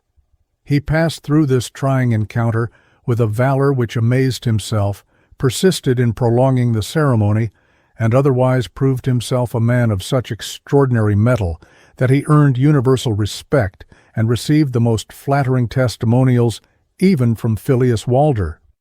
That the serpents were undoubtedly venomous was afterwards proved upon the person of one of the natives present, who, delivered to their fury, fell, covered with apparently mortal bites, but was subsequently treated by native remedies and carried before the altar of Baphomet to be cured by the special intervention of the good god Lucifer. This ceremony was accomplished by the intervention of a lovely Indian vestal, by the prayers of the Grand Master, a silk mercer by commercial persuasion, and by the mock baptism of a serpent, after which the sufferer rose to his feet, and the inconvenient venom spurted of itself out of his wounds. From the sanctuary of the serpents the company then proceeded, with becoming recollection, into the second temple or sanctuary of the Phonics. The second temple was brilliantly illuminated and ablaze with millions of precious stones, wrested by the wicked English from innumerable conquered rajas. It had garlands of diamonds, festoons of rubies, vast images of solid silver, and a gigantic phalanx in red gold, more solid than the silver. There was an altar beneath the phalanx, and a male and female ape were composed at the altar steps, while the Grand Master proceeded to the celebration of a black mass, which was followed by an amazing marriage of the two engaging animals, and the sacrifice of a lamb brought alive into the temple, bleating piteously, with nails driven through its feet. This was intended to symbolize an illuminated reprobation of celibacy and an approval of the married state, or its less expensive substitutes. The third temple was consecrated to the mother of fallen women, who, in memory of the adventure of the apple, has a place in the calendar of Lucifer. The proceedings consisted of a dialogue between the Grand Master and the Vestal, which the becoming modesty of the doctor prevents him from describing even in the Latin tongue. The fourth temple was a Rosicrucian sanctuary, having an open sepulchre, from which blue flames continually emanated. There was a platform in the midst of the temple, designed for the accommodation of more Indian Vestals, one of whom it was proposed should evaporate into thin air, after which a fakir would be transformed before the whole company into a living mummy, and be interred for a space of 3 years. These were among the events of the evening, and were accomplished with great success without much disturbing the mental equilibrium of the doctor, though he confessed to a certain impression when the fakir introduced his performance by suspension in mid-air. The fifth temple was consecrated to the Pelican, and was used by an English officer to deliver a short discourse on Masonic charity, which the doctor regarded as vulnerable from a moral point of view and suggestive of easy virtue. The sixth temple was that of the future, and was devoted to divinations, the oracles being given by a Vestal in a hypnotic condition, seated over a burning brazier. The doctor was accommodated with a test, but another inquirer, who had the temerity to be curious as to what was being done in the Vatican, received a severe rebuff. In vain did the spirit of the clairvoyante strive to penetrate the draughty and malarious palace of the Roman pontiff, and Filius Walder, mortified and maddened, began to curse and to swear like the first pope. The experiment disillusionized the assembly, and they thoughtfully repaired to the seventh temple, which, being sacred to fire, was equipped with a vast central furnace surmounted by a chimney and containing a gigantic figure of Baphomet. In spite of the intolerable heat pervading the entire chamber, this idol contrived to preserve its outlines and to glow without pulverizing. A ceremony of an impressive nature occurred in this apartment. A wild cat, which strayed in through an open window, was regarded as the appearance of a soul in transmigration, and, in spite of its piteous protests, was passed through the fire to Baal. And now the crowning function, the magnum opus of the mystery, must take place in the Sheol of Dappa. A long procession filed from the mountain temples to the charnel house of the open plain. The night was dark, the moon had vanished in dismay, black clouds scudded across the heavens. A feverish rain fell slowly at intervals, and the ground was dimly lighted by the phosphorescence of the general putrefaction. The adepts went stumbling over dead bodies, disturbing rats and vultures, and proceeded to the formation of the magic chain, which consisted in high-grade masons, provided with silk hats, sitting down in a vast circle, every adept embracing his particular corpse. The ceremony included the recitation of certain passages borrowed from popular grimoires, the object in view being the wholesale liberation of spirits wandering in the immediate neighborhood of their bodies. This closed the proceedings, and the doctor confesses that the distractions of the evening occasioned him a disturbed sleep accompanied by nightmares. Section 6. A Palladian Initiation. Before leaving Calcutta, our adventurer purchased from Filius Walder, for the sum of 200 francs, the serviceable dignity of a Palladian hierarch, fortified with which he would be enabled to penetrate everywhere. Regarding all English possessions as peculiarly productive in the Dead Sea fruit of Diabolism, Singapore was the next scene of his curious researches. The English as a nation are criminal, but Singapore is the yeast house of British wickedness, where vice ferments continually. There man masonifies naturally, and most masons paladize. The doctor states plainly that one thing only has preserved the place from the doom of the cities of the plain, and that is the presence of certain good Christians, otherwise Catholics, in what he terms the accursed city. For himself he tarried only to witness the initiation of a Mistress Templar according to the Palladian rite, which took place in a Presbyterian chapel, the Presbyterian persuasion, as he tells us, being one of the broad roads leading to avowed Satanism. The password was appropriately the name of the first murderer, and the doctor was greeted to his great astonishment by an old acquaintance, an English pastor, whom he had frequently seen upon his own magnificent steamboat, who also rejoiced in the nickname of the Reverend Alcohol, being, like the majority of Englishmen, almost invariably drunk. The ceremony of initiation, which is described at great length in the narrative, is a variation from that of Leo Taxil, the doctor, in mercy to his readers, suppressing a part of the performance. Speaking generally, it was concerned, as we have previously seen, with an anti-Christian version of gospel history and some commonplace outrages of the Eucharistic elements, during which proceedings our witness perspired freely. So, as he tells us, did one more Protestant pass over to the worship of Lucifer. The operations of the ritual were followed by a divine solemnity, which had something of the character of an ordinary spiritual séance, supposing it to have been held in a madhouse. I need only say that when the lights were turned up at the end, every article of furniture, including a large organ, was discovered hanging from the ceiling. As a final phenomenon, the master of the ceremonies detached his shadow from his substance, arranged it against the wall in the shape of a demon, and it responded to various questions by signs. There was a burst of loud applause, the proceedings terminated, and the Masonic temple became once more a Presbyterian chapel. Section 7. The Sanho He. The doctor informs us that China is the gate of hell, and that all its inhabitants are born damned. Childlike and bland in appearance, the Chinaman is invariably by disposition a Satanist, having tastes wholly diabolical. As to the religion of Buddha, it is simply Satanism à outrance. Chinese occultism is centralized in the Sanho He, an association parallel to high-grade Masonry, having its headquarters at Pekin, and welcoming all Freemasons who are affiliated to the Palladium. It does not, however, admit women, and has only one degree. Its chief occupation is to murder Catholic missionaries. When a Palladian Mason seeks admission for the first time to one of its assemblies, he betakes himself to the nearest opium den, carrying on his person the documents which prove his initiation. He places his umbrella head downwards on his left side and stupefies himself with the divine drug.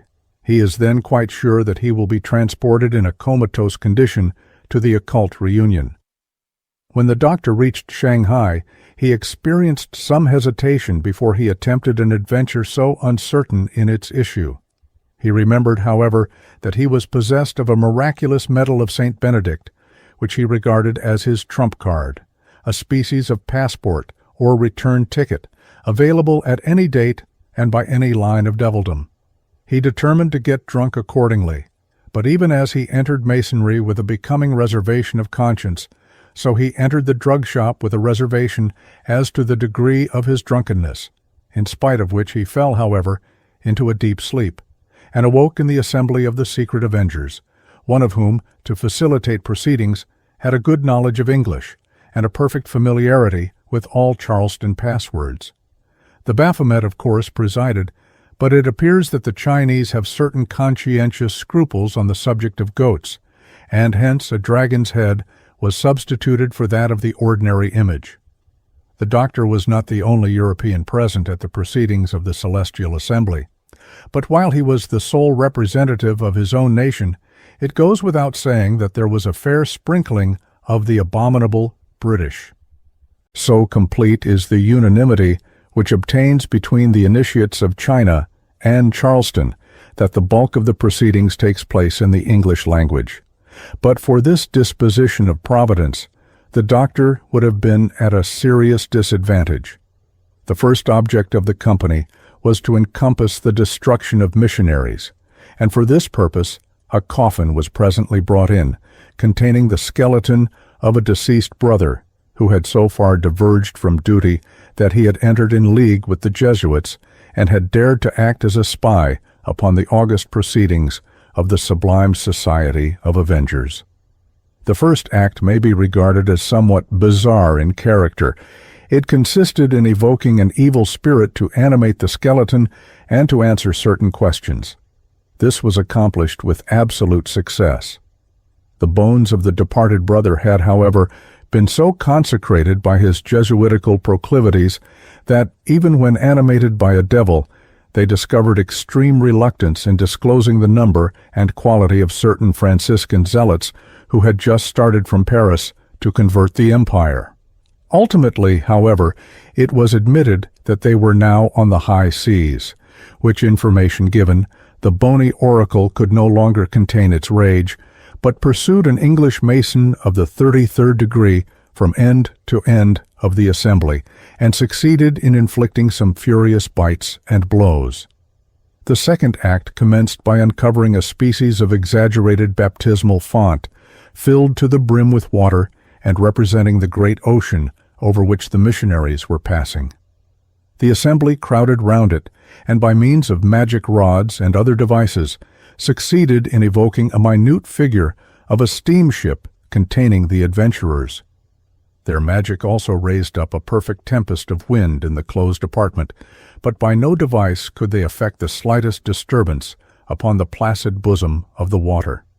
The ceremony had, in fact, to be abandoned as a failure in its desired intention. Too well did the Spirit Jesu protect his missionaries. The assembly accordingly repaired into a second apartment. There the officiating dignitaries assumed the vestments of Catholic priests. They produced a wax figure designed to represent a missionary, amused themselves with a mock trial, inflicted imaginary tortures, and returned the dummy to a cupboard, after which they proceeded to the crucifixion of a living pig. The third act was an agonizing experience for the doctor, being nothing less than the sacrifice of one of the brethren, the selection being determined by lot. The doctor, in his quality of visitor, was, it is true, spared the chance of being himself the victim, but he nearly became executioner. One of the Chinese adepts having been chosen, to his intense satisfaction, and approved by some mechanical movements on the part of the dragon-headed Baphomet, permitted his limbs to be removed, and then earnestly invoked the assistance of the Charleston brother for the purpose of severing his head. It was an honor invariably accorded to the visitor of the highest grade. The doctor, who could not bring himself to the point, was saved at the last moment by the miraculous levitation of Phileas Waller from an immense distance, this occult personage having become transcendently cognizant of what was going forward in China, and being anxious to interrogate the severed head as to the possible recovery of his daughter, who was then seriously ill. In virtue of his superior dignity, he claimed the privilege of the execution, and the doctor modestly retired. Such were the adventures of our witness in the Assembly of Holy Avengers. He enumerates at great length the evidence against hallucination as a result of his excess in opium, but I suggest to observing readers that there is a more obvious line of criticism. Section 8. The Great City of Lucifer. It was in March of the year 1881 that Dr. Bataille proceeded for the first time to Charleston to make acquaintance at headquarters with the Universal Masonry of Lucifer and its pontiff Albert Pike. Charleston is the Venice of America, the Rome of Satan, and the great city of Lucifer. Always enormously prolix and adoring the details which swell the flimsy issues of cheap periodical narratives, our witness describes at great length the city and its Masonic temple, with the temple which is within the temple and is consecrated to the good God. My second chapter has already provided the reader with sufficient information upon the persons alleged to be concerned in the foundation of universal Freemasonry and in the elaboration of its cultus. Nor need I dwell at any length upon the personal communication which passed between Dr. Bataille, Albert Pike, Gallatin Mackey, Sophia Walter, Chambers, Weber, and the rest of the Charleston luminaries. Miss Walder explained to him the great hope of the order concerning the speedy advent of Antichrist, the abolition of the papacy, and the destruction of the Christian religion. She also related many of her private experiences with the infernal monarchy, being acquainted with the exact number of demons in the descending hierarchy, and with all their classes and legions. She confidently expected to be the great-grandmother of Antichrist, and in the meantime possessed the transcendental faculty of becoming fluidic at will. Mr. Gallatin Mackey exhibited his Arcula Mystica, one of 7 similar instruments existing at Charleston, Rome, Berlin, Washington, Montevideo, Naples, and Calcutta. To all appearance it resembled a liqueur stand, but it was really a diabolical telephone worked like the Urim and Thummim, and enabling those who possessed it to communicate with each other, whatever the intervening distance. The doctor, in his quality of initiate, was of course taken over the entire premises. He examined the head of the great Templar Molay, deciding by his anthropological knowledge that the relic was not genuine, and that it was not the skull of a European. As to the Templar Baphomet, situated in the Sanctum Regnum, and before which Lucifer is supposed to appear, it is sufficient to say that Dr. Bataille, who invariably treads cautiously where it is easy for other steps to follow him, has no personal testimony to furnish upon the subject of the apparition, and the relations of other persons do not concern us at the moment. Section 9. Transcendental Toxicology. The memorials of Charleston are not entirely favorable to the true strength of our witness. It was requisite to lie low in America, but the doctor bristles in Gibraltar. He is once more upon British soil. Does not the Englishman, consciously or otherwise, put a curse on everything he touches? Dr. Bataille affirms it. Indeed, this quality of malediction has been specially dispensed to the nation of heretics by God himself, so says Dr. Bataille. Since the British braggart began to embattle Gibraltar, having thieved it from Catholic Spain, a wind of desolation breathes over the whole country. An inscrutable providence, of which our witness is the mouthpiece, has elected to set apart this rock in order that the devil and the English, who, he says, are a pair, may continue their work of Protestantizing and filling the world with malefice. To sum the whole matter, the Britisher is an odious usurper who has always got one eye open. Now, having regard to the fact that out of every tribe and tongue and people and nation, a proportion to be numbered by millions is given over to devil worship and masonry, and that consequently there is an enormous demand for Baphomets and other idols, for innumerable instruments of black magic, and for poisons to exterminate enemies, it is obviously needful that there should be a secret central department for the working of woods and metals, and for transcendental toxicology. To Charleston, the dogmatic directory; to Gibraltar, the universal factory. But so colossal an output focused at a single point could scarcely proceed unknown to government at a given place, and any nation save England might object to this class of exports. The cause of Masonry and the devil being, however, dear to the English heart, it would of course pass unchallenged at Gibraltar, and at this point an Anglophobe with a remnant of reason would have remained satisfied. Not so our French physician, who affirms that the exports in question do not merely escape inquisition at the hands of civil authority, but are in fact a government industry. Bluish mid the burning water, full in face Trafalgar lay, in the dimmest northeast distance dawned Gibraltar, grand and gray. Here and here did England help me, how can I help England say? These are the words of Browning, and his question has well been answered by the institution of the secret workshops and the secret laboratory. As in most other cases, England has helped herself, unless, indeed, it should occur to the doctor that the poet was a Satanist, like Pike, who himself was a poet, and had a chief finger in the pie. Now the great historic rock is tunneled by innumerable caverns which, our deponent witnesses, have never been explored by the tourist, and in the most impracticable portions of the great subterranean maze, whosoever has the audacity to penetrate will discover for himself the existence of the industrial department of Diabolism. But he must not expect to come back unless he be a sovereign Grand Master ad vitam and an initiate of Lucifer. The doctor has explored these caverns, has seen the factory in full working order, has exhaustively described the way in, has returned from the gulf like Dante, and has given away the whole mystery. Possessed of his key to the labyrinth, the wayfaring man shall not err therein, and it will, no doubt, be a new curiosity for the more daring among Cook's tourists.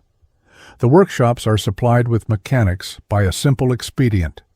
Hopeless specimens of English malefactors, condemned to penal servitude for the term of their natural life, are relegated to this region, a kind of grim humor characterizing the selection. The most hideous convicts are chosen, and those most corresponding in outward appearance to the favorite devils of the hierarchy, under whose names they pass in the workshops, where they commonly communicate with each other in the language of Volapük.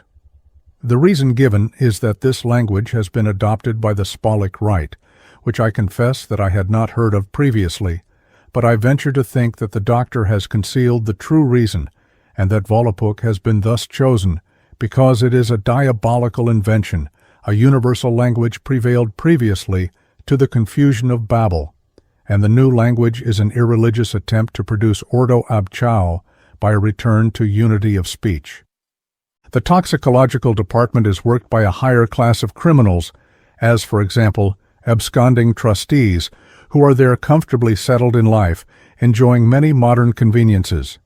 It produces poisons which usually cause death by cerebral hemorrhage, but each has its special antidote, possessed of which the initiated poisoner can eat and drink with his victim.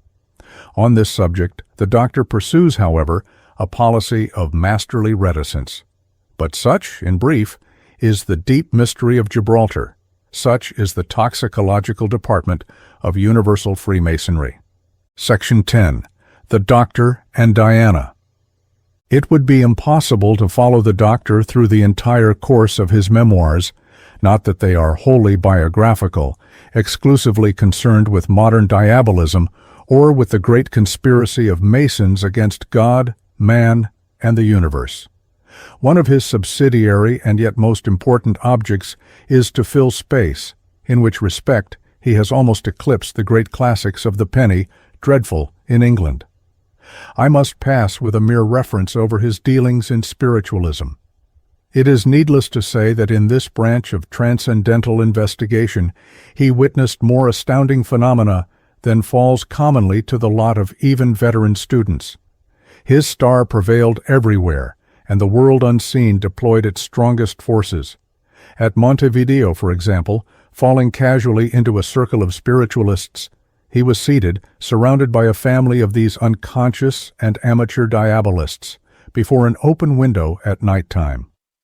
Across the broad mouth of the river, a great shaft of soft light from the lamp of the lighthouse opposite shone in mid-air over the bosom of the water, and as it fell upon their faces, he discerned, floating within the beam itself, the solid figure of a man. It was not the first time that the apparition, under similar circumstances, had been seen by the rest of the household, but for him it bore a message of deeper mystery than for these uninitiated spiritualists. Although in man's clothes, his observant eye recognized the face of the spirit. Terrible and suggestive truth. It was the face of the Vestal Virgin, who, far off in Calcutta, had fluidified in the Third Temple, and he uttered a great cry. He has now decided to void the virginity of the Vestal, and to assume that she was, in reality, a demon, and not a being of earth. At the same time, my readers must thoroughly understand that the doctor, when he meddles in spiritualism, is a man who is governed in his narratives by an intelligent faculty of criticism, which borders on the purely skeptic. He delights in the display of instances where an element of trickery may be detected. No one better than himself can distinguish between bogus and bogey, and he takes pleasure in directing special attention to his extraordinary good judgment and sound common sense in each and all these matters. Hence no one will be surprised to hear that, at the house of a lady in London, an ordinary table, after a preliminary performance in tilting, transformed suddenly into a full-grown crocodile, and played touchingly on the piano, after which it again changed into a table. But the gin, the whiskey, the pale ale, and the other intoxicants which are indispensable at seances in England had been entirely consumed by the transcendental reptile to fortify him on his return journey to the mud-banks of the Nile. Nor has the spontaneous apparition been wanting to complete the experiences of Dr. Bataille. He was seated in his cabin at midnight, pondering over the theories formulated in natural history by Cuvier and Darwin, who diabolized the entire creation, when he was touched lightly on the shoulder and discovered standing over him in his picturesque oriental costume, like another Mohini, the Arabian poisoner-in-chief of the Gibraltar Toxicological Department, who, after some honorable assurances that the Bible was not true, departed transcendentally as he came. This personage subsequently proved to be the demon Hermes. Even when he merely Masonified, the doctor had unheard of experiences in magic. For example, at Golden Square, in the west-central district of this wicked city, an address which we have heard of before, at the conclusion of an ordinary lodge meeting, there was an evocation of the demon Zarin, who appeared under the form of a monstrous three-headed dragon completely cased in steel, and, endeavoring to devour his evoker, was restrained by the magical pentagram, ultimately vanishing with the peculiar odor of Infernus. In connection with various marvels, the doctor has much to tell us concerning two sisters in Lucifer, who have long been at daggers drawn, and, considering their supernatural attributes, it is incomprehensible in a high degree that they have not destroyed one another like the magician and the princess of a more credible narrative of wonders in the Arabian Nights. Diana Vaughan, much heard and little seen, has since become famous by her conversion to the Catholic faith. Honored with her acquaintance for a considerable period, the doctor invariably testifies the utmost respect for this wealthy, beautiful, and high-placed Palladian lady, so long protected by a demon, of the superior hierarchy, and enjoying what he somewhat obscurely terms an obsessional guardianship. On the 28th of February, 1884, at a theurgic séance of Templar mistresses and elect magi of Louisville, the ceiling of the temple was riven suddenly, and Asmodeus, genius of fire, descended to slow music, having in one hand a sword and in the other the long tail of a lion.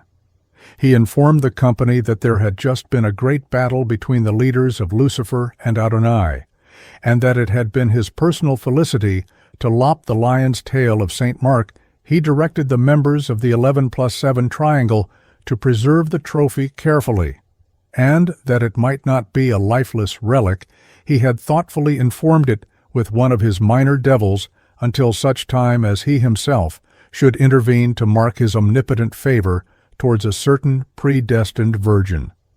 The Vestal in question was Diana of the Charlestonians, elect sister in Asmodeus, who at that time was not affiliated to Palladism.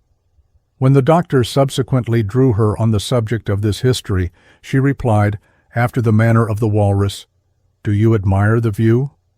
For himself, the good doctor dislikes the narrative, not because it does violence to possibility, but because it did violence to St. Mark.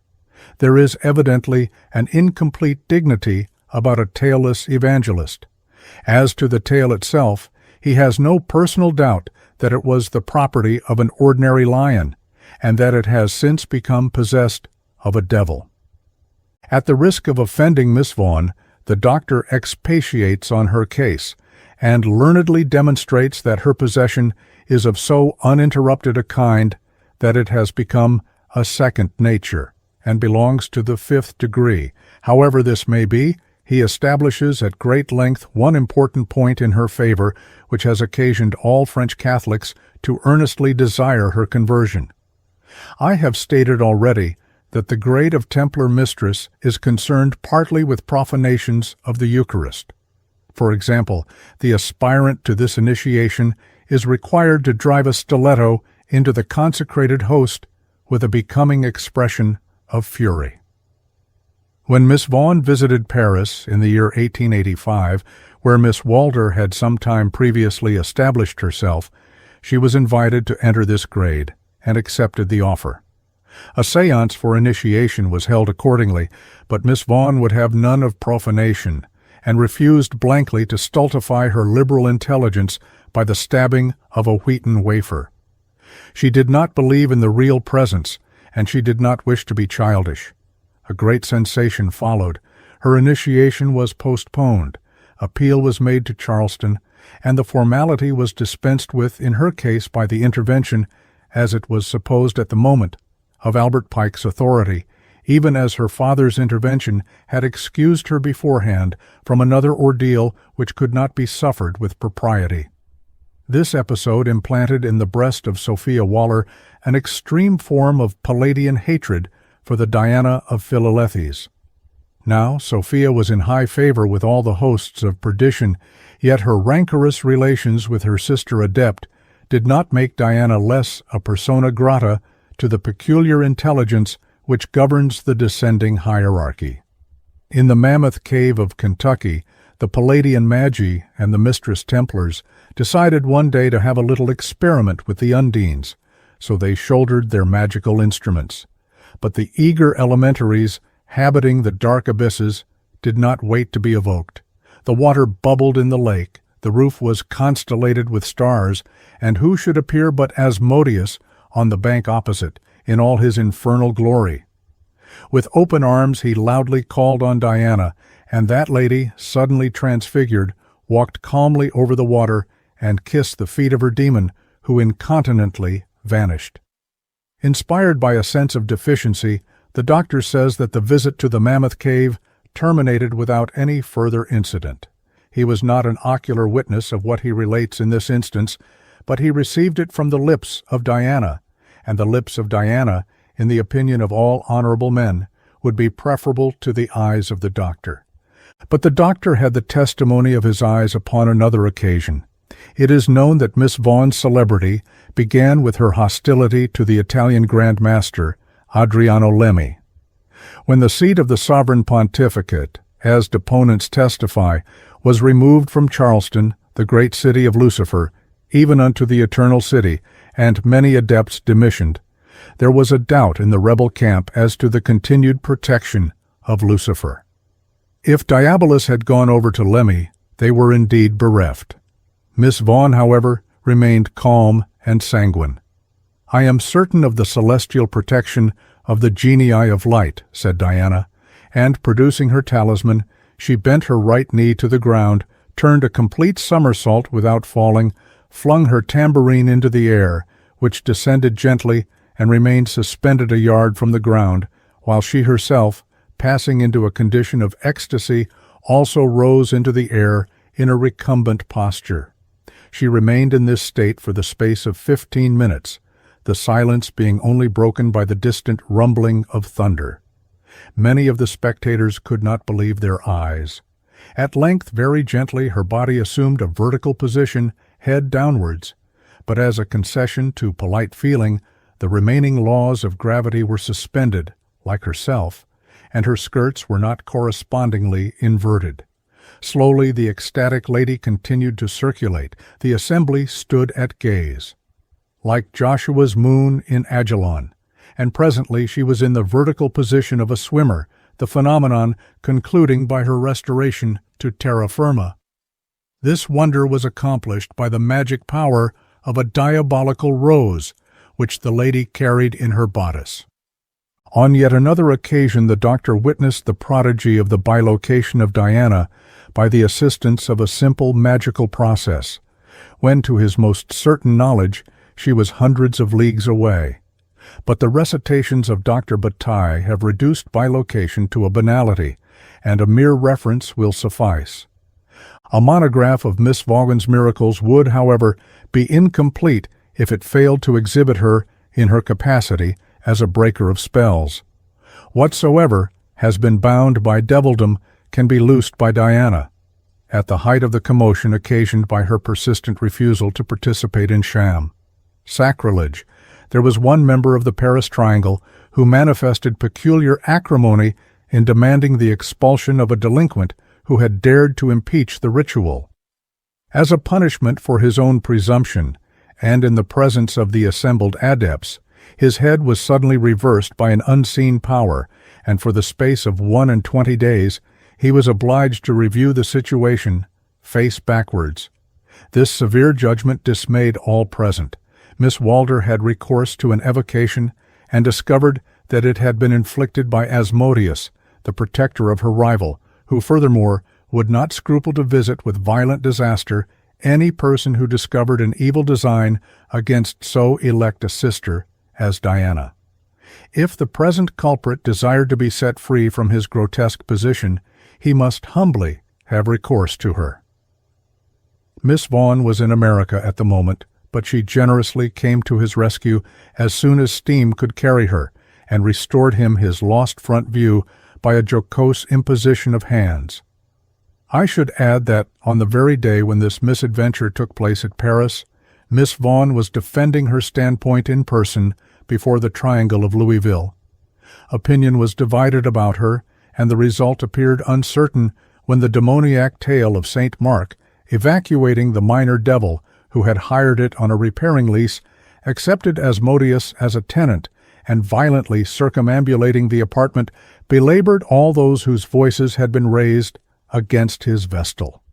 Finally, the tassel of the tail turned into the head of the demon and vowed his devotion to Diana so long as she remained unmarried. Did she dare, however, to desert him for an earthly consort, he was commander of 14 legions, and he would strangle the man of clay. It would be unkind to Miss Sophia Walder if I let it be supposed for a moment that the palm of prestige is borne away by her rival. I have already noted that this lady occasionally fluidifies to the satisfaction of a select audience, but like the materializing medium, she finds it a depleting performance, which usually confines her to her room, and her price, therefore, is 5,000 francs. She is first sovereign in Vitreux, and is defined by the doctor to be in a state of latent possession, having a semi-diabolical nature, and the gift of substitution. It was possibly at Milan that he witnessed the most persuasive test of her occult powers. She took him confidentially apart, and explained to him that she had been in a condition of penetration for about 3 hours. At dinner, the food of which I partake becomes volatile in my mouth. Wine evaporates invisibly the moment it makes contact with my lips. I eat and drink in appearance, but my teeth masticate the air.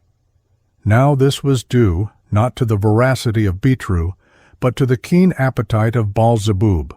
The magnetic lady did not, however, explain this point after the common method of speech. She fixed her blazing orbs upon the doctor, and he saw flames everywhere. A moment more, and her feet were free from earth. She stretched out her left hand, and on the open palm he beheld the successive apparitions in characters of flame of the 10 letters which constitute the great name. With a touch of internal collapse, he commended himself to the Virgin Mary. The ecstatic paroxysm passed, and they wandered down another lane, for they were in the midst of leafy umbrage. Presently a tree gracefully arranged a portion of its branches in the form of a fan, and bowed with profound reverence. Still more fantastic, a paralyzed branch produced a living human hand, which in the accompanying engraving is ornamented with an immaculate cuff, and that hand presented a bouquet to Sophia. By reason of these matters the doctor became pensive. A Palladian séance followed. The litany of Lucifer was chanted, and the prodigy of substitution was effected. The ceremony took place in a grotto with a stalactite roof. Miss Walder produced from a basket the serpent which was an inseparable companion of all her travels. It immediately genuflected in front of her, swarmed the wall, and assumed a pendant position attached to one of the stalactites. It was a reptile of no ordinary kind, for it began to develop an interminable length of coils, till it had spread itself circle-wise over the entire ceiling, and its head was joined to its tail. The doctor says that he was now prepared for anything. The serpent gave forth 7 horrible hisses, and in the dim light, for the torches which illuminated the place were successively giving out of themselves, each person became conscious of an unseen entity blowing with burning breath in their faces. When at length there was complete darkness, Sophia herself became radiant and brilliantly illuminated the grotto with an intense white light. 5 enormous hands could then be seen floating in space, also intensely luminous, but emitting a green luster. Each hand went wandering in search of its prey, ultimately seizing a brother whom it drew irresistibly forward in the direction of Sophia. Moved by a mysterious influence, 2 of them grasped her arms, 2 clutched her by the shoulders, 1 placed his hand on her head. The serpent again hissed 7 significant times, and in place of the solid Sophia, the 3rd Alexander of Macedon was substituted in phantom guise. When he faded, Sophia reappeared and continued going and coming with a phantom between each of her appearances, so that she was in turn replaced by Luther, Cleopatra, Robespierre, and others, concluding with the Italian patriot Garibaldi, who eclipsed all the others, for his bust was converted into a bronze urn from which red flames burst forth. The flames took a human form and gave back Sophia to the assembly. Such is the gift of substitution, which follows penetration, and such is the substance of the memoirs of Monsieur Bataille, ship's doctor, who, in the year 1880, undertook to exploit Freemasonry and has come forth unsinged from Diabolism. There is one maxim of the psalmist which the experience of most transcendentalists has taught them to lay to heart, and to repeat without the qualifications of David when certain aspects of supernatural narrative are introduced: omnis homo mendax. But lest I should appear to be discourteous, I should like to add a brief dictum from the Magus Eliphas Levi. The wise man cannot lie, because nature accommodates herself to his statement. In a polite investigation like the present, there is, therefore, no question whether Dr. Bataille is defined by the term mendax, which is forbidden to literary elegance. It is simply a question whether he is a wise man, or whether nature blundered and did not conform to his statement. The credibility, in whole or in part, of Dr. Bataille's narrative will involve some extended criticism, and I purpose to postpone it till the remaining witnesses have been examined. We shall then be in a position to appreciate how far later revelations support his statements. Setting aside the miraculous element, which is tolerably separate from what most concerns our inquiry, namely, the existence of Palladian masonry attached to the cultus of Lucifer, it may be stated that the most sober part of Dr. Bataille's memoirs is the account of his visit to Charleston. Here the miraculous element is entirely absent. He confirms by alleged personal investigations the existence of the new and reformed Palladium. He is the first witness who distinguishes clearly between the Luciferian order and the Supreme Council of the ancient and accepted Scotch Rite of Charleston. That distinction is made, however, at one expense. It assumes that the Supreme Council preserved the Baphomet idol as well as the reputed skull of Mole for nearly 70 years, and then surrendered it to another order with which it had no official acquaintance. Under what circumstances, and why did it do that? The ancient and accepted Scotch Rite is connected by its legend with the Templars, and for the Charleston Supreme Council to part with the trophies of the tradition seems no less unlikely than for a regiment to surrender its colors. Chapter 8. Dealings with Diana. The philosophy of Horatius is supposed to represent incompletely the content of heaven and earth, but neither earth nor heaven, as at present constituted, would be capable of enclosing the entire content of Dr. Bataille's memoirs. Miss Diana Vaughan, with whose history we are next concerned, comes before us under a different aspect. I have failed to ascertain under what circumstances she first became known in France. Le Diable au XIXe siècle may have constituted her earliest introduction. She was certainly unknown to Leo Taxil when he published the Palladian Rituals, or she would not have escaped mention in the account he there gives of Miss Sophia Walder. However this may be, we have made her acquaintance in the course of the previous chapter, but I am constrained to state that she has, up to the present, shown herself exceedingly circumspect in substantiating the evidence of her precursor. The whole world is aware, and I need not again repeat, that Miss Diana Vaughan was converted to the Catholic Church some time after Dr. Bataille completed his astounding narrative. A palladist of perfect initiation, comprehending the mysteries of the number 77, and doing reverence to the higher mystery of 666, Grand Mistress of the Temple, Grand Inspectress of the Palladium, and according to him who, in a sense, has prepared her way and made straight her paths, a sorceress and thaumaturge, before whose daily performances the Black Sabbath turns white, Miss Vaughan quarreled, as we have seen, with a sister initiate, Sophia Walder, and conceived for the Italian Grand Master, Adriano Lemmi, the charity of the evil angels, which is hatred.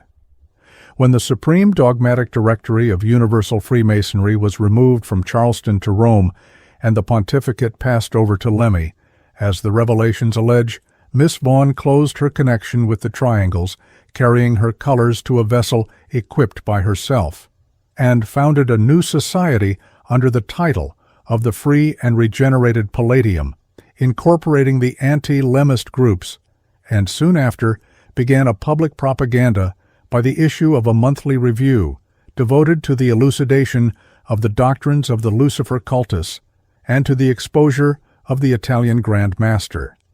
To hoist the black flag of Diabolism, as Miss Vaughan would now term it, thus, in the open day, naturally elicited a strong protestation from the Palladist Federation, so that she was in embroilment not only with Lemmi, but also with the source of the initiation which she still appeared to prize. At the same time she exhibited no indications of going over to the cause of the Adonaites. Becoming known to the anti-Masonic centers of the Roman Catholic Church only through her hostility to Lemmi, she was always a persona grata whose conversion was ardently desired, but on several public occasions she advised them that their cause and hers were in radical opposition, and that, in fact, she would have none of them, being outside any need of their support, sympathy, or interest. She would cleave to the good god Lucifer, and she aspired to be the bride of Asmodeus. At length the long-suffering editor of the Revue Mensuelle, weary of his refractory protégé, would also have none of her, though he surrendered her with evident regret to be dealt with by the prayers of the faithful.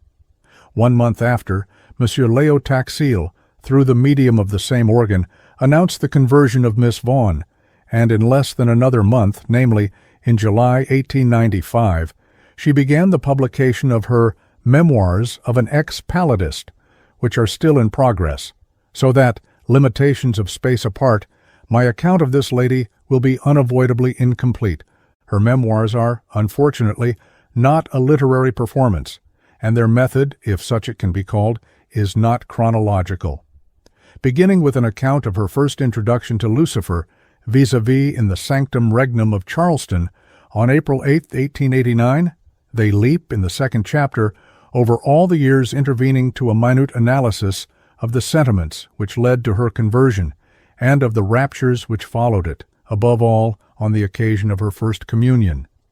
It is not till the third chapter that we get an account of her Luciferian education, or, more correctly, an introduction thereto, for the better part of 5 monthly numbers has not brought us nearer to her personality than the history of an ancestor in the 17th century. As the publisher is still soliciting annual subscriptions to the enterprise and offering a variety of advantages after methods not unknown in England among the byways of periodical literature, the completion of the work is probably a distant satisfaction for those who take interest therein. Now, having regard to the narrative of Dr. Bataille, and having regard to the statements set forth in my second chapter, It is obvious that Miss Vaughan is a witness of the first importance as to whether there is a masonry behind masonry, which more or less manages, or attempts to manage, the entire society, unknown to the rank and file of its initiates, however high in grade, as to whether its seat is at Charleston, with Albert Pike for its founder, and as to whether its doctrine is anti-Christian, and its cultus that of Lucifer, supported by magical wonders, concerned with sacrilegious observances, and either a disguised Satanism or drifting in that direction. As already hinted, the mythical and miraculous element, in a word, that portion of Dr. Bataille's narrative which does violence to sense and reason, Miss Vaughan has not at present imperiled her position by substantiating, but as to the points I have enumerated, she has most distinctly come forth out of palladism to tell us that these things are so, and to reinforce what was previously stated by unveiling her private life. It is therefore my duty and desire to do her full justice, and with this purpose in view, I propose to recite briefly the chief heads of her memoir, so far as it has been published up to date. I must, however, premise at the beginning that she does not come before us with one trace of the uncertainty of accent which might have been expected to characterize the newly acquired language, not merely of Christian faith, but of its Roman dialect. We find her speaking at once, and to the manner born. Could anything by possibility be narrower than certain perished sections of evangelical religion in England, it would be certain sections of ultramontane religion in France. But Miss Vaughan has acquired all the terminology of the latter, all the intellectual bitterness, all the fatuities, as one might say, in the space of 5 minutes. When she lies wearied of her memoirs at the moment, or has reached, after the manner of the novelist, some crucial point in her narrative, she breaks off abruptly, brackets a suivre, and proceeds to an account of the latest wonder-working image, or a diatribe against spirit manifestations in the typical manner of the French clerical press. To be brief, Miss Vaughan has adopted, body and soul, precisely those abuses which Catholics of intelligence earnestly desire to see expunged from their great religion. She has probably never heard of the forged decretals, but she would defend their authenticity if she had. She has probably never heard of the corrupted, or any version of the epistles of St. Ignatius, but she would accept the corruptions bodily upon the smallest hint that they savored better with the hierarchy, and she would do all this apparently in good faith on the authority of a purblind party within the Church, which exists to keep open its wounds. Now I submit that a volte-face is possible, especially in religious opinions, but that a pronounced habit of religious thought cannot be acquired in a day, so that, in the history of Miss Vaughan's conversion, there is more than can be discerned on the surface. The precise nature of the element which eludes must be left to the judgment of my readers, but personally I reserve my own, out of fairness to an unfinished deposition. There is a generic difference between Dr. Bataille and Miss Vaughan. He is an ordinary human being, and if we may trust the many pictures which represent him in his narrative, exceedingly unpretending at that. We have also some portraits of Miss Vaughan, who is aggressive and good to look at, but this is not the generic distinction. Dr. Bataille, poor man, is the scion of an ordinary ancestry within the narrow limits of flesh and blood. Miss Vaughan, on the contrary, I hope my readers will bear with me, has been taught from her childhood to believe that she was of the blood royal of the descending hierarchy, and I cannot gather from her vague mode of expression whether she has altogether rejected the legend of her descent, which is otherwise sufficiently startling. The position of authority and influence occupied by Miss Vaughan in what she terms high masonry is to be explained, as she modestly informs us, not by her personal qualities, but by a traditional secret concerning her family, which is known only to the elect magi. Miss Vaughan and her paternal uncle are the last descendants of the alchemist Thomas Vaughan, whom she terms a Rosicrucian, and identifies with Irenaeus Philalethes, author of The Open Entrance to the Closed Palace of the King. On the 25th of March 1645, she tells us, on the authority of her family history, Thomas Vaughan, having previously obtained from Cromwell the privilege of beheading the noble martyr Laud, Archbishop of Canterbury, the title to nobility, in her opinion, seems to rest in the probability of his secret connection with Rome, steeped a linen cloth in his blood, burnt the said cloth in sacrifice to Satan, who appeared in response to an evocation, and with whom he concluded a pact, receiving the philosophical stone and a guaranteed period of life extending over 33 years from that date, after which he was to be transported without dying into the eternal kingdom of Lucifer, to live with a glorified body in the pure flames of the heaven of fire. After this compact he wrote the Open Entrance, the original MS, of which, together with its autograph Luciferian interpretation on the broad margins, is a precious heirloom in the family. Some 2 years later, in the course of his travels, he reached New England, where he dwelt for a month among the Lenni Lenapes, and there in an open desert, on a clear night of summer, while the moon was shining in splendor, he was wandering in solitary meditation when the luminary in question, which was in the crescent phase, came down out of heaven, and proved to be an arched bed, very luminous and wonderful, containing a vision of sleeping female beauty. This was the nuptial couch of Thomas Vaughan, and its occupant was Venus Astarte, surrounded by a host of flower-bearing child spirits who conveniently provided a tent, and provided also delicious meals during a period of 11 days. Several curious particulars differentiated these hermetic nuptials, undreamed of by Christian Rosenkreutz, from those which govern more ordinary proceedings below the latitude of the Lenni Lenapes. In the first place, goddess Succubus, Astarte provided the ring, which was of red gold enriched with a diamond, and placed it on the finger of her lover. In the second place, transcendental gestation, celestial or otherwise, fulfills the mystery of generation with exceeding dispatch, for Astarte was delivered of an infant on the 11th day, independently of medical assistance, whereupon she demanded the return of the nuptial ring and vanished with tent and sprites astride of the crescent couch. The fruit of their union was left in the arms of Thomas, who was directed to trample on all sentiments of paternal affection, and to deliver the child into the charge of a tribe of fire-worshipping Indians. He does not appear to have sued for the restitution of conjugal rights, and cheerfully surrendered the human hybrid to a family of Lenni Lenapes, together with his medallion portrait drawn by an artist from Devilldom, so that the daughter might recognize her father after the method which obtains among novelists. Thomas Vaughan placed the broad ocean between himself and the scene of his marriage, and he never revisited his daughter, who, in spite of her miraculous origin, does not appear to have distinguished herself in any way, at least up to the point at present reached by the history. Miss Vaughan says that all the elect magi do not accept this legend of the blood royal, and she admits her own doubts subsequent to her conversion.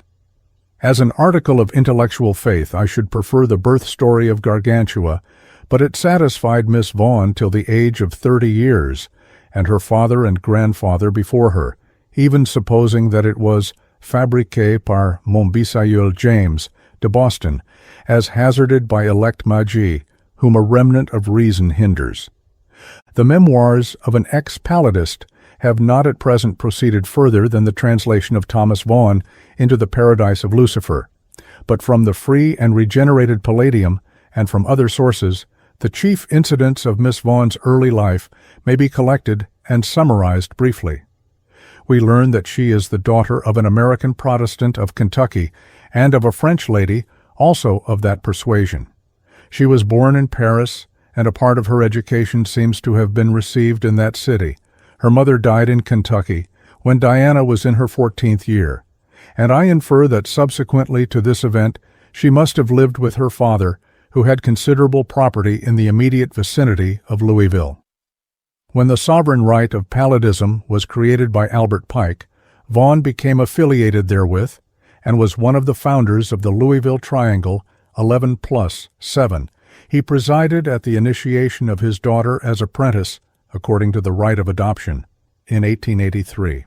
She was raised to the grade of companion and subsequently to that of mistress, and at the age of 20 years, says Dr. Bataille, she crossed the threshold of the triangles, as the Palladian lodges are termed. 3 issues were published of The Free and Regenerated Palladium, but since the conversion of Miss Vaughan, they have been withdrawn from circulation, except among ecclesiastics of the Roman Church, and up to the present I have failed to obtain copies. For the autobiographical portions of this organ, I am indebted to the notices which have appeared in the Revue Mensuelle. They contain an account of 2 apparitions on the part of the demon Asmodeus, accompanied by phenomena of levitation and fortified by arguments against the theory of hallucination. These early experiences are, however, of minor importance, nor need I again refer to the sensational incidents which accompanied her initiation as Templar mistress at the Paris Triangle of Saint-Jacques.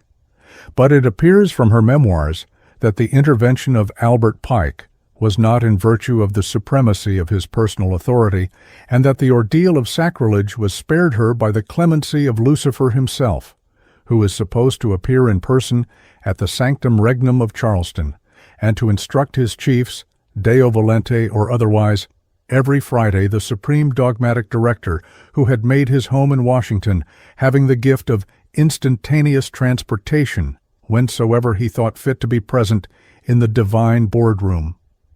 On the 5th of April, 1889, the good God assembled his ancients and Emerites for a friendly conversation upon the case of Diana Vaughan, and ended by requesting an introduction in 3 days' time. After the best manner of the grimoires, Miss Vaughan began her preparations by a triduum, taking 1 meal daily of black bread, fritters of high-spiced blood, a salad of milky herbs, and the drink of rare old Rabelais.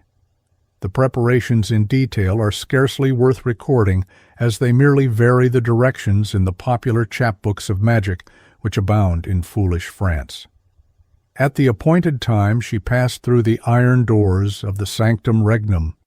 "Fear not," said Albert Pike, and she advanced remplie d'une ardente allégresse, was greeted by the 11 prime chiefs, who presently retired, possibly for prayer or refreshments, possibly for operations in wire-pulling.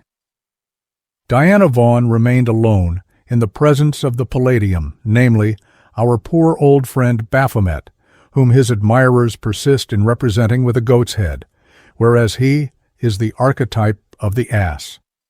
The Sanctum Regnum is described as triangular in shape. There was no torch, no lamp, no fire.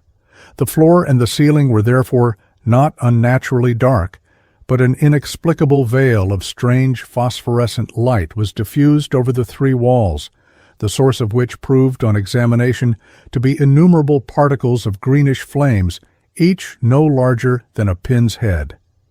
Seated in front of the Baphomet, Miss Vaughan apostrophized Lucifer sympathetically on the subject of the unpleasing form in which he was represented by his worshippers, and as she did so, the little flames intensified, while floor and ceiling caught fire after the same ghostly, incandescent fashion. A great dry heat filled the vast apartment, and, still spreading, the flames covered her chair, her garments, her entire person.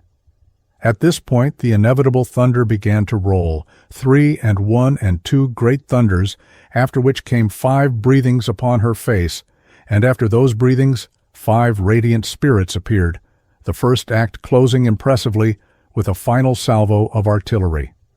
The unhappy Baphomet, dismayed by these extreme proceedings, vanished entirely, and, no expense being spared through the whole of the costly tableau, Lucifer manifested on a throne of diamonds, but whether the gems were furnished from the treasury of Avernus or from the pockets of bamboozled Freemasons through the wide world, les renseignements do not state.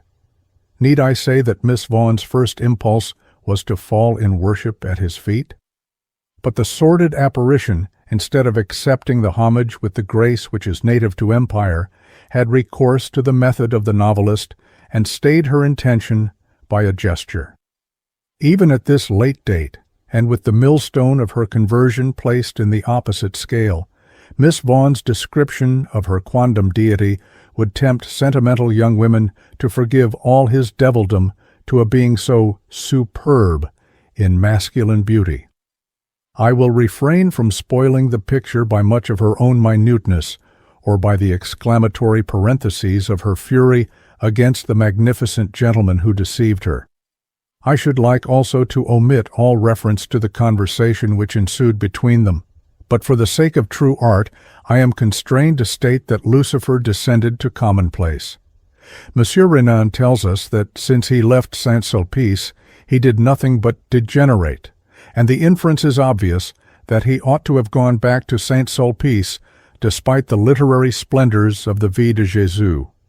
Since he last broke a lance with Michael, the devil has debilitated mentally, and the substance of his causerie with Diana reminds one of Robert Montgomery, and even worse, exemplars. In the unexplored regions of penny periodical romance, I have met with many better specimens of supernatural dialogue. As to the sum of his observations, it goes without saying that Diana was chosen out of thousands, and this is what justifies my opinion that his proceedings on this occasion were more fatuous than any of his undertakings since he tried conclusions with divinity. Very silently during the course of this interview, the 11 prime chiefs had returned like conspirators, as they were, of course, in the nick of time, to hear that Miss Vaughan was appointed as the Grand Priestess of Lucifer, at which moment there was a fresh burst of circumambient flame, and the young lady was transported by her divinity to take part in a grand spectacular drama, divided into 2 acts: appearance of Asmodeus with 14 legions, exchange of endearing expressions between this personage and Diana, manifestation of the signature of Baal-zebub, generalissimo of the armies of Lucifer, written in fire upon the void, spiritualization of the sweetheart of Asmodeus. Diana hungers for the fray, great pitched battle between the genii of Lucifer and the genii of Adonai, termed Malaics, without the gates of Eden. The terrestrial paradise carried by storm after severe fighting, grand panorama of paradise, explanatory dialogue between Diana and her future husband, appearance of a snow-white gigantic eagle on which Diana is to be transported to Ulis, a solar world unknown to the profane, wherein Lucifer reigns and is adored. Second, Miss Vaughan having been transported on another occasion to this mystic planet in the arms of Lucifer himself, the episodes of the second act are held over. She was, however, ultimately returned, safe and sound, to the sanctum regnum at Charleston, on the back of the White Eagle. Such is Miss Vaughan's statement, and once more she proceeds to give reasons why she could not have been hypnotized or hallucinated. As in the case of Dr. Bataille, I propose to postpone criticism until other witnesses have filed their depositions. At the moment, it is sufficient to recognize that, apart from the supernatural element which admits of a simple explanation, if Miss Vaughan be a credible witness, then the central fact of the new and reformed Palladium must be admitted with all it involves. Chapter 9. How Lucifer is Unmasked. Monsieur le Docteur Bataille is a mighty hunter before the face of the Lord in the land of Masonry, and through the whole country of Hiram. Great also is Diana of the Palladians. After their monumental revelations and confessions, those of all other seceders and penitents who have come out of the mystery of iniquity are as moonlight unto sunlight, and as water unto wine. My readers in the 2 previous chapters have drunk raw spirit, and must now qualify it after the Scotch fashion. The aqueous intellectuality and quiet stream of unpretending deposition peculiar to Monsieur Jankoska will be well adapted to modify undue exaltations and restore order to a universe which has been intoxicated by sorcerers. He will show us how Lucifer is unmasked in an undemonstrative and gentlemanly fashion by a late Gnostic and initiate of the 33rd degree. He writes, as he frankly tells us, in a spirit of reparation and gratitude, having commerced freely with devils during a long series of unholy years. Blessed be the omnipotent Lord, and bless the loving kindness which drew me out of the abyss. To glorify these I unmask the fallen angel. The delicacy of the motive and its setting of chivalrous sentiment will be appreciated even by the victim, and the tenderness of the treatment will prompt Lucifer to pardon his reviler, who has been already pardoned by Monsieur Papus for betraying the order of the Martinists. And to do justice towards an amiable writer who has scarcely the requisite qualities for seriously damaging or advancing any cause, it may be kind to add that he has considerably exaggerated his own case.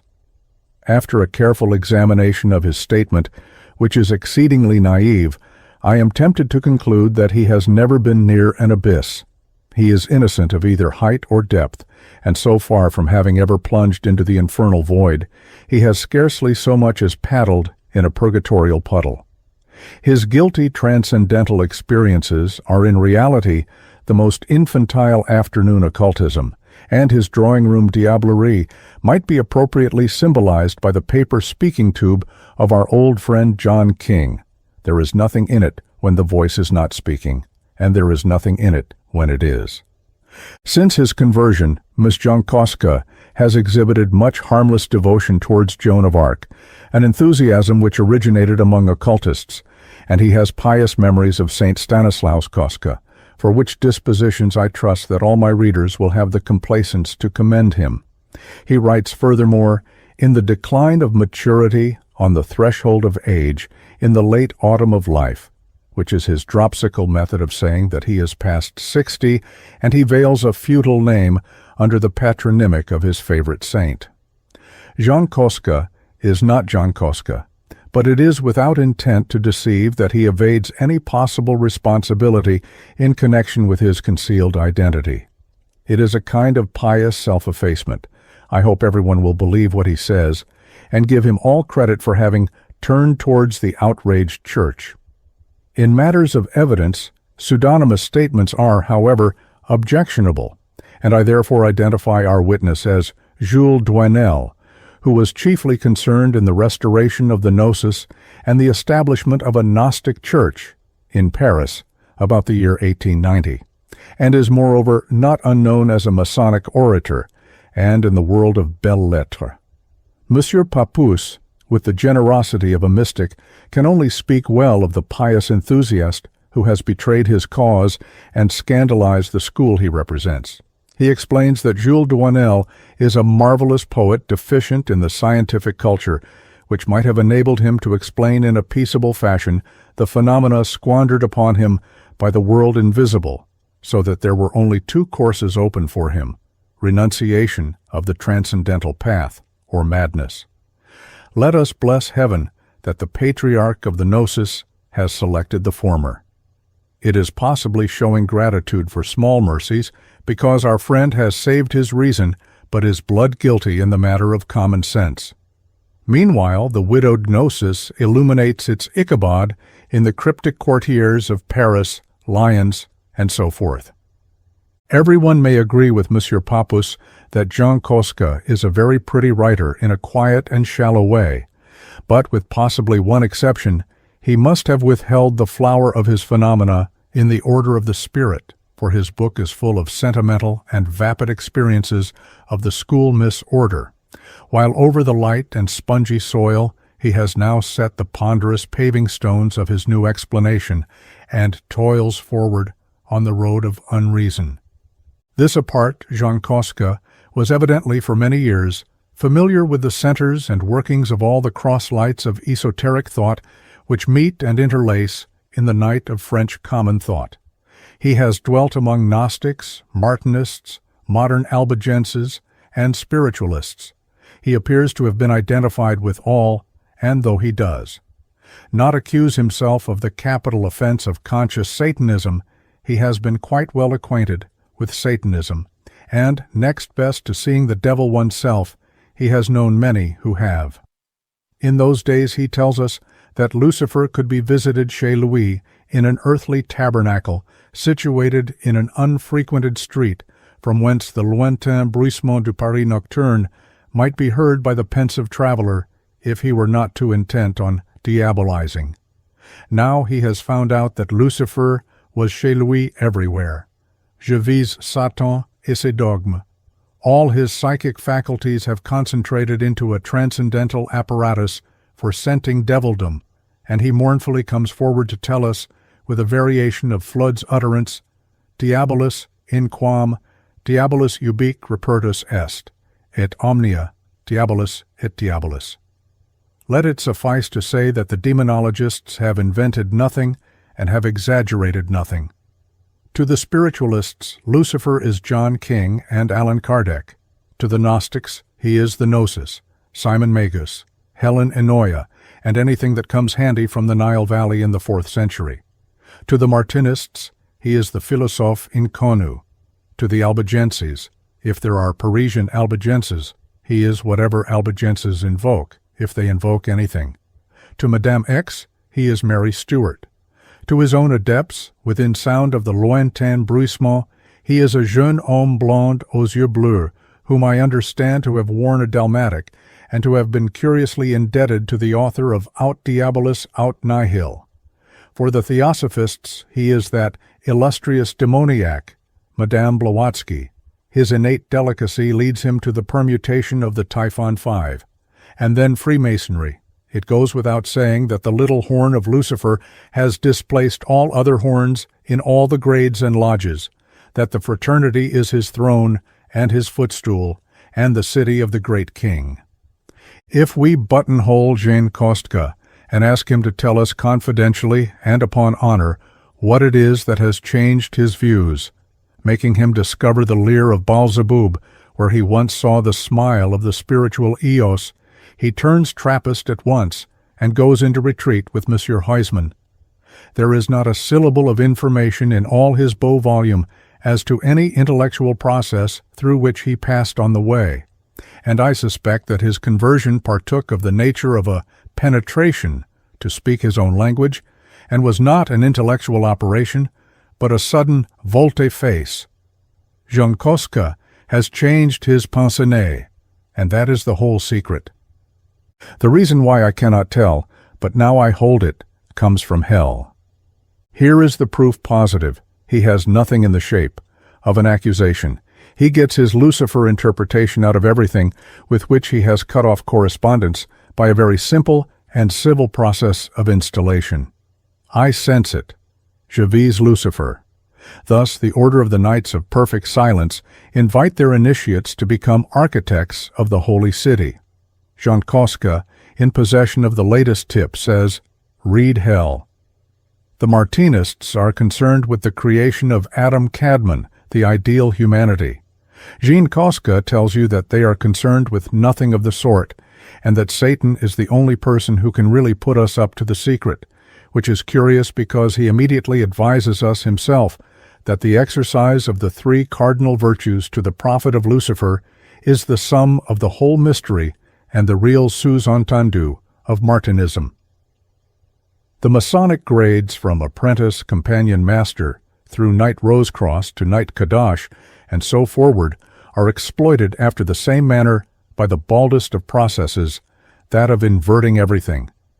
For example, the sacred word of the 33rd degree in the French Rite, namely, Sovereign Grand Inspector General, is Deus meumque jus.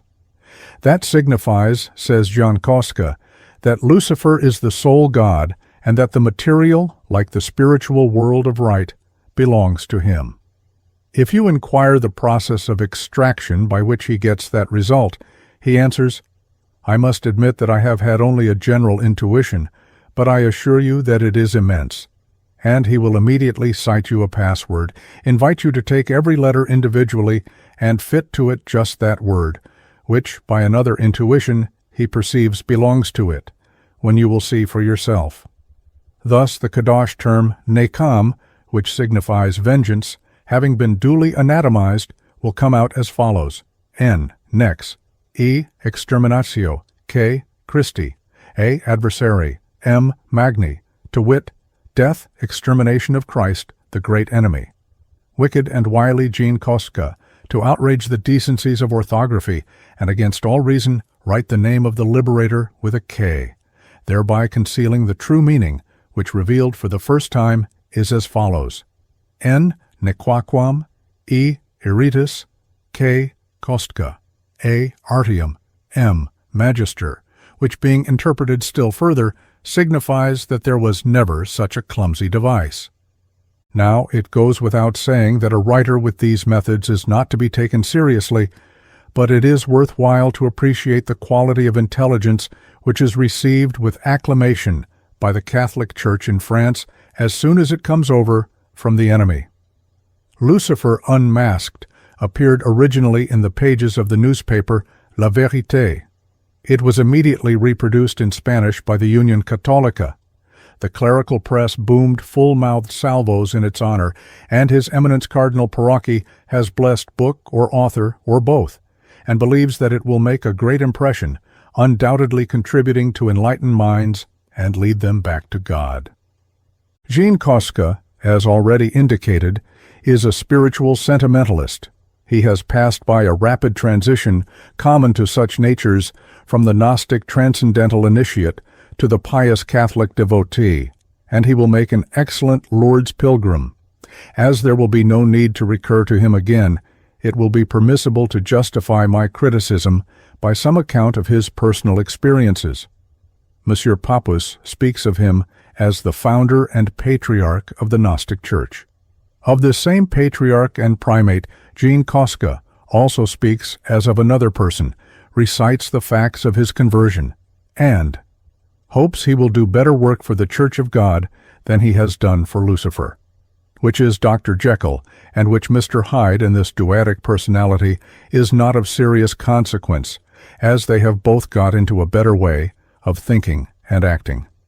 Now, since his demission from these high functions, Jean Kostka has found that the chief piece of Gnostic devilry is in denying that the lost angels are eternally damned. On this point, he has attained what is rare in him, a touch of personal animosity. To supply the antipodes of heaven, let us say, with a lethal chamber as a meaner order than that of theological charity does here, in the interests of homeless and snappy dogs, would, in his present state of grace, seem a very wicked proposition. Well, in 1890 Jean Kostka was invited, as I understand, by the chief of the Gnostic Church, that is, by himself, to a chapel in the palace of a lady who figures frequently in his pages under the name of Madame X. The author takes great credit for concealing her real titles, but he has failed to conceal her identity, and there can be no harm in saying that the reference is to Lady Caithness. He was present upon serious business, in fact, nothing short of assisting at a séance. A medium had been secured, the proceedings began, rappings became audible, and intelligence desired to communicate, and finally there was a message, with a name given. It was Lucia Bell, whom you know as Lucifer. To this day, Jean Kostka does not seem conscious of any element of idiocy in the variation of the old-fashioned name. In the revelation which followed, the intelligence, who seemed amiably disposed despite his sinister connections, informed the circle that, like Jesus, he was engendered eternally from God, that he was exiled from the Pleroma, and that he was the Sophia Achamoth of Valentine, the Helena Ennoia of Simon Magus, the thought of God which had become anathema, and that he was now in search of love and consolation, both of which might take shape in a Gnostic church and would be highly acceptable. There is, so to speak, a commercial element in the overtures which dries up the feeling of pity, or one might be exceedingly sorry for this lost chord of eternal thought, hoping charitably that we should still somehow hear it in heaven. Since his conversion, the unpretentious marvel of this séance has been a dire trouble to Jean Kostka, partly on account of its eschatology, but still more because the sitters were conscious at its close of a breath passing over their faces, while he himself felt the presence of lips against his own. Poor Jean Kostka.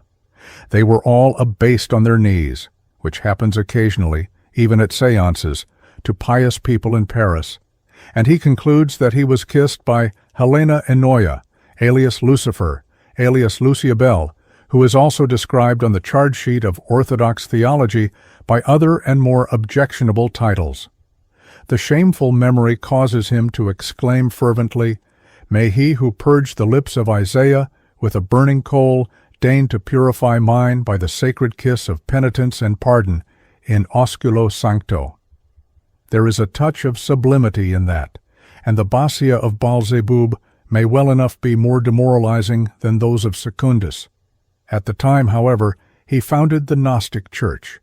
We become acquainted with ghosts after various manners, according to our psychic condition. There is the spontaneous and accidental ghost who is seldom caught in the act.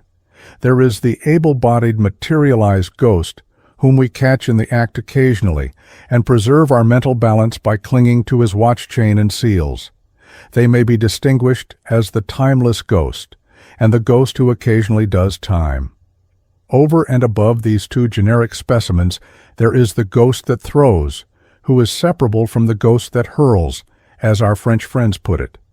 To hurl is to utter objectionable and unreasonable yells, preferably in the dead of night and in lonely places. This ghost is much sought after by specialists.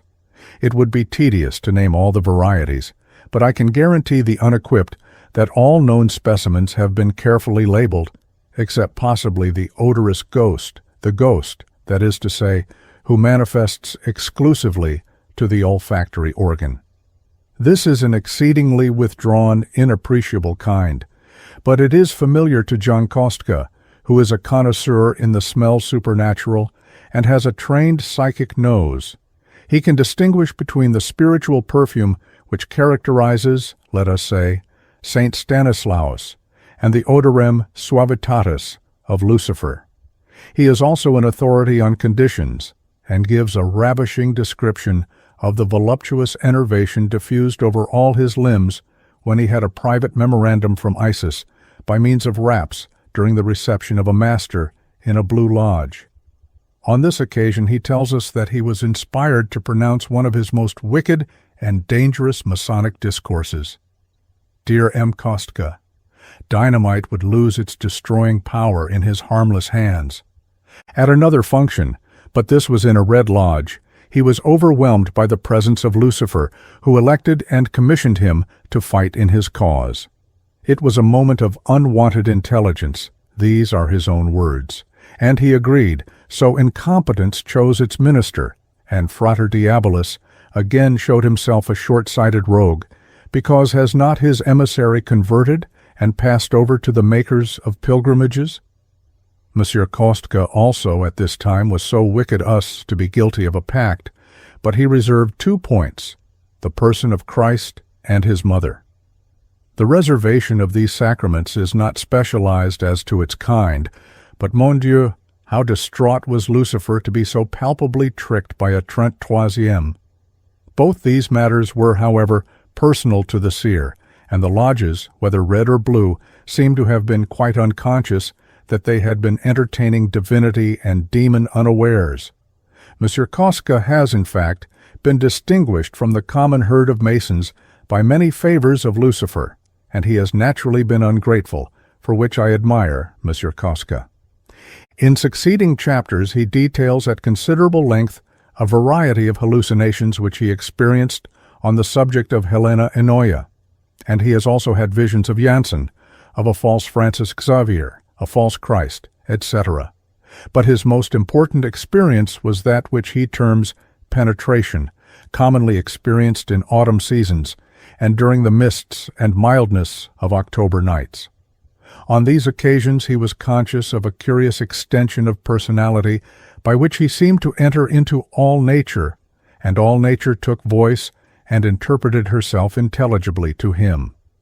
After music came verbal communications, and then the apparition of forms, chiefly of classical mythology. Most people would have termed this poetic rapture passing into lucidity, but our friend avers that it is the enemy. Such have been the experiences and adventures of Jan Kostka in the psychic world, and they are of precisely the same caliber as his critical method. I may say in conclusion that if spared, he will do better in his next book, for he promises another, which is to exhibit in a convincing manner how Lucifer has been vanquished by Joan of Arc. In the meantime, we may part from him with due recognition of his absolute good faith and extreme amiability. We may congratulate him on his conversion, and still more, upon the very pleasant reading he provides. He does not appear to have unmasked Lucifer, but he has let us into the secret of the best that can be done in that way. Lastly, the point to be marked in connection with the memoirs and revelations of Jean Kostka is this, that neither in Paris nor elsewhere, neither in Masonry nor in other secret associations, concerning which he has had every opportunity to judge, has he come personally into contact with occultists of Satan or Lucifer. That he chooses to term certain mystical opinions and practices diabolical because they are condemned by the Latin Church is a matter which is perfectly indifferent and exhibits only the forlorn position of a case which resorts to the expedient. But it is highly significant that a man who has mixed among mystics of all grades for probably 30 years, who is affiliated to innumerable orders, and in his present mood would be glad to expose everything, has nothing to tell us of the Palladium, though he dwelt at its gates, and the circles he frequented were at a stone's cast from the alleged Mother Lodge Lotus of Paris. Chapter 10. The Vendetta of Signor Margiotta. To Signor Domenico Margiotta, we owe the most explicit account of the great compact between Mazzini and Albert Pike, which produced the new and reformed Palladium. With this institution, he does not attempt to connect the interior order founded in 1730. For him, the possession of the Templar Baphomet explains the name which it received, and the passage of that idol from its original custodians he leaves in the same uncertainty as Dr. Bataille. This difficulty apart, in Signor Margiotta, the question of Lucifer has received a most important witness. He is the most recent, the most illustrious, and Masonically the most decorated of all. If I add that he is in one respect to be included among the most virulent, I do not necessarily detract from his value. So far as one can possibly be aware, he is a man of unimpeachable integrity, who gives us every opportunity to identify him, heraldically by his arms and emblazonments, historically by an account of his family, personally by extracts from the Dizionario Biografico, Masonically by a full enumeration of all his dignities, including photographs of his most brilliant diplomas and printed correspondence from Grand Masters and other exalted potentates of the great fraternity. It would be difficult, however, in the last respect, to discover many more exalted than himself, for before his demission he was secretary of the Lodge Savonarola of Florence, venerable of the Lodge Giordano Bruno of Palmi, Sovereign Grand Inspector General, 33rd degree of the ancient and accepted Scotch Rite, Sovereign Prince of the Order, 33rd, 90th, 95th, of the Rite of Memphis and Misraim, acting member of the Sovereign Sanctuary of the Oriental Order of Memphis and Misraim of Naples, Inspector of the Misraim Lodges of the Calabrias and of Sicily, Honorary Member of the National Grand Orient of Haiti, acting member of the Supreme Federal Council of Naples, Inspector General of all the Masonic Lodges of the three Calabrias, Grand Master ad vitam of the Oriental Masonic Order of Misraim or Egypt, 90th degree, of Paris, Commander of the Order of Knights Defenders of Universal Masonry, Honorary Member ad vitam of the Supreme General Council of the Italian Federation of Palermo, Permanent Inspector and Sovereign Delegate of the Grand Central Directory of Naples for Europe, Universal High-Grade Masonry, and, according to his latest portrait, member of the new reformed Palladium. That such a luminary could withdraw from the firmament of the fraternity and not take after him the third part of the stars of heaven, above all that the Italian Grand Master could have the effrontery to affirm that he had never heard of him and had only discovered who he was after some investigation, are matters for astonishment to the simple. Professor Margiotta returned to the church of his childhood in the autumn of 1894, and the news of his conversion is said to have so overwhelmed the headquarters of Italian Freemasonry at Rome that the annual rejoicings upon the 20th of September, when Rome became the capital of United Italy and when Universal Freemasonry was instituted in 1870, were incontinently suspended. My readers will not attach a high degree of accuracy to this statement, for there does not appear in reality to have been any convulsion of the order. There was indeed more rejoicing in Jerusalem than lamentation in the tents of Kedron. Signor Margiotta was the recipient of flattering congratulations from eminent prelates. The Bishop of Grenoble salutes him as "my dear friend." The Patriarch of Jerusalem invites him to take courage, for he is doing high service to humanity, laboring under the scourge of the Masonic plague. The Bishop of Montauban expresses his lively sentiment and entire devotion. The Archbishop of Aix regards the revelations as of great importance to the Church. The Bishop of Limoges praises and blesses the books of Monsieur Margiotta. The Bishop of Monde does likewise, his enthusiasm taking shape in superlatives. The Cardinal Archbishop of Bordeaux applauds the intention and the effort. The bishops of Tarentaise, of Oran, of Pamiers, of Annecy take up the chant in turn, and His Holiness the Pope himself sends his apostolic benediction over the seal of Peter. Why did Signor Margiotta abandon Palladism and Masonry? It was not because these institutions were devoted to the cultus of Lucifer, for I do not gather that he was scandalized by that fact at the time when it appears to have become known to him. It was not because sacrilege and public indecency characterized the rituals of initiation in the case of the Palladian order, for he does not zealously press this charge. It was not, so far as can be traced, because he trembled for the safety of his soul. He does not provide us with a sickly and suspicious narrative of the sentiments which led to his conversion or the interior raptures which followed it. He does not mention that he was the recipient of a special grace or a sudden illustration. He ceased to believe in Lucifer as the good God because that being had permitted his favored Freemasonry to pass under the supreme direction of a despised personage who is the last of rogues. In other words, Signor Domenico Margiotta has a strong loathing for Signor Adriano Lemmi. He has long and earnestly desired that Freemasonry should vomit him from her breast. But as this has not come to pass, Signor Margiotta decided to vomit himself. Now, when a man embraces religion, he is supposed to forgive his enemies, to do good to them that hate him, to avoid the propagation of scandals, and when he cannot speak well, to say nothing. But this is not the special quality of grace which attaches to the second Trent Troisième, who has come out of Freemasonry to expose and revile the order. The two narratives which comprise the exposure in question are respectively entitled Adriano Lemmi, Supreme Chief of Freemasonry, and Palladism, the Cultus of Satan Lucifer. Both these books contain a violent impeachment of the Italian Grand Master, which, if it concerned us, would not convince us.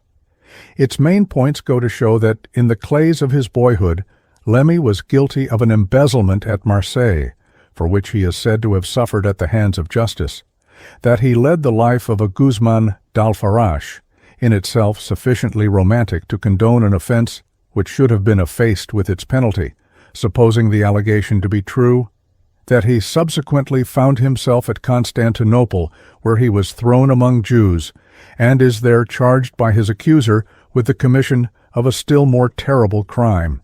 He, in fact, became a proselyte of the Gate and suffered the rite of circumcision. Later on, he is depicted as a political conspirator, an agent and friend of Mazzini, Kossuth, and the patriots of the Revolution, in connection with whom he is made responsible for innumerable villainies which connect him with the apostleship of dynamite. We may pass lightly over these matters, nor need we delay to inquire after what manner Adriano Lemmi may have amassed the wealth which he possesses, nor what questions on the subject of a monopoly in tobacco may have been raised or dropped in the Italian Parliament. All these points, including Signor Lemmy himself, are as little known as they are of little moment in England, and they are wholly outside our subject, except insofar as they exhibit the methods of his accuser, which, indeed, are so objectionable in their nature as to go far towards exonerating their object. Signor Margiotta, at any rate, puts himself so clearly in the wrong and is altogether so virulent as to place the inference of personal animosity almost in the region of certitude. One is therefore tempted to accept the explanation offered by the victim that the Marseille scandal turns upon a mistaken identity and his explicit denial that he ever underwent the rite of Jewish initiation. Furthermore, I believe that I shall represent the opinion of tolerant Englishmen when I say that to insult and abuse a man for adopting another faith, however opposed to our own, and even ridiculous in itself, is an odious method in controversy, and for myself, I see little to choose between a proselyte of the Gate, a renegade Mason, and a demitted Roman Catholic. The true secret of the Margiotta cum Lemmy embroilment does not, I think, transpire in the narratives with which we are concerned. I mean to say that there is an eluding element which must, however, be assumed if we are to account reasonably for the display of such extreme rancor.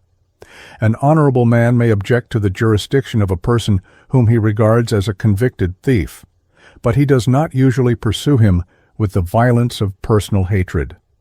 Now, in 1888, Signor Margiotta became a candidate for the Italian Parliament, and he attributes his failure to the hostility of Lemmy, who, prompted by Gallophobe tendencies, brought his influence to bear against a person who was friendly to the French nation. I submit that this assists us to understand the animus of the converted Mason and the lengths to which it has taken him. In all other respects, Signor Margiotta displays the most perfect frankness, and does his best upon every occasion to substantiate his statements by formidable documentary evidence. I repeat, therefore, that much as we may regret his acrimony, he remains a most important witness to the existence of universal Masonry, the existence of the Reformed Palladium, the transfer of the Masonic supremacy at the death of Albert Pike to the Italian Grand Master, and the split in the camp which followed. He claims also that he is personally acquainted with Miss Diana Vaughan. He extols her innumerable virtues in pages of eloquent writing. He even goes so far as to photograph the envelope of a registered letter which he posted at Palmi in Calabria, addressed to that lady in London.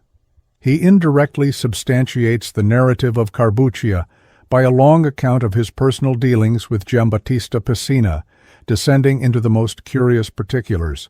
He publishes the secret alphabet of the Palladium, specimens of litanies addressed to the good god Lucifer, and hymns of equivocal tendency attributed to Albert Pike. Finally, he fully admits the satanic character of perfect Masonic initiation, and contributes a long chapter to swell our recent knowledge upon the subject of apparitions of Satan. As regards universal Masonry, when announcing his demission and conversion to an officer of the lodge, Giordano Bruno, at Palmi, Signor Margiotta reveals to him that he and his brethren are ruled, without knowing it, by a supreme right, and that he, Margiotta himself, venerable of the lodge referred to, being a true elect and perfect initiate, constituted the link of connection between the ordinary Masonry of Palmi and this central and unsuspected power. On the same occasion he addressed a long communication to Miss Vaughan in which he claims that he has ever acted as an honest Mason, faithful to the orthodoxy thereof, and having the cause of Charleston at heart. Now, the circumstances which occasioned these statements, and the good faith which seems to characterize them, are presumptive testimony to their truth. In the absence of any evidence, and merely on a priori considerations, it would be intolerable to suggest that their author, while advertising his changed views upon a solemn subject, was guilty of willful deception. The centralization of universal Masonry in an order known as the New and Reformed Palladium, with Albert Pike at its head, is supported by the citation of a document dated the 12th of September, 1874, and being an authority from Charleston for the constitution of a secret federation of Jewish Freemasons, with a center at Hamburg, under the title of Sovereign Patriarchal Council. It is not the only document emanating from the dogmatic directory which is printed by Signor Margiotta, but the others are not entirely new, having some of them previously appeared in the memoirs of Dr. Bataille. The Luciferian opinions of Albert Pike are exhibited plainly in a letter addressed by him to Signor Rapisardi, famous in all Italy for his poem of Lucifer, which Signor Margiotta affirms to have been written at the suggestion of the American Grand Master. But possibly the strongest evidence is less of a documentary kind. The minute account of the warfare waged by Signor Margiotta and other Italian Masons, in which they were helped by Miss Vaughan, to prevent the accession of Lemmy to the sovereign pontificate upon the death of Albert Pike and the transfer of the center to Rome, seems to bear upon its surface every reasonable sign that it cannot be an invented narrative. Indeed, the first impulse upon reading the testimony of this witness leaps irresistibly to conclude that the denial of the main allegations is no longer possible. A searching analysis does, however, reveal sufficient grounds to warrant a different judgment. In the first place, whereas Signor Margiotta proclaims the supreme power of the Reformed Palladium, the documents which he cites in his support are, for the most part, documents of the ancient and accepted Scotch Rite, about the immense jurisdiction of which there is no question. In the second place, the authority of Albert Pike, as it is seen in most of the documents, is in virtue, not of the Palladium, but of his position as Supreme Chief of the Supreme Mother Council of the ancient and accepted Scotch Rite. What Signor Margiotta terms universal Freemasonry is not the Palladium at all, but simply the Scotch Rite. One of his own diplomas, reproduced at page 120 of Adriano Lemmy, is proof positive of this, and in view of the universal diffusion of this rite, no one would deny it the name. In the third place, the documents of Signor Margiotta as regards the Palladium are not to be trusted, because in one instance a gross imposition has been practiced provably upon him, and he may have been deceived in others. Hence, although he may be a member of a society termed the New and Reformed Palladium, it may not possess the jurisdiction or the history to which it pretends. In the fourth place, I deny that the grand central directories of which I have given particulars, derived from Signor Margiotta, in my second chapter, are in any sense Palladian directories. That of Naples for Europe is said to have 27 triangular provinces, one of which is Manchester, and Mr. John Yarker is said to be Provincial Grand Master. Now, I have Mr. Yarker's own written testimony that he never heard of the Palladium until the report of it came over from France. Mr. Yarker is a member of the 33rd degree of the ancient and accepted Scotch Rite, and he is also the Grand Master of the only legitimate body of the Supreme Oriental Rite of Memphis and Misraim in England, Scotland, and Ireland. Moreover, in most Masonic countries of the world, he is either honorary Grand Master or honorary member in the 95 Degrees of Memphis, 90 Degrees of Misraim, and 33 Degrees Scottish Rite, the last honorary membership including bodies under the Pike regime as well as its opponents. He is perfectly well acquainted with the claim of the Charleston Supreme Council to supreme power in Masonry, and that it is a usurpation founded on a forgery. In a letter which he had occasion to address some time since to a Catholic priest on this very subject, he remarks, "The late Albert Pike of Charleston, as an able Mason, was undoubtedly a Masonic pope who kept in leading strings all the supreme grand councils of the world, including the supreme grand councils of England, Ireland, and Scotland, the first of which includes the Prince of Wales, Lord Latham, and other peers who were in alliance with him, and in actual submission.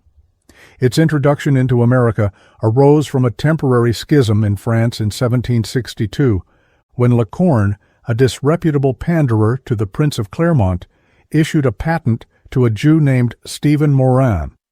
Some time after 1802, a pretended constitution was forged, and attributed to Frederick the Great of Prussia.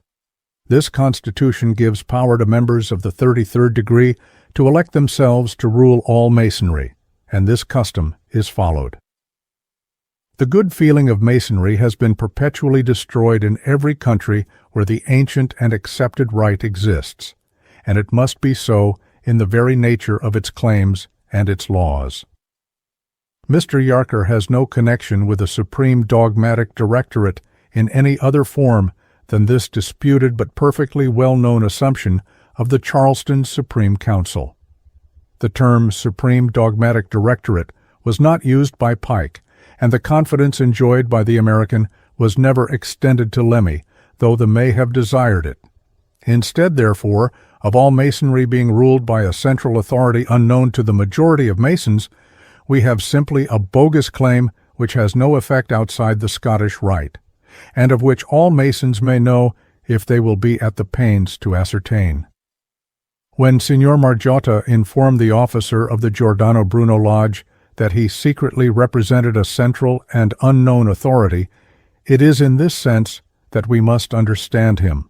That is to say, he represented the interests of the Charleston Supreme Council. Hence, the revelations concerning universal Masonry are an exaggeration founded upon a fact, and the Palladian order, of which Signor Margiotta tells us that he is a member, is at any rate not what it pretends. It has doubtless imposed on him by means of forged documents, as also upon Leo Taxil and Monsieur Adolphe Ricoux. The writings which it fathers upon Albert Pike, and quoted by Signor Margiotta, as in other cases, are stolen from Eliphas Levi, the so-called alphabet of the Palladium included. The documentary pièce de résistance upon which our author relies as evidence for the existence of an international Masonic organization is a certain voute de protestation on the part of a so-called Mother Lodge Lotus of England, secret temple of Oxford Street, against the transfer of the dogmatic directory from Charleston to Rome, the Standing Committee of Protestation, being Alexander Graveson, Provincial Delegate of Philadelphia, USA, V.F. Palacios, Provincial Delegate of Mexico, and Diana Vaughan, Provincial Delegate of New York and Brooklyn. Signor Domenico Margiotta has been grossly deceived over this document. What he prints as the English original in guarantee of good faith, side by side with a French translation, is a clumsy and ridiculous specimen of English as she is wrote, and the French is really the original. I append some choice specimens to the most illustrious, most puissant, most lightened brothers, composing, by right of ancient and members for life, the most serene grand college of emerited Masons.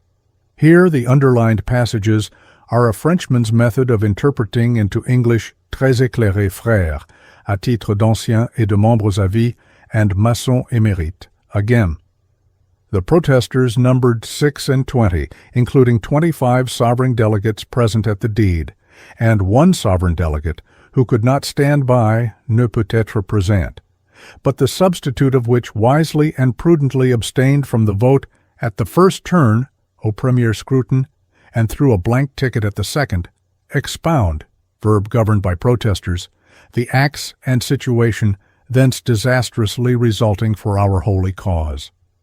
Once more, the present protesting vault aims at the two ballots, vise les deux scrutins, and requests to be proceeded urgently to their annulment.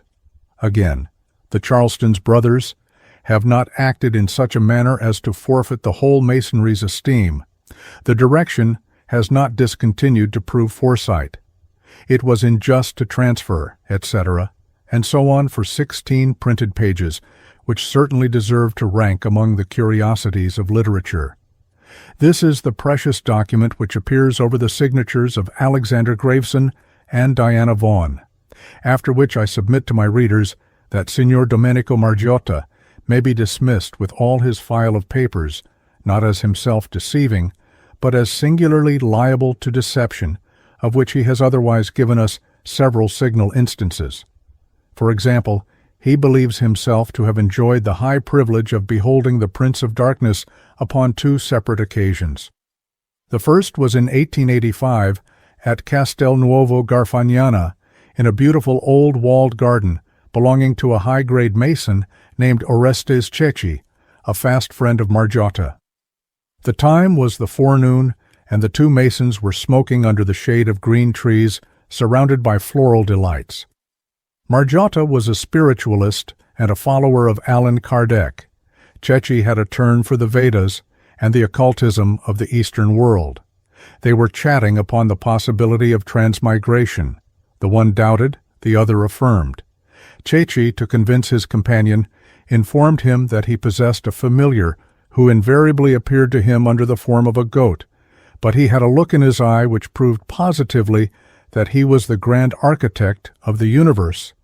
That there might be no doubt about the matter, Cecchi called his familiar, who appeared suddenly and joyfully caressed his master, at whose command he subsequently licked the hand of the overwhelmed Signor Margiotta, and it became red and painful. Cecchi playfully chided the apparition for not assuming human form, and hinted at the propriety of doing so, but the animal knowingly nodded and incontinently scurried away. Now I put it to my readers that Cecchi was exploiting his friend, that a domesticated animal appeared at the summons of his owner in a wooded garden, and that Signor Margiotta is fooling when he pretends to believe that it was the devil. The second experience was at Naples, under the roof of Piscina, about 10:30 in the evening, after a lodge meeting of the Misraim Rite. Then and there, as a matter of cordial good fellowship, the accommodating imperial Grand Master evoked a devil to give evidence of his actuality to Margiotta, who, in spite of the episode of the goat, still posed as a doubting Thomas. It was managed by means of a whiskey bottle, out of which, after certain invocations and magical ceremonies, a vapor rose mysteriously and resolved itself into a human figure wearing a golden crown with a brilliant star in the middle. According to the picture which accompanies this delicious narrative, the apparition had the wings of a bat and a tail of the bovine class. It was Befabuck, the familiar of the magician, who begged him to enlighten the skeptic, but the latter, according to the apparition, was protected by a higher power, and would never be persuaded to believe in him. Signor Margiotta gives the names of all who were present at the evocation, 12 members of the 33rd degree, to say nothing of Misraim dignities. I submit, however, that the episode of the bottle would split the rock of Peter, that the absence of Signor Piscina for 20 minutes previous to the performance, eked out with a little ventriloquism, and some pepper accessories would explain much, and that there is also another hypothesis which I will leave to the discernment of my readers, and to which I lean personally. Our witness, in any case, would not be a persona grata to the Society for Psychical Research. As he is violent in his enmities, so is he gullible in marvels. His impeachment of Adriano Lemmi must be ruled completely out of court. His thaumaturgic experiences are paltry trickeries. His account of Albert Pike is largely borrowed matter. The magical practices which he attributes to Piscina are derived from the Little Albert and other well-known grimoires. The most that follows from his narrative is that certain Italian Masons, probably atheists at heart, pose as partisans of Satan simply to accentuate their derisions of all religious ideas, much after the manner of Voltaire in some of his cynical correspondence. It is a continental form of pleasantry, and an artistic experiment in blasphemy, which is taken seriously by the unwise. I need hardly add that the story of aut diabolus aut nihil, which is accepted literally by Dr. Bataille, is also the subject of reverential belief on the part of Signor Margiotta, and as an illustration of his classifying talent, he terms Adriano Lemmi a Mormon, because having obtained a divorce, he, in the course of time, contracted another marriage. Furthermore, the very strong testimony which Signor Margiotta gives to Dr. Bataille, directly by eulogium and indirectly by citation, as also the intimate relations which he maintained with Diana Vaughan, make his value as a witness of Lucifer dependent, to a large extent, upon the credibility of these persons, with consequences which will shortly appear. Lastly, his own personal credibility seems seriously at stake when he talks of triangular provinces. He, and those connected with him, can alone explain what that means. They have never existed in Masonry. Mr. Yarker, who, he says, is Grand Master of such a province, has never heard the expression. Mr. R.S. Brown, Grand Secretary of the Supreme Grand Royal Arch Chapter of Scotland, also denies all knowledge of the one which, according to Signor Margiotta, is located at Edinburgh. Chapter 11. Female Freemasonry. Last on the list of our recent witnesses who have had a hand in creating the question of Lucifer, not actually last in the order of time, but the least in importance to our purpose, is M.A.C. de la Rive, author of Child and Woman in Universal Freemasonry. He very fairly fulfills the presumption which is warranted by his name. He does not pretend to have come forth from the turbid torrent of Satanism and Masonry, which is carrying multitudes into the abyss and effacing temples and thrones in its furious course. He has been content, like a sensible person, to stand on bank or brink and watch the rage and flow. He does not tell us anywhere in his narrative that he is himself a Mason. He has no personal acquaintance with Satan. He has not been guilty of magic, nor has he assisted at a black mass. He belongs to a wholly different order of witnesses, and he has produced what is in its way a genuine book, which does not pretend to be more than a careful compilation from rare but published sources, while we can all of us defer to the erudition of a Frenchman who has actually spent on collecting his materials the almost unheard-of space of 12 months. The result is correctly described as grand in octavo, 746 pages, and is really an inflated piece of Masonic chronology, exceedingly ill-balanced, but at the same time undeniably useful. Beginning with the year 1730, it is brought down to 1894, and it is designed to demonstrate the existence at the present day of adoptive lodges, wherein French gallantry once provided an inexpensive substitute for Masonry, in which ladies had the privilege of participating.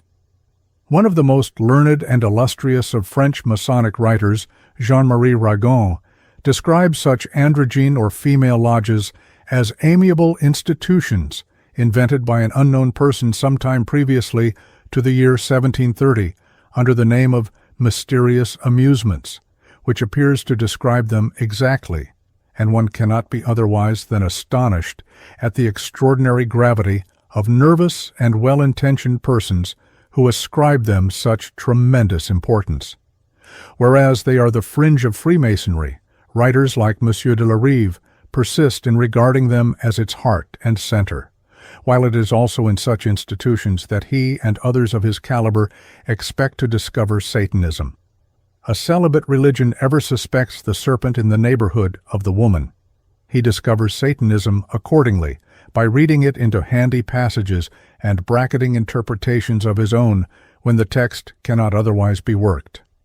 Thus he gets oracles everywhere, and to compel Satan, he finds the parenthesis quite as useful as the circle of black magic.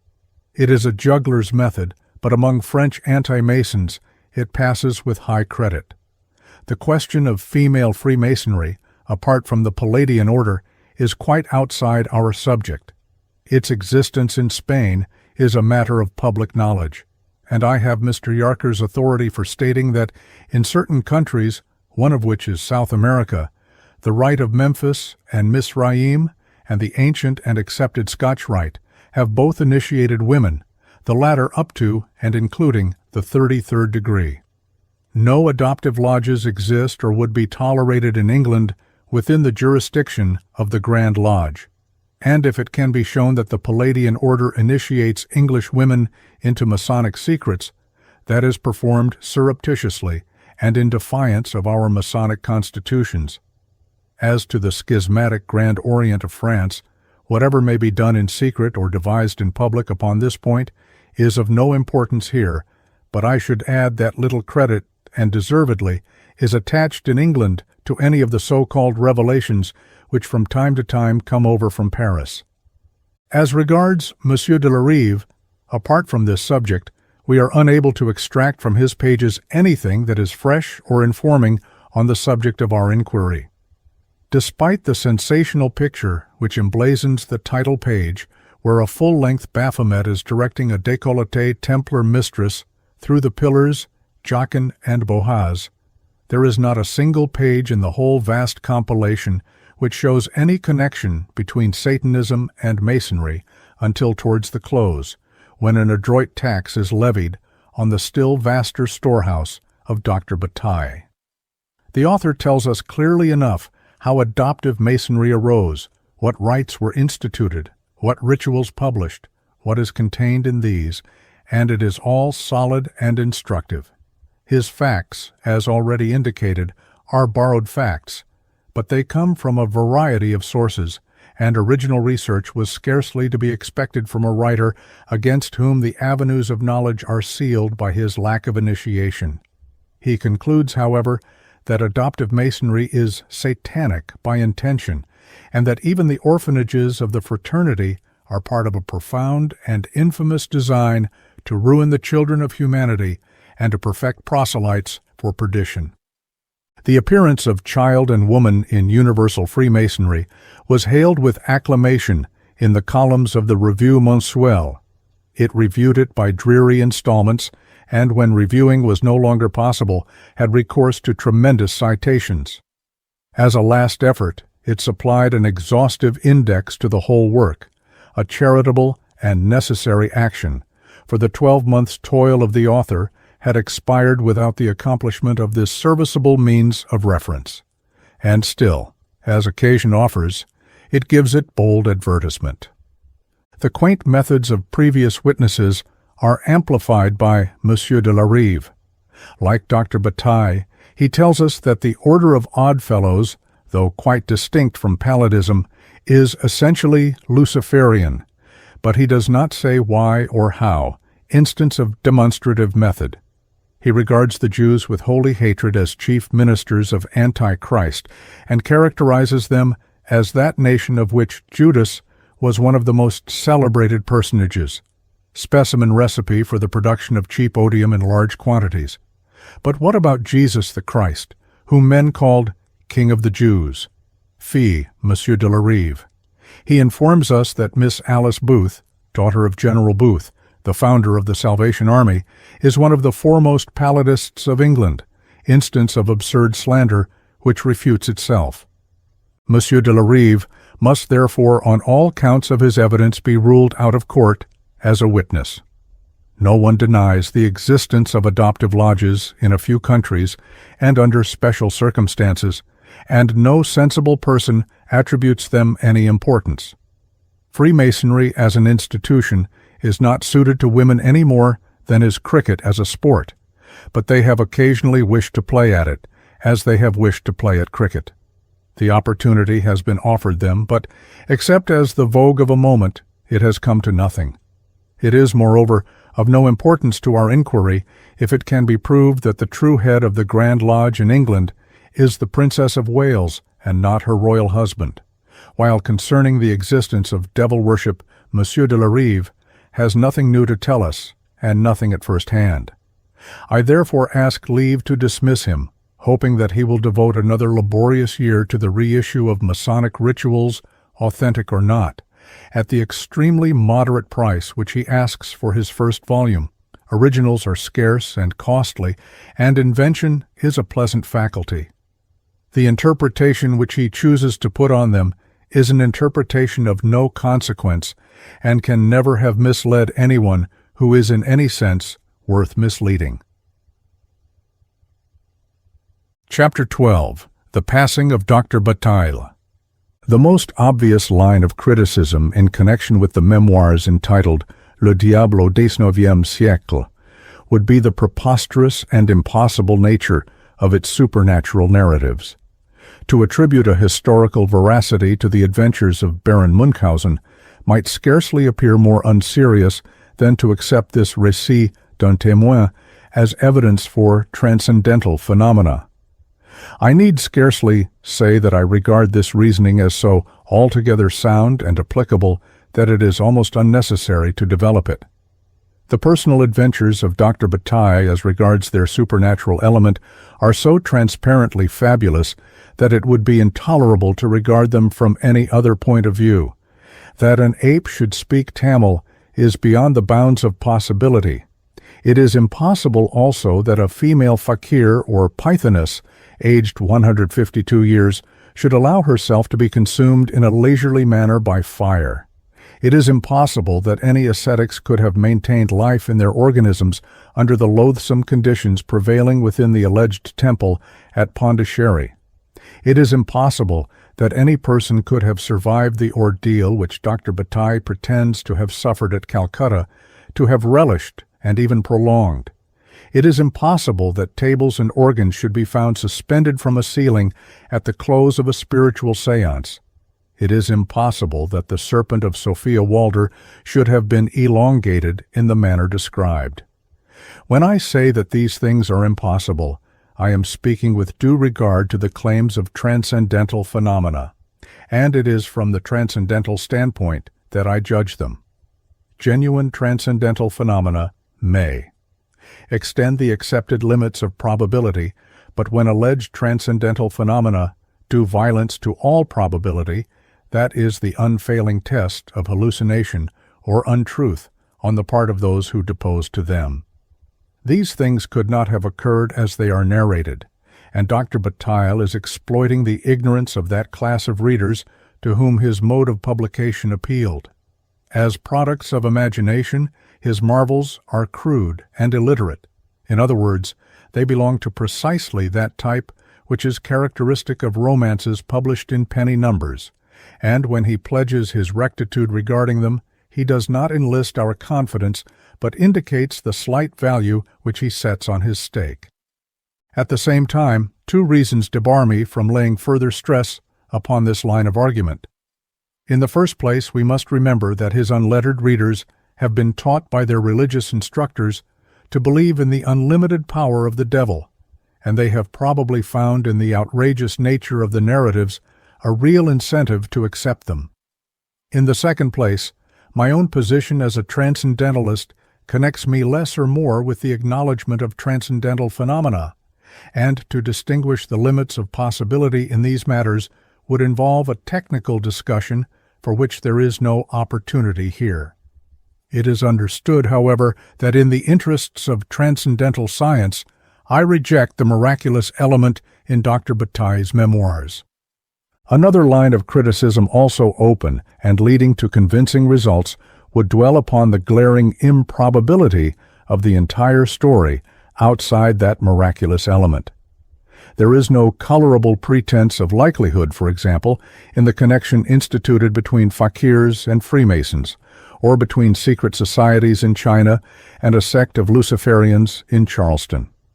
But the partisans of Dr. Bataille are prepared to believe anything of Masonry, and to dismiss likelihood as they would dismiss impossibility. Some arguments are unassailable on account of their stupidity, and of such shelter I intend to deprive my witness. I shall therefore merely register my recognition that this criticism does obtain completely. For much the same reason, I shall only refer in passing to another matter which in itself is sufficient to remove these memoirs from the region of actuality. They bristle with the kind of coincidences which are the common convenience of bad novelists to create or escape situations, and are rejected even by legitimate fiction because they are untrue to life. At the present time, the device of coincidence is left to its true monopolists, the Society for Psychical Research and the manufacturers of the penny dreadful. Unreasonable demands are, however, made upon it by Dr. Bataille. Never in an awkward predicament does the coincidence fail to help him. Wheresoever he goes, at times his arrival rightly to witness some occasional and rare event, and it places him at once in communication with the indispensable person whose presence was antecedently unlikely. The very existence of his memoirs would have been jeopardized had the Anadir reached Point Egal immediately before, instead of immediately after, the catastrophe which converted Carbuccia. At the beginning of his mission against Masonry, coincidence arranged the last illness of the Singhalese Pythoness to the exigencies of his date of arrival. It brought John Campbell to Pondicherry and Phileas Walder to Calcutta. At Singapore, it fixed a palladic institution in the grade of Templar Mistress to correspond with his flying visit on the road to Shanghai.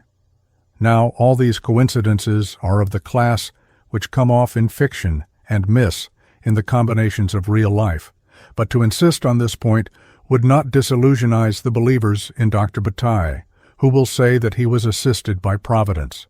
We must show that he has deceived them in matters which admit of verification over certain points of ordinary fact which can be placed beyond the region of dispute, and by which the truth of his narrative may be held to stand or fall.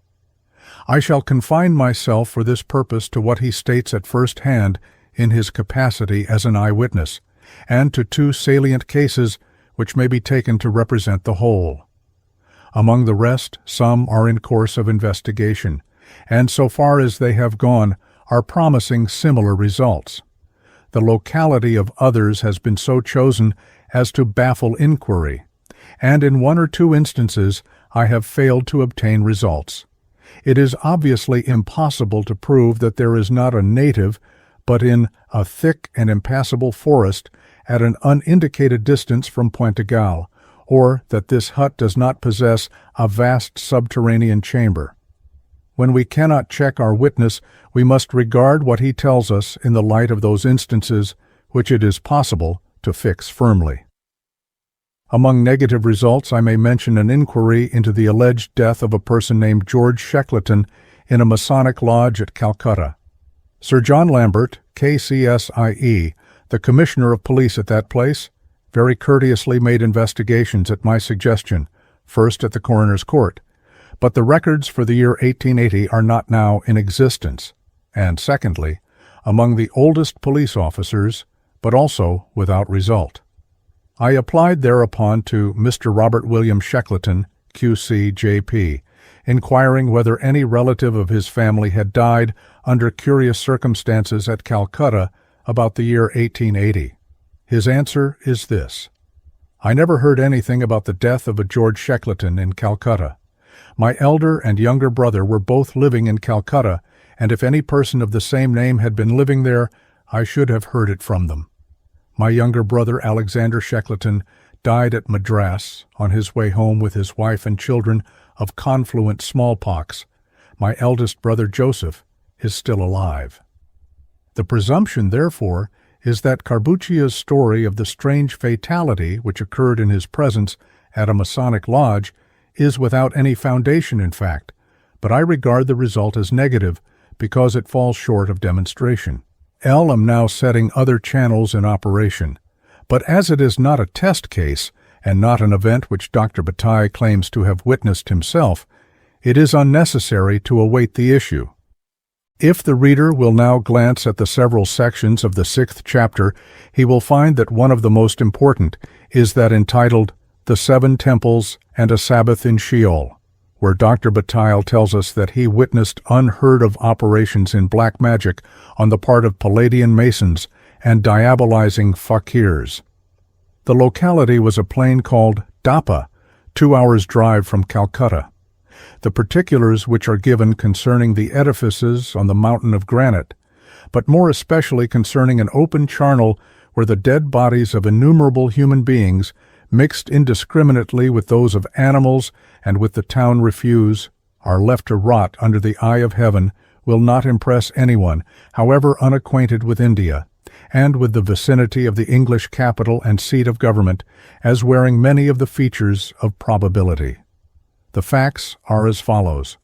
A place called Dapamanpur, and for brevity Dapa, does exist in the neighborhood of Calcutta, and thereto the town refuse is actually carried by a special line of railway.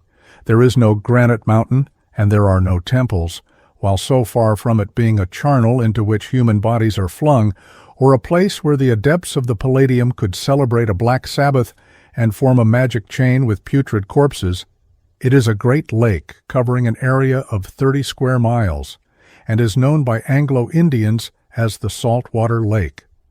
In the year 1886, it was in course of reclamation, but all that Dr. Bataille tells us is specifically untrue, and he could never have witnessed there the things which he describes as taking place in the year 1880. The récit d'un témoin is in this matter an invented history. As a consequence of this bogus experience in Calcutta, Dr. Bataille pretends to have been admitted within the charmed circle of the new and reformed Palladium, and was therefore qualified to be present at the initiation of a Templar mistress, which took place not long after at Singapore. His account of this initiation turns upon 2 or 3 points which do not appear in the synopsis of the 6th chapter. One of these is the existence of a Kadosh Areopagite of the ancient and accepted Scotch Rite. But at least at the period in question there was no such Areopagite, and the Scotch Rite did not exist, a.b. Singapore. The sole Masonic institution was a district grand lodge of ancient, free, and accepted Masons of England in the Eastern Archipelago, working under the warrant of the English Grand Lodge, holding half-yearly communications and special meetings when the district Grand Master deemed necessary. Its patent dates from March 3, 1878, and the district Grand Master at the time was the Hon. William H. MacLeod Reed. 3 lodges worked under its jurisdiction, 2 of which were at Singapore and 1 at Penang, and to one of the former a Royal Arch chapter was attached. It is needless to say that our author's Misraim diploma would have obtained his admission to none, and there is no person here in England who would have the effrontery to affirm that he might have fared better by reason of his Palladian degree. It is sufficient, however, to state that there was no lodge of the ancient and accepted Scotch Rite in Singapore at the time of his visit. But the imposition does not end here. Dr. Bataille does not merely describe what took place at a lodge which was not in existence. He gives particulars of an address delivered by a certain Dr. Murray at a meeting attended by himself. Now, at the date in question, there was no such person either in the town, in its vicinity, or in Penang. There is fortunately an institution among us which is termed the British Museum, and it enables us to verify questions of this kind. Furthermore, when describing the Palladian meeting at the Presbyterian Chapel, there was such a chapel, by the way, he tells us that the Grand Master was named Spencer, and that he was a negotiant of Singapore. But there was again no such person in the town or its vicinity at the time, and so his entire narrative, with its ritual reproduced from Leo Taxil, is demolished completely. I submit that these 2 instances are sufficient to indicate the kind of man with whom we are dealing. It may be a matter of astonishment to my readers that a work even of imposition should be performed so clumsily as to betray itself at once to a little easy research. But it must be remembered that the class of French readers to whom Dr. Bataille made appeal are so ignorant of all which concerns the English that skill is not required to exploit them. It is enough that the English are abused. Of our author's qualifications in this respect, I have already given some specimens, but they convey no idea of his actual resources in the matter of abuse and calumny. A direct quotation will not be beside the purpose in this place. Wheresoever religious influence can make itself felt, there the wife and maid are the purest, the most ingenuous expression of the creation, and the divinely touching idea synthetized by the Immaculate Mother of Christ, the Virgin Mary. But on the contrary, in England, and still more especially in the English colonies, under the pernicious influence of the Protestant heresy engendered by revolts of truly diabolical inspiration, the wife and maid are in some sort the opprobrium of humanity. The example, moreover, comes from an exalted place, as is known. The whole world is acquainted with that which John Bull does not himself confess, namely, the private history of her whom Indians term the Old Lady of London, given over to vice and drunkenness from her youth, Her Majesty Whiskey the First.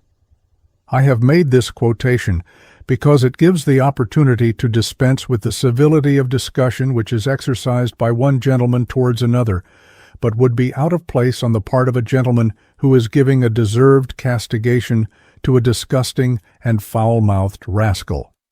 This is the nameless refuse which flings itself to bespatter masonry. Down, unclean dog, and back, scavenger, to your offal. The scullion in the Queen's kitchen would, I think, disdain to whip you.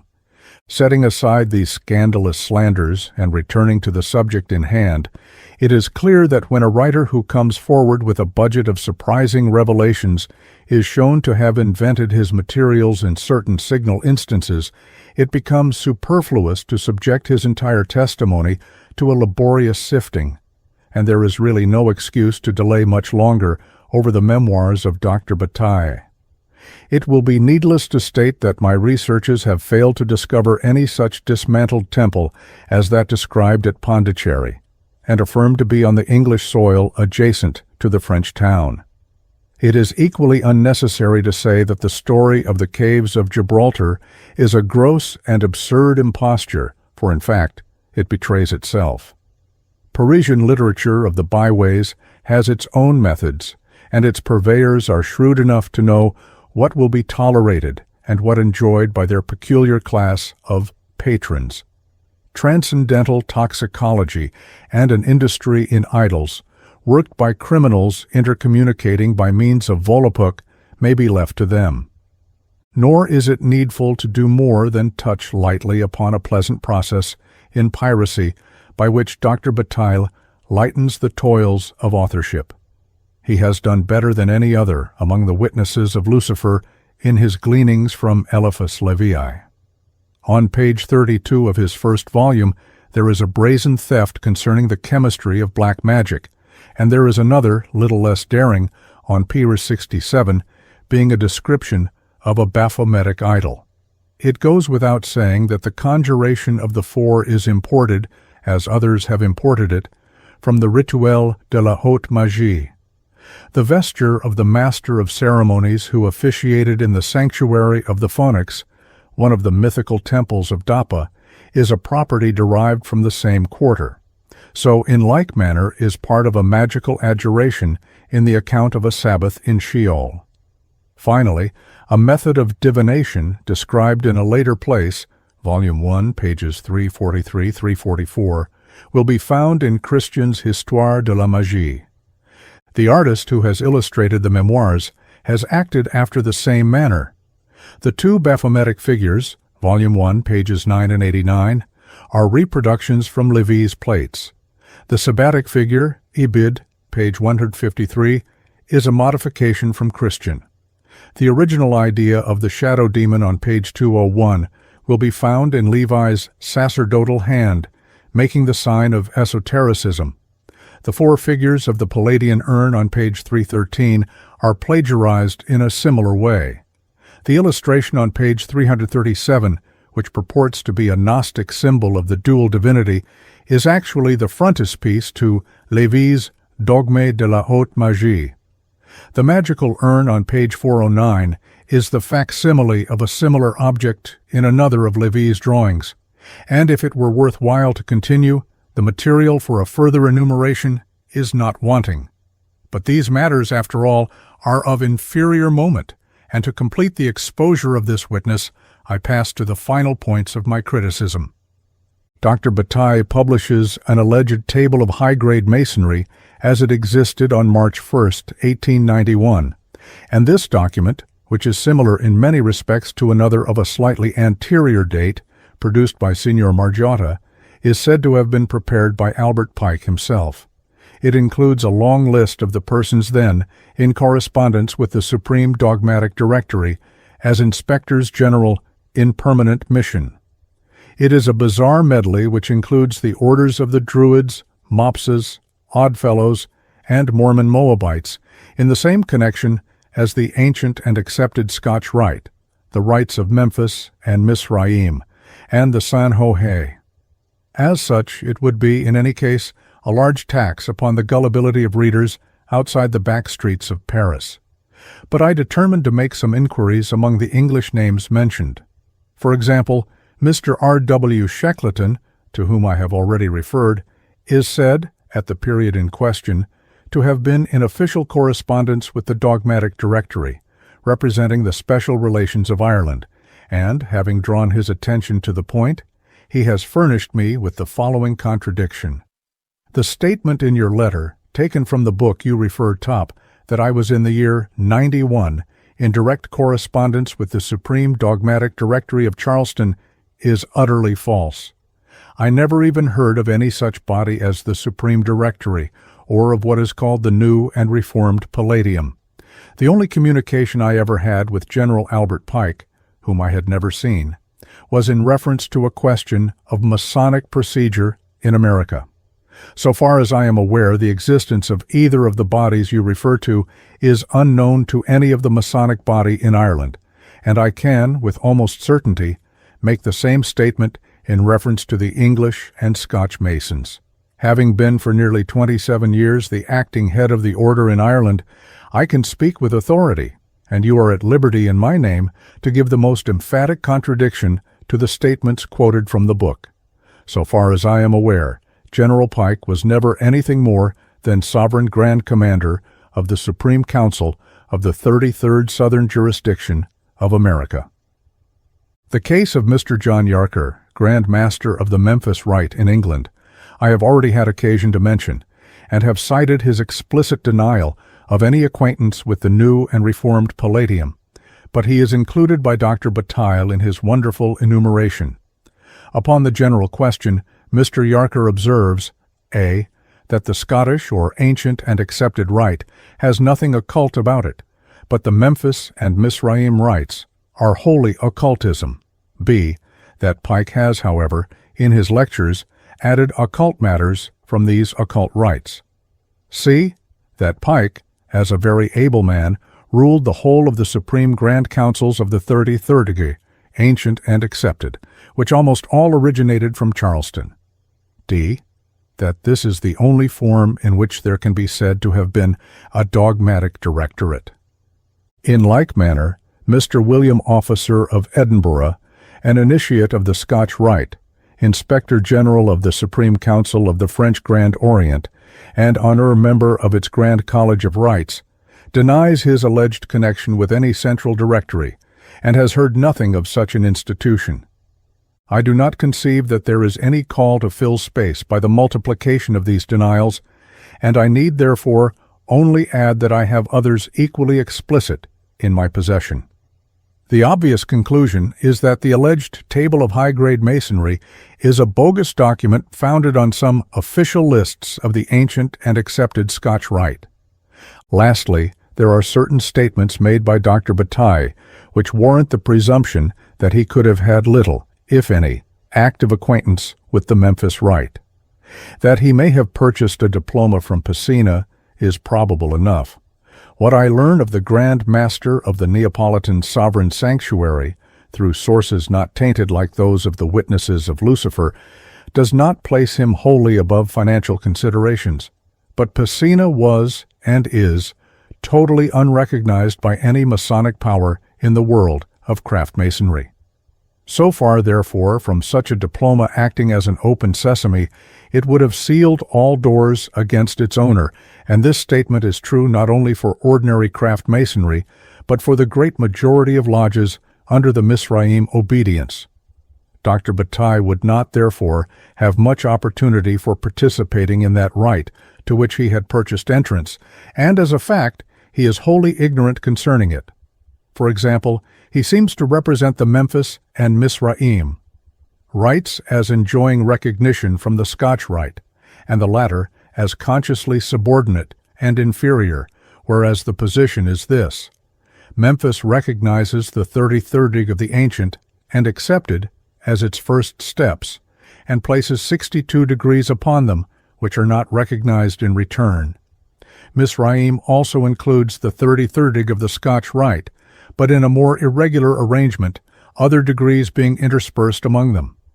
Piscina's Misraim Rite has been reduced by him from 90 dig to 33 dig, which are virtually those of the ancient and accepted rite approximated to Misraim teaching. So also he states that General Garibaldi was in 1860, and had been so for many previous years, the Grand Master and Grand Hierophant of the Rite of Memphis for all countries of the globe. This is completely untrue, for, as a matter of fact, Garibaldi succeeded Jacques-Étienne Marconis of Paris, becoming president of a confederation of the rites, which was brought about by Mr. John Yarker in the year 1881. Before this period he was simply an honor Grand Master of Pesina's body. The articles of this treaty, with a true copy of all the signatures attached to it, and with the seals of the sovereign sanctuaries against them, is before me as I write. I may state in conclusion that Dr. Bataille also falsely represents himself to have met with Mr. Yarker, who told him that he had personally aspired to the succession at the death of Garibaldi, which Mr. Yarker characterizes as an infamous concoction. I am in possession of ample materials for illustrating more fully the marvelous inventions produced by this witness of Lucifer, but the installment here given is sufficient for the present purpose. Chapter 13. Diana Unveiled. The discovery of Leo Taxiel and of Monsieur Ricoux has one remaining witness in the person of Miss Diana Vaughan. She also, as we have seen, is a writer of memoirs, and in giving some account of her narrative, I have already indicated in substance certain lines of criticism which might be applied with success thereto. We must obviously know more about this lady, and have some opportunity of verifying the particulars of her past life, before we can accept her statement that she has written while fresh from conversion, and is speaking for the first time the language of a Christian and a Catholic. The supernatural element of her memoirs it is not worthwhile to discuss. Were she otherwise worthy of credit, we might exonerate her personal veracity by assuming that she was tricked over the apparition and hallucinated in the vision that followed it. But I propose submitting to my readers sufficient evidence to justify a conclusion that she does not deserve our credit. And though out of deference to her sex it is desirable, so far as may be possible, to speak with moderation, I must establish most firmly that the motive she betrays in her memoirs is not in many respects preferable to that of the previous witness. It will be advisable, however, to distinguish that part of the narrative for which Miss Vaughan is admittedly and personally responsible from that which she claims to be derived from her family history. I must distinguish between them, not that I am prepared to admit as a legitimate consequence of her statement that there is any real difference, or that I unquestionably regard Miss Vaughan as having created a strong presumption that she is in possession of the documents which she claims to have. I am simply recognizing the classification which she may herself be held to make. If in this respect it can be shown that I have mistaken the actual position, I will make such reparation as may be due from a man of letters, whose reasonable indignation, in the midst of much imposture, will, in such case, have misled him.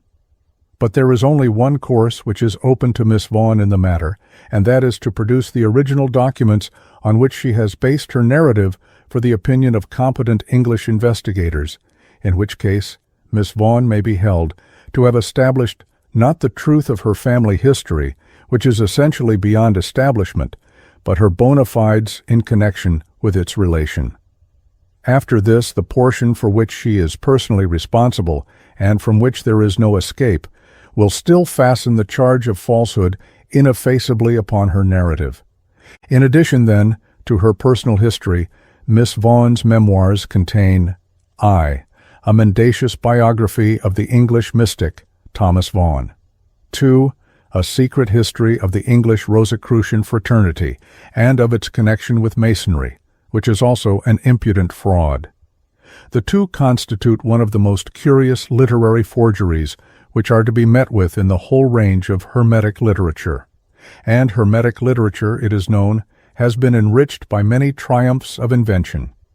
I shall deal with the narratives plainly on the provisional assumption that Miss Vaughan has been herself deceived in regard to them. They are based upon family papers said to be now in possession of the Charleston Dogmatic Directory. The central facts which are sought to be established by means of these papers have been mentioned already in my 8th chapter, namely, that Miss Vaughan is one of the two last descendants of the alchemist Thomas Vaughan, that this personage made a compact with Satan in the year 1645, that, under the name of Irenaeus Philalethes, he wrote the well-known alchemical work entitled An Open Entrance to the Closed Palace of the King, and that he consummated a mystical marriage with Venus Astarte, of which the Palladian Templar mistress is the last development. For the purposes of these narratives, the birth of Thomas Vaughan is placed in the year 1612, and his death, or rather translation, in the year 1678. At the age of 24 years, that is to say, in 1636, he proceeded to London, and there connected himself with the mystic Robert Fludd, by whom he was initiated into a lower grade of the Rosicrucian fraternity, and received a letter of introduction to the Grand Master, Johann Valentin André, which he took over to Stuttgart and presented. In 1637, having returned to London, he was present at the death of Robert Fludd, which occurred in that year. In 1638, he made his first voyage to America, where he was hospitably entertained by a Protestant minister named John Cotton, but his visit was not characterized by any remarkable occurrence. At this period, the alchemist is represented by his descendant as a Puritan impregnated with the secret doctrine of Robert Fludd. In 1639, Vaughan returned to England, but was immediately attracted to Denmark by the discovery of a golden horn adorned with mysterious figures, which he and his colleagues in alchemy supposed to typify the search for the philosophical stone. At the age of 28, Vaughan made further progress in the Rosicrucian fraternity, being advanced to the grade of Adeptus Minor by Amos Komensky, in which year also Elias Ashmole entered the order. Accompanied by Komensky, Vaughan proceeded to Hamburg, thence by himself to Sweden, and subsequently to The Hague, where he initiated Martin de Vries. A year later, he visited Italy and made acquaintance with Berigard de Pisa. This was a pious pilgrimage which testified his devotion to Faustus Socinus, for Miss Vaughan, on the authority of. Her documents regards the Italian heretic not only as a conscious Satanist, but as the founder of the Rosicrucian Society and the initiator of Johann Valentin Andrew, whom he also won over to Lucifer. On his return, Thomas Vaughan tarried a short time in France, where he conceived the project of organizing Freemasonry as it exists at the present day, and there also it occurred to him that the guilds of the Compagnage might serve him for raw material. When, however, he returned to England, he concluded that the honorary or accepted Masons received by the Masonic guilds of England were better suited to his purpose. Some of these were already Rosicrucians, and among them he set to work. In the year 1644, he presided over a Rosicrucian assembly at which Ashmole was present. At this time also Oliver Cromwell is said to have been an accepted Mason, and it was by his intervention that, a year later, Thomas Vaughan was substituted for the headsman at the execution of Archbishop Laud, for the object already described. It was after his compact with Lucifer that the alchemist wrote The Open Entrance. His activity in the Rosicrucian cause then became prodigious, and the followers of Socinus, apparently all implicated in the Satanism of their master, began to swell the ranks of the accepted Masons. At this time also he began his collaborations with Ashmole for the composition of the apprentice, companion, and master grades, that is to say, for the institution of symbolical masonry. In 1646, he again visited America and consummated his mystic marriage as narrated in the 8th chapter.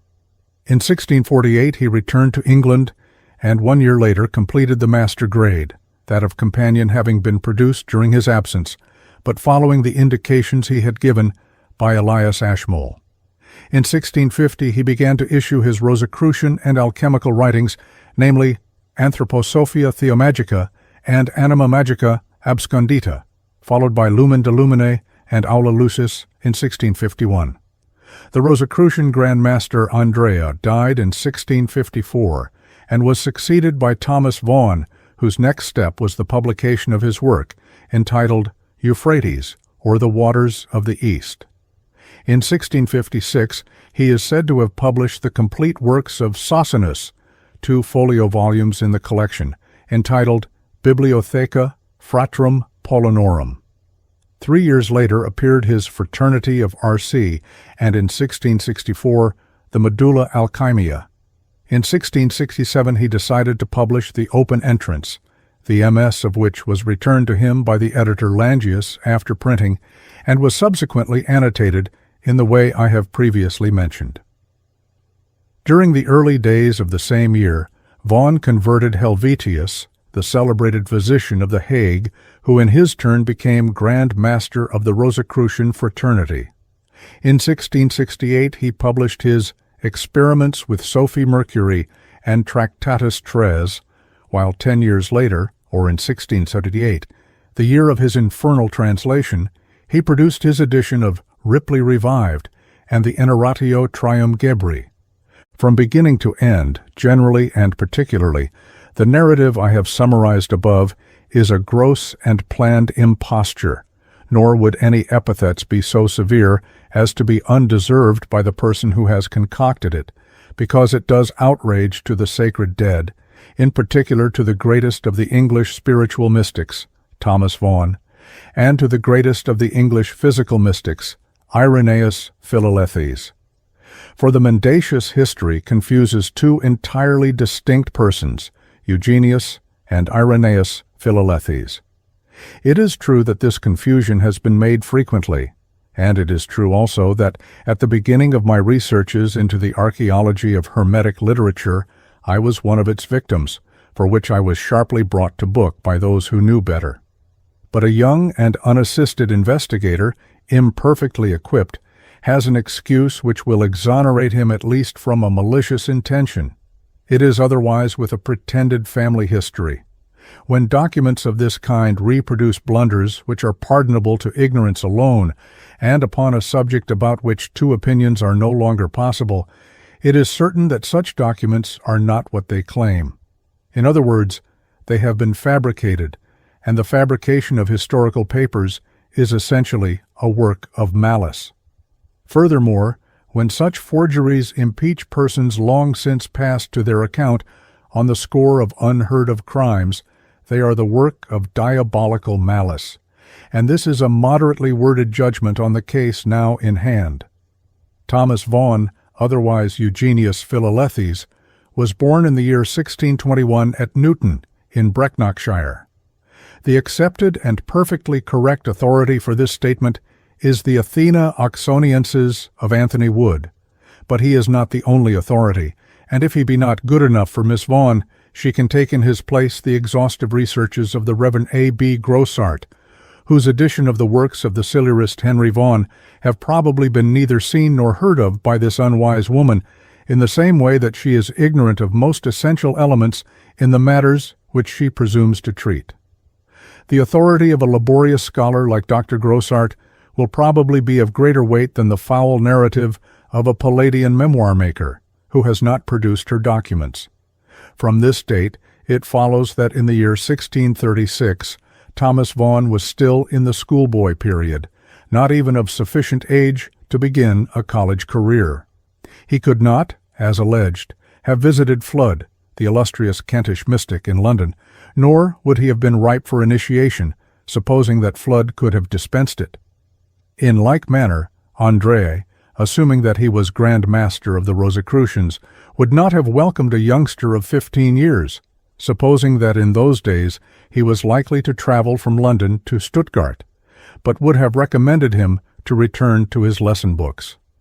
The first voyage to America and all the earlier incidents of the narrative are untrue for the same reason. In place of wandering through Denmark, The Hague, and Sweden, initiating and being initiated, he was drumming through a course at Oxford. In place of pious pilgrimages to the shrine of Socinus, he was preparing to take orders in the English Church, and the narrative which is untrue to his early is untrue also to his later life. After receiving holy orders, he returned to his native village and took over the care of its souls. Ike was never a Puritan. He was never a friend of Cromwell. He was a high churchman and a royalist, and he was ejected from his living because he was accused by political enemies of carrying arms for the king. He never traveled. On the contrary, he married, at what period is unknown, but his tender devotion to his wife is commemorated on the reverse pages of an autograph alchemical MS. Now, in the British Museum, which belies furthermore, in every line and word, the Luciferian imposture of the Paris cum Yankee documents by its passionate religious aspiration and its adoring love of Christ. When Vaughan came up to London, it was as a man who was somewhat out of joint with English, in spite of his Oxford career, because he was a Welsh-speaking man, and when he took to writing books, he apologizes for his awkward diction. He accentuates also his youth, which would be warrantable at the age of 28, but would be absurd in a writer approaching 40 years. This point may be verified by anyone who will refer to my edition of Vaughan's Anthroposophia Theomagica. The works of Thomas Vaughan, besides Anthroposophia Theomagica, are Anima Magica Abscondita, published in 1650, Magia Adamica, 1650, apparently forgotten by the authentic documents of Miss Vaughan, as are also The Man-Mouse and The Second Wash, or The Moor Scoured Once More, satires on Henry More, written in reply to that Platonist who had attacked the previous books. These belong to the year 1651, as also does Lumen de Lumine. The Fame and Confession of the Fraternity R.C. appeared in 1652, not 1659, as the family history affirms, Aula Lucis, 1652, not 1651, and Euphrates, 1655.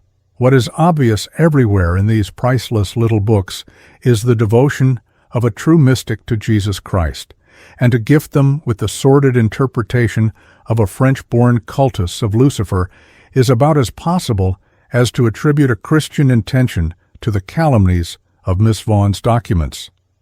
In the year 1665, at the house of the rector of Albury, a chemical experiment with mercury cost the Welsh alchemist his life, and he was buried in the churchyard of that village in Oxfordshire. It is clear, therefore, that the wonderful archives in the possession of Miss Vaughan give a bogus history of Eugenius Philalethes, but they are also untrue of Irenaeus.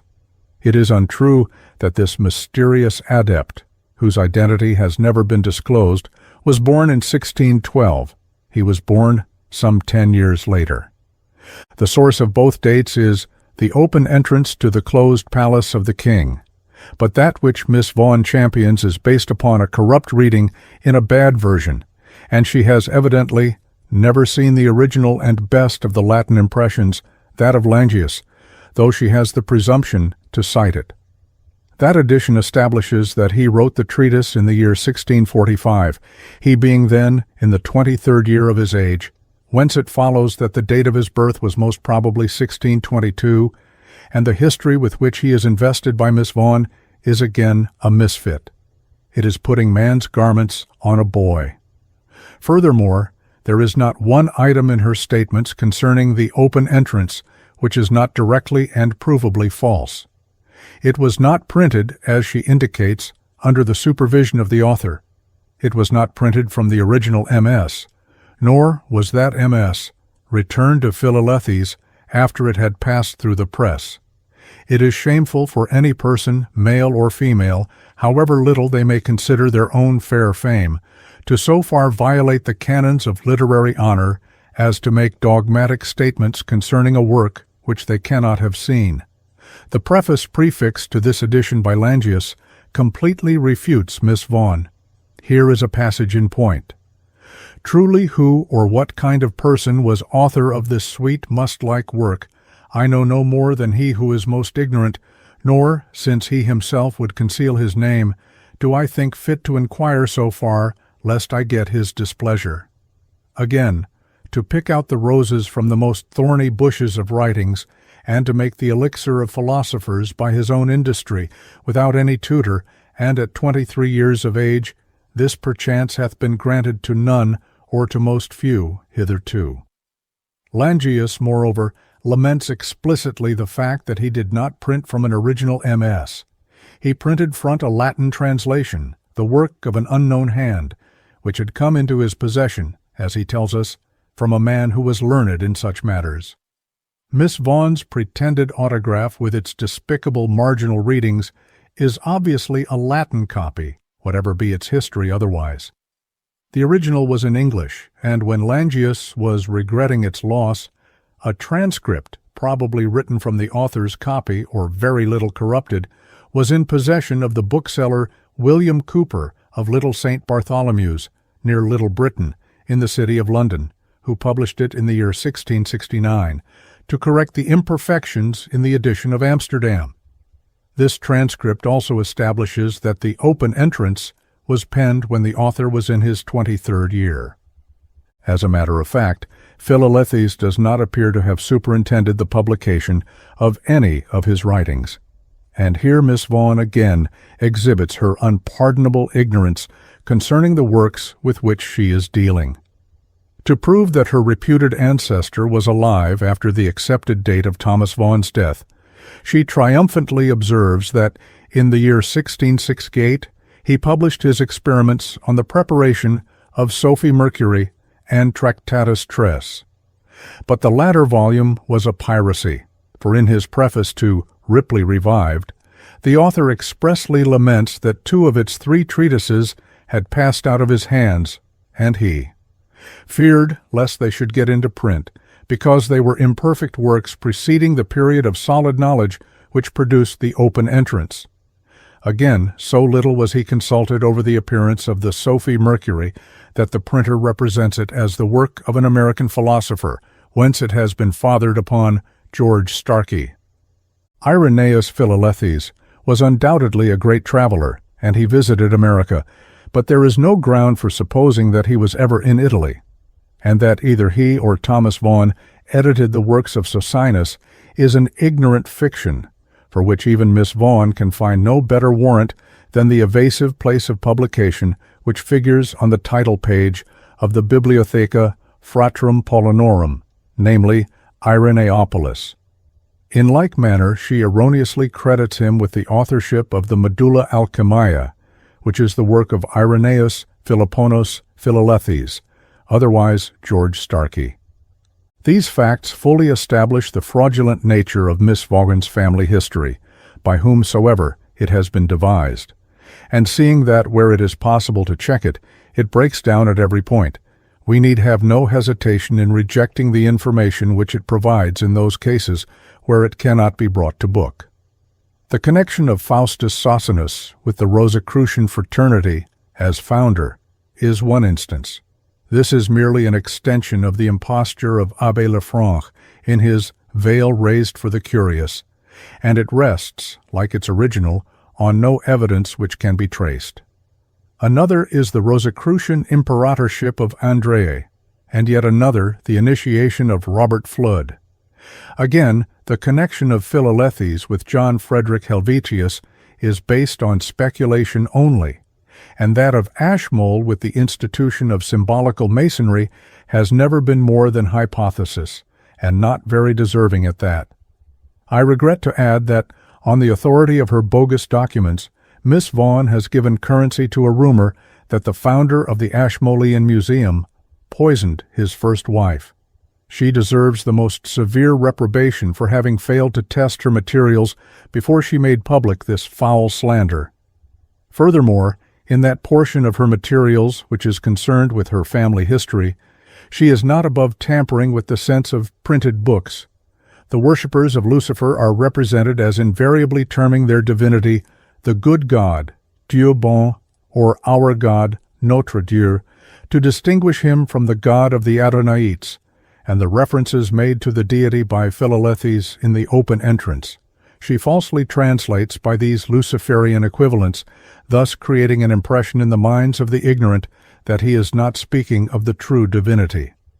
After this, it will hardly surprise my readers that a pretended translation from a MS of Guilherme de Beauregard, which she states to be preserved in the archives of the Sovereign Patriarchal Council of Hamburg, is simply stolen from an Instruction à la France sur la vérité de l'histoire des frères de la Rose-Croix by Gabriel Naudet, who ridiculed and reviled the order. I submit in conclusion that, in view of the facts already elicited, it is not worthwhile to inquire into the value of the episode concerned with the judicial murder of Archbishop Laud, and to elaborately argue that Oliver Cromwell was the last person in England to be implicated in such a transaction, he, at the period in question, being briskly employed in checkmating his king, who was at Oxford in winter quarters, and having neither the power nor opportunity to meddle with the details of an execution. The incident, in a word, is worth as much and as little as the abominable story of the subsequent pact with Lucifer or the foolery of the mystic marriage. The critical investigation of Miss Vaughan's alleged documents having led to these results, it remains to be seen how far the other portions of her narrative will bear analysis. So long as she confined the more responsible part of her memoirs to personal experiences in the science of conversion and to the relation of her Eucharistic raptures, the lovers of ardent reading in this order of sensation were the only persons who could lay a complaint against her if she failed to fulfill their requirements. So long also as she fixed the scene of her history in a comparatively remote place, and among men now dead, she was partially protected from exposure, but when she transfers her revelations to England, she is treading on dangerous ground, and she has in fact fallen into the pit. She has had the temerity to meddle with the modern history of Rosicrucian societies, and has undertaken to inform her readers after what manner she has come into possession of the rituals of the revived Rosicrucian order, and her account is specifically untrue. She is undoubtedly acquainted with the grades of the order, but she could leave obtained these from more than one published source, as, for example, the late Kenneth Mackenzie's Cyclopedia of Freemasonry, or from my own Real History of the Rosicrucians. But even if she possessed the rituals, she has not come by them in the manner she describes. Her account is as follows. The Fraternity of the Rose Cross comprises 9 degrees of initiation. 1. Zelator. 2. Theoricus. 3. Practicus. Miss Vaughan writes Praticus, which would be the error of a French person who does not read Latin, and not the error of an English or American person, as she claims to be. 4. Philosophus. 5. Adeptus Minor, according to the variants of Valentin André, or Adeptus Junior, according to the variants of Nick Stone.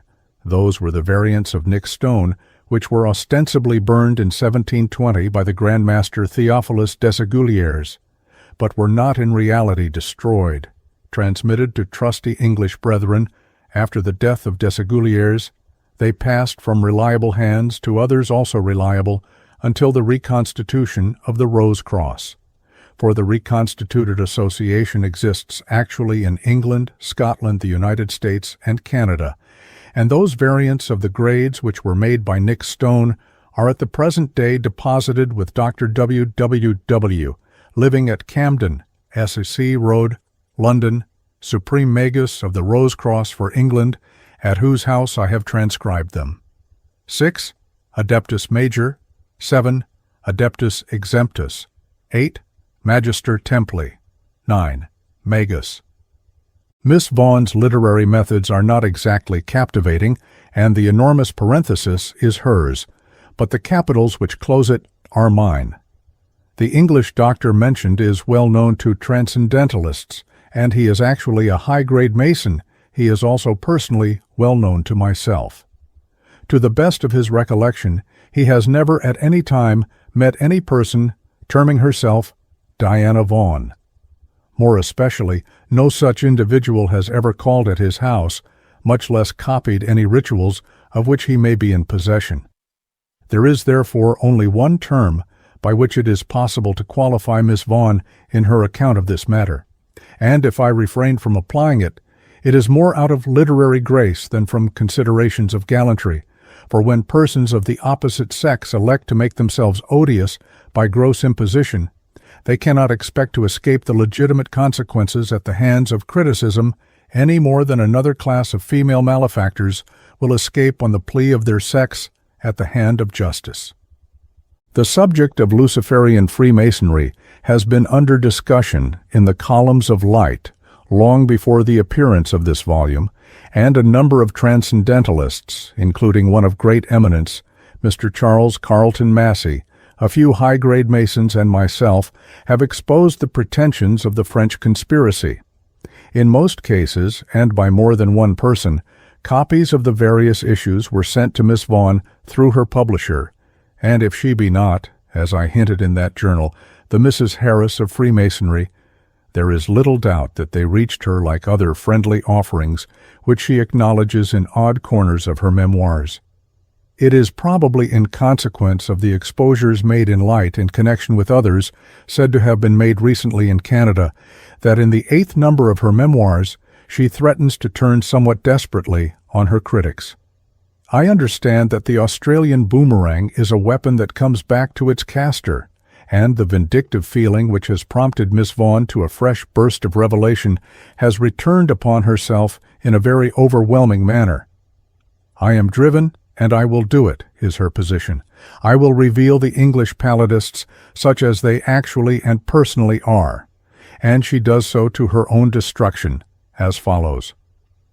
The actual chief of the English Luciferians is Dr. William Wynne Westcott, living at 396 Camden Road, London, whom on a previous occasion I mentioned only by his initials.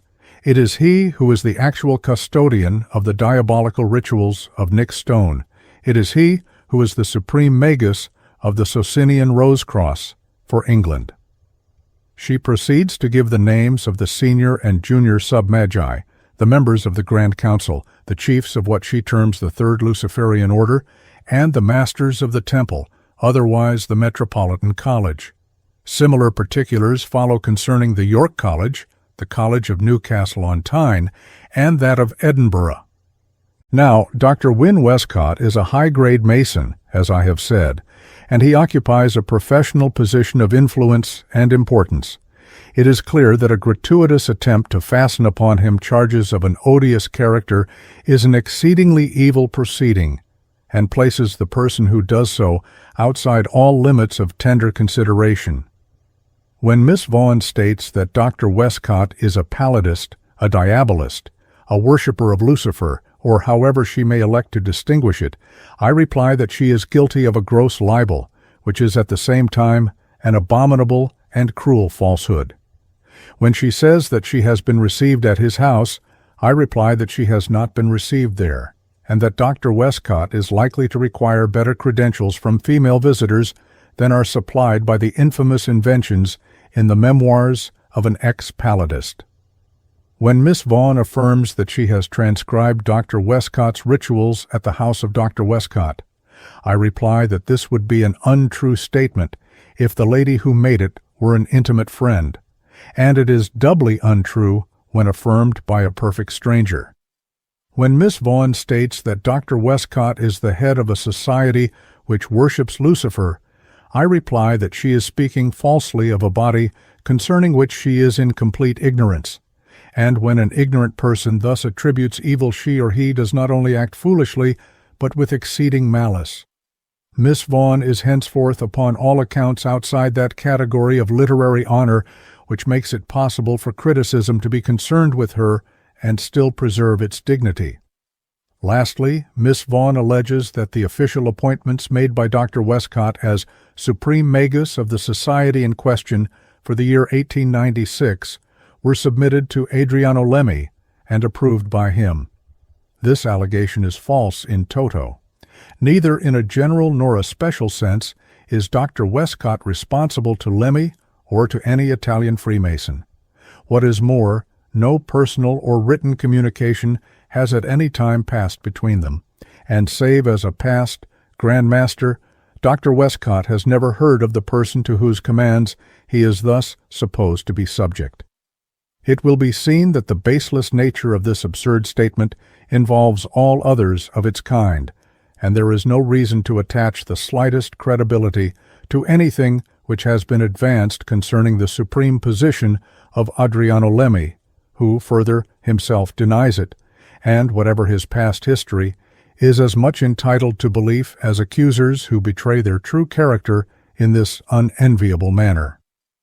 The society which has thus been attacked in the person of its supreme magus is of singularly unpretending nature, simple as regards its history, and making no claim either to Masonic or mystical importance.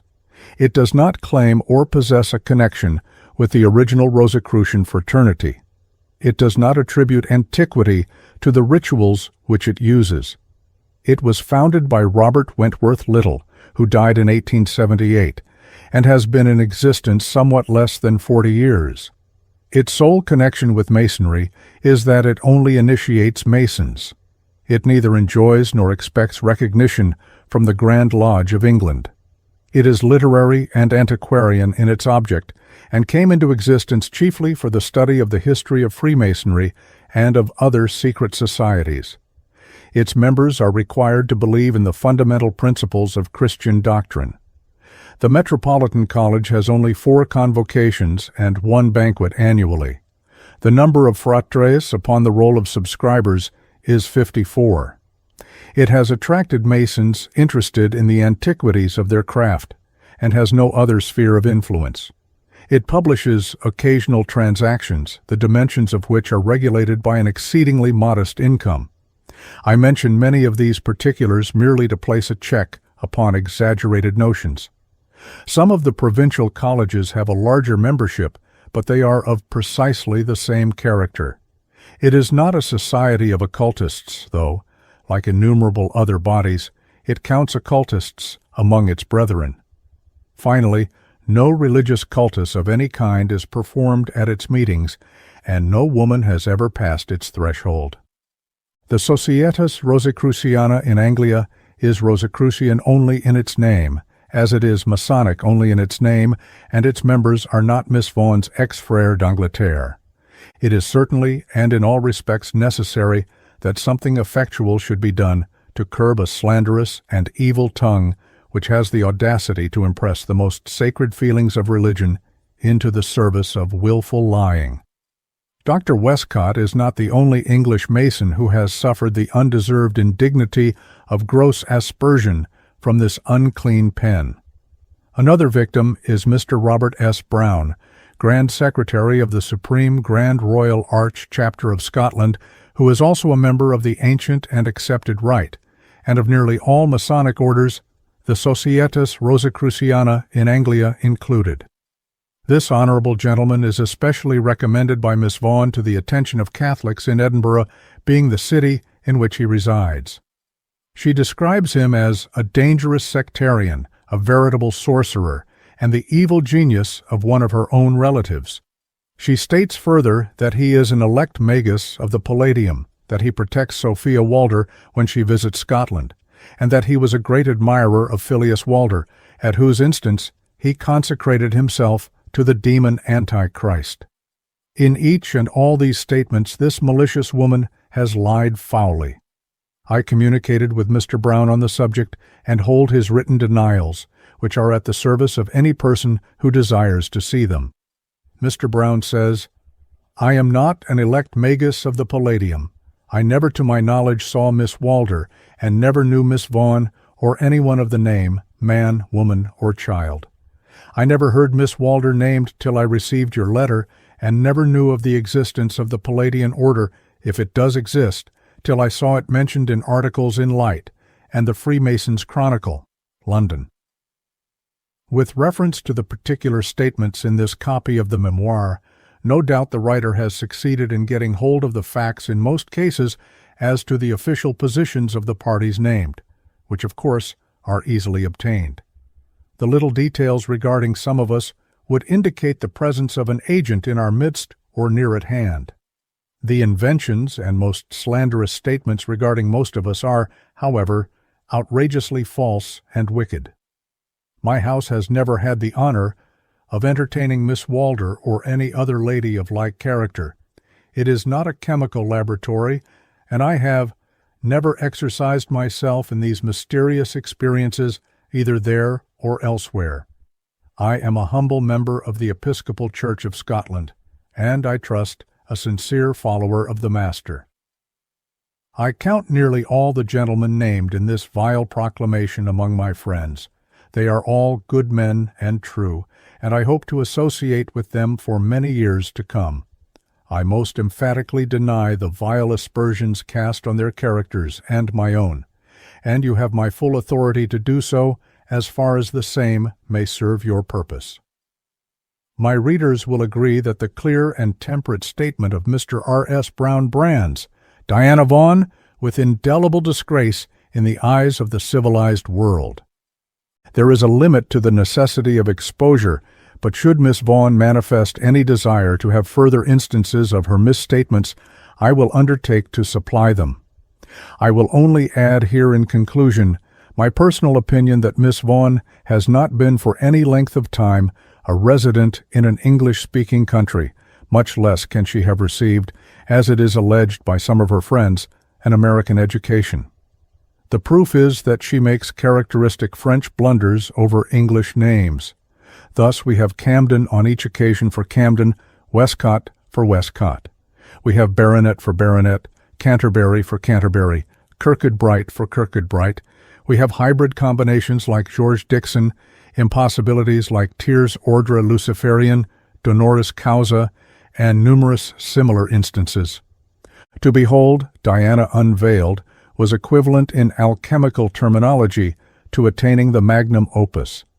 The reputed author of the New Light of Alchemy testifies that some persons had, in his own day, and to his certain knowledge, attained this supreme privilege.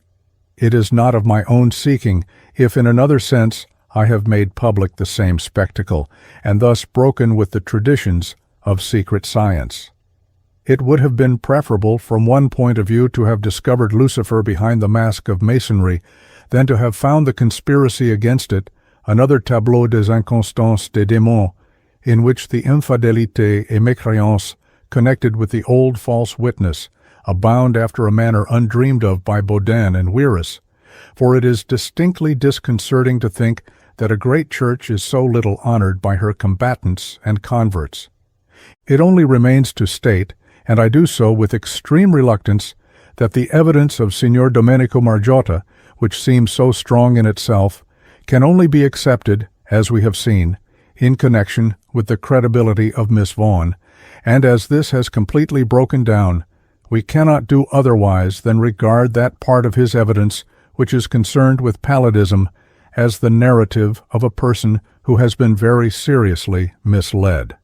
And I think he has otherwise shown us that he is not a judicious critic of the materials which have come into his hands. He should never, for example, have printed his list of Palladian lotus lodges. So far as regards Great Britain, it is undeniably a false list. Take that of Edinburgh as a typical instance. Mr. Brown, who has every opportunity of knowing, tells me there is absolutely no truth in the statement that there is in Edinburgh a mother, or any, lodge of the Palladian order. Neither is there a triangular province, whatever that may mean, such as is described. All is absolutely false. Chapter 14. The Radix of Modern Diabolism. We have finished with the witnesses of Lucifer, and I think that the searchlight of a drastic criticism has left them in considerable disarray. We approach the limit of the present inquiry, but before summing up and presenting such a general statement or conclusion as may be warranted by the facts, there is one point left over hereunto and designed for final consideration, because it appeals more exclusively to professed transcendentalists, which it will be necessary to treat briefly. I have already indicated that sporadic revivals of black magic have occasionally been heard of by mystics here in England, and from time to time we have also heard vaguely of obscure assemblies of Luciferians. Quite recently, an interview with Papus, the French occultist, published in Light, mentions a society which was devoted to the cultus of Lucifer, Star of the Morning, quite distinct from Masonry, quite unimportant, and since very naturally dead. Now, a large proportion of mystics here in England are high-grade Masons, and if a society of the Palladium had extended to anything remotely approaching the proportions alleged, they could not have failed to know of it. I will go further and affirm that our non-Masonic transcendental associations have abundant opportunities to become acquainted with institutions similar to their own, and it is preposterous to suppose that there could be several Palladian triangles working their degrees in this country without our being aware of the fact. But we have not been aware of it, and our only informations concerning Palladism have come to us from France. We do not accept these informations. We know that the persons here in England who are alleged by French false witnesses to be connected with the Palladium are not so connected, and are now learning of it for the first time. The statements concerning Mr. John Yarker are categorically untrue.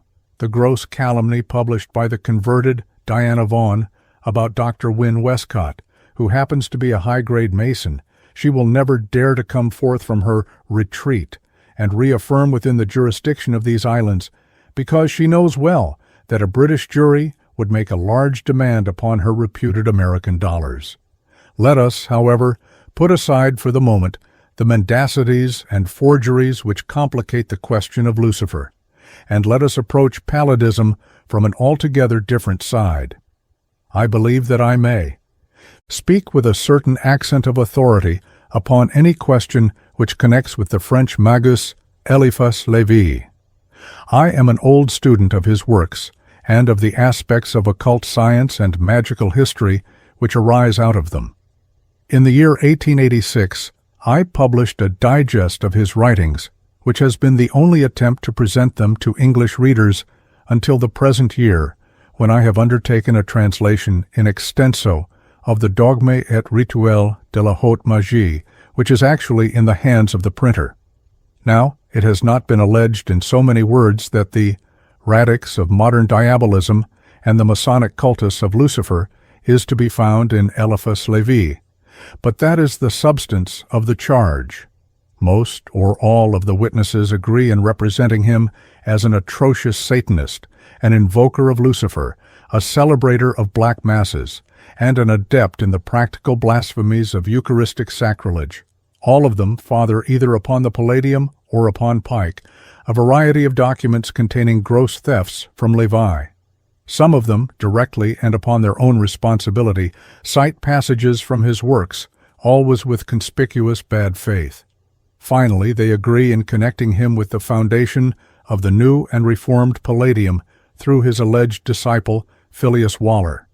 And one of them goes so far as to say that Palladism was a further development or restoration of a satanic society directed by Eliphas Lévi and operating his theurgic system, which he in turn, if I rightly understand the mixed hypothesis of M. de la Rive, may have derived from the Palladic Rite of 1730.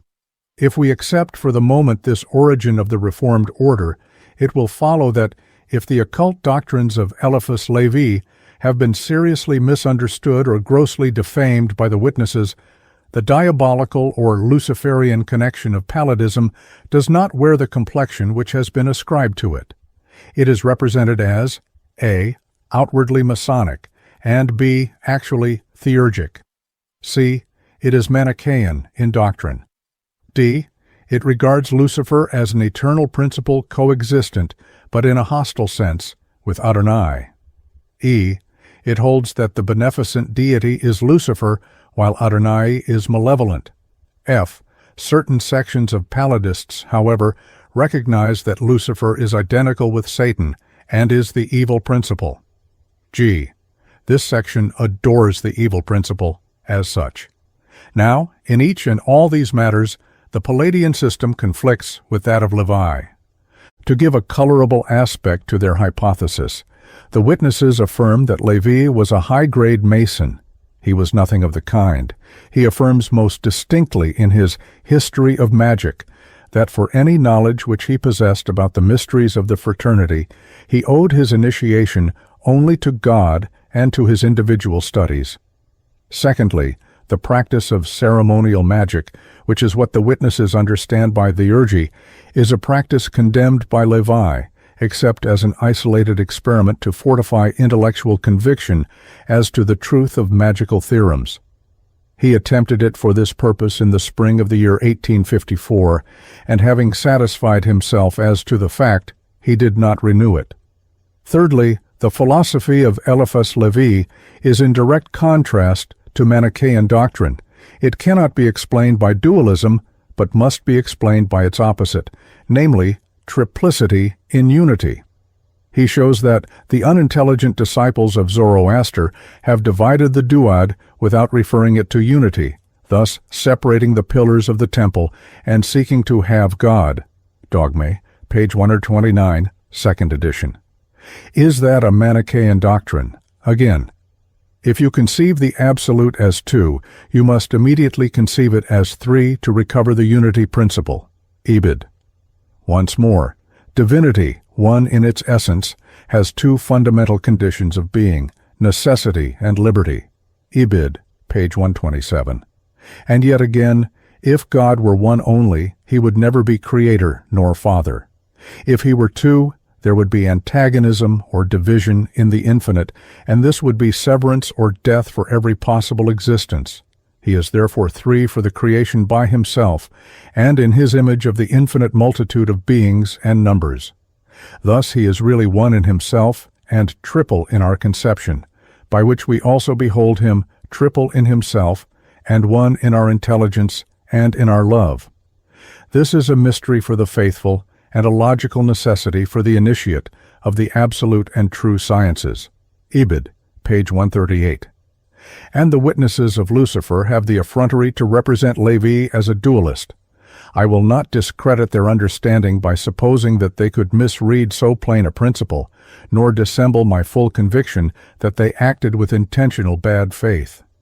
Fourthly, Eliphas Levi regarded Lucifer as a conception of transcendental mythology, and the devil as an impossible fiction, or an inverted and blasphemous conception of God, divinity a rebour. He describes the Ophite heresy which offered adoration to the serpent, and the Cainite heresy which justified the revolt of the first angel and the first murderer, as errors fit for classification with the monstrous idols of the anarchic symbolism of India, Ricoux, pages 13-14.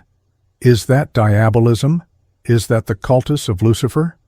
True, Levi did not believe in the personal existence of a father of lies, and if it be Satanism not to do so, let us be content to diabolize with Levi, while the false witnesses illustrate the methods of their father. It is unnecessary to multiply quotations, but here is one more.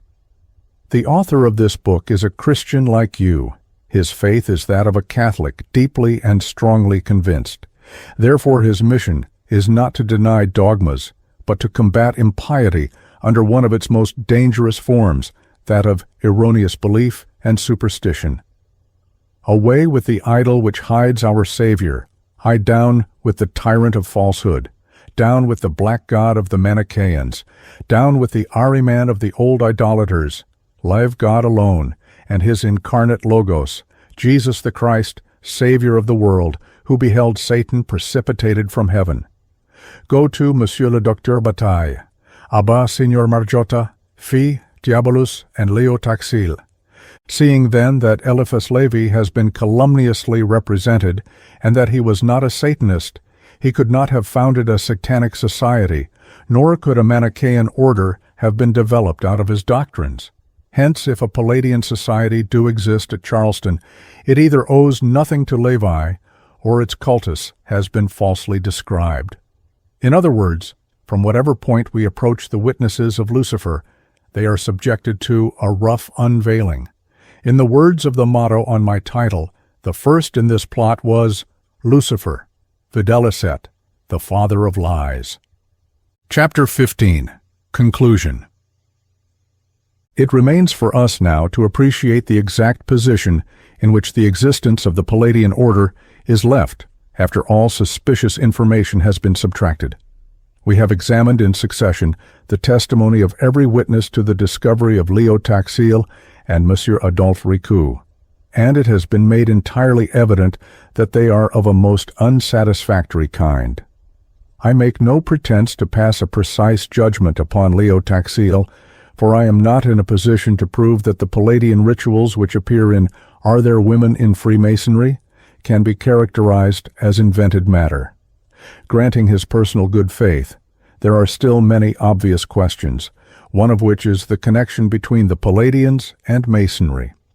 As regards the so-called Paris Triangle, from which the information was obtained, as regards the ritual itself, there is obviously no such connection, except the fantastic and arbitrary rule that initiation is imparted exclusively to persons possessed of Masonic degrees.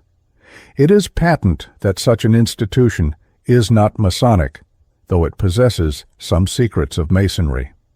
The Societas Rosicruciana in Anglia, as we have seen, is an association based upon precisely the same regulation, but it has no official position.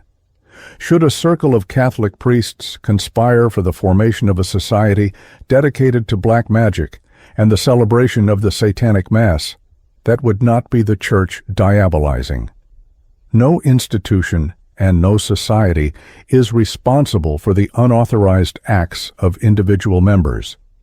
At the same time, if it should be advanced by hostile criticism that the invention of rituals is easy, and that the literary antecedents of Leo Taxil are not precisely of that kind which would lead any cautious person to place blind confidence in his unchecked statements, I am compelled to say that I should find considerable difficulty in challenging such a position. Monsignor Morin, the next witness, deserves, by his position and ability, our very sincere respect.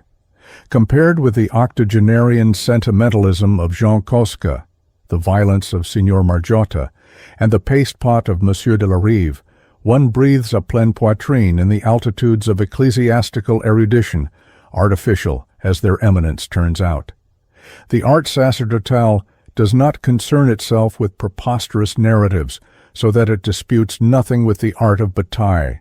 It has never stood in need of conversion, and hence is exempt from the hysterical ardors and languors of Diana Vaughan.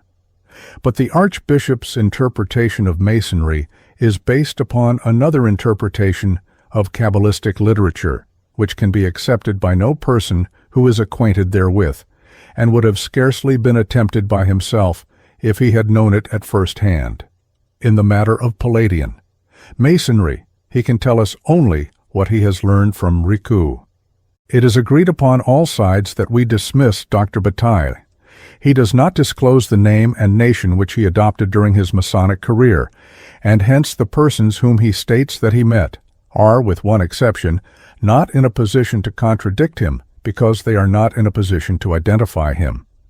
The personality of the one exception is not particularized, but may be guessed without the exercise of much skill in divination, and here I must leave the point, not because I am disinclined to speak plainly and thus risk the possibility of being mistaken, but because Dr. Bataille informs us that this one confidant is in his power, and that he could procure for him or her a term of penal servitude.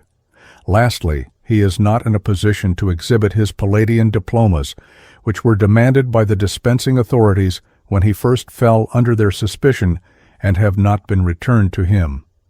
While we are therefore prevented from checking his affirmations in what most concerns our inquiry, we see that at all points where it is possible to control him, he has completely broken down. The miraculous element of his narrative transcends credit, and his statements upon a multitude of ordinary matters of fact are beneath it.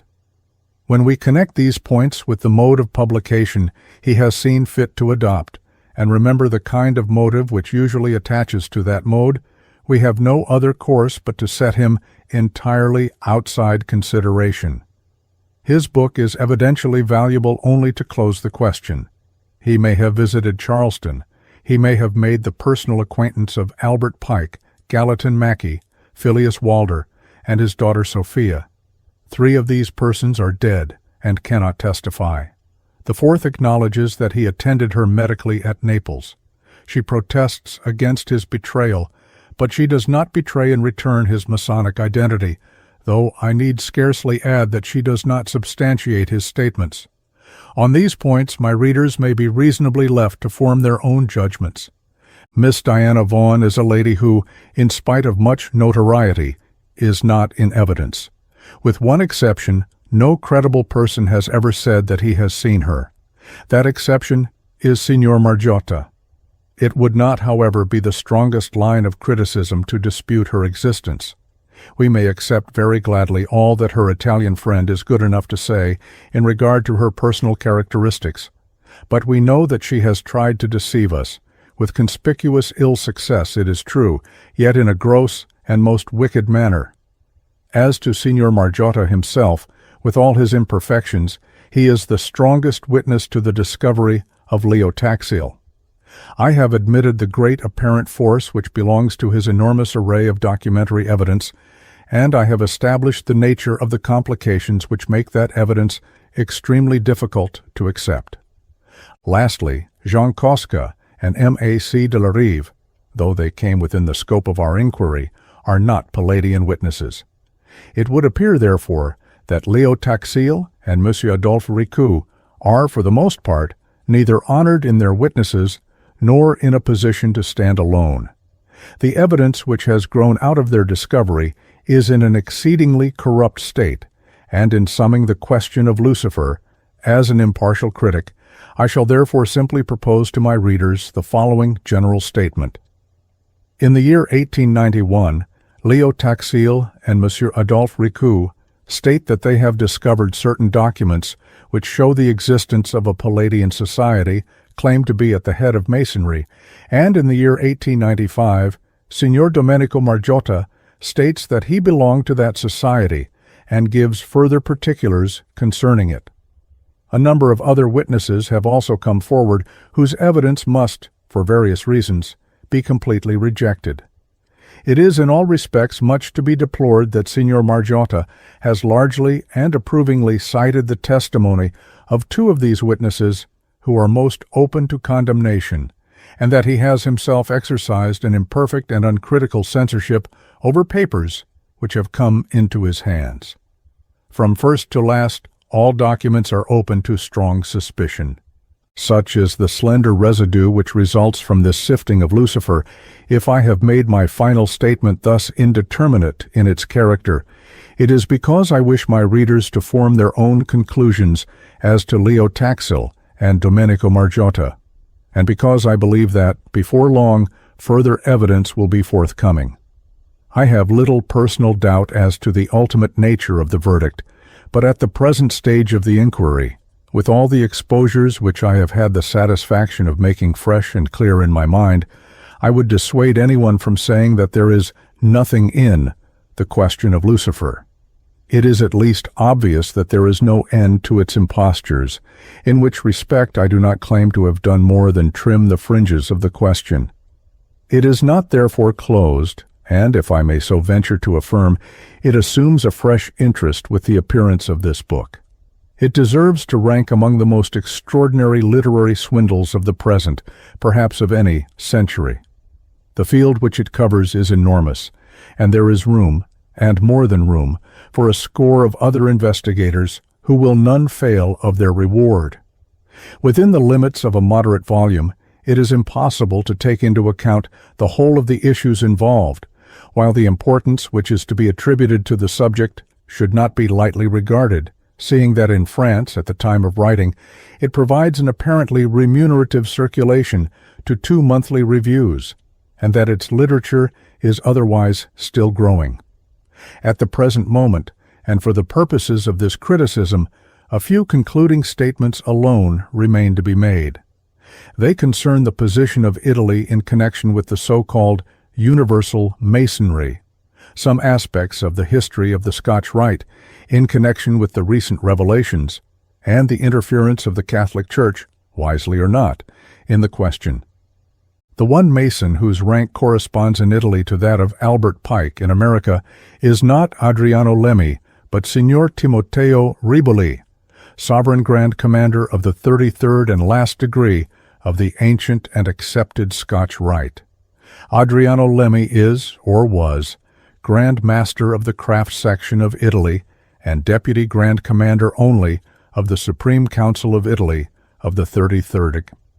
The pretended Grand Central Directory of Naples, which governs all Europe in the interests of Charleston, with Giovanni Bovio for sovereign director, is a Masonic myth, pas Signor Margiotta.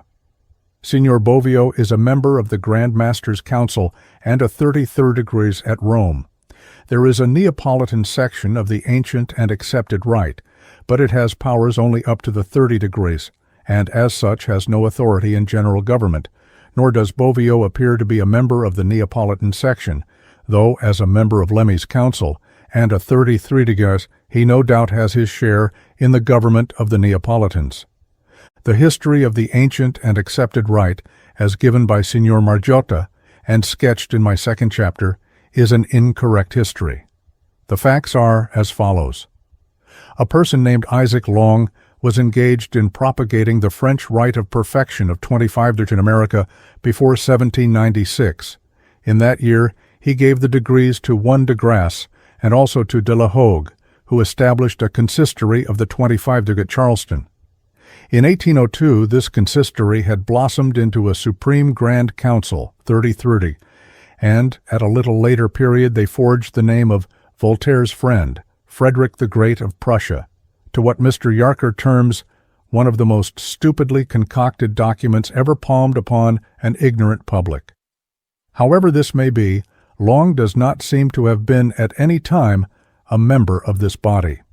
This is how the Mother Council of the World is said to have come into existence, and Charleston has established Supreme Councils 30 through 30 guys between 1811 and 1846 in France, Ireland, Scotland, England, and elsewhere.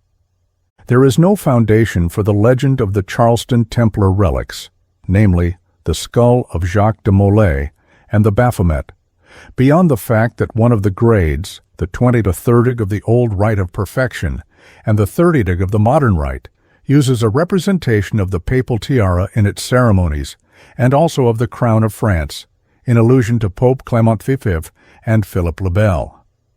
I can find no Mason, of what grade or rite soever, who has ever heard of Pike's Sephard Heberim, his book called Apadno, or lectures in which he imparted extracts unacknowledged from Eliphas Levi.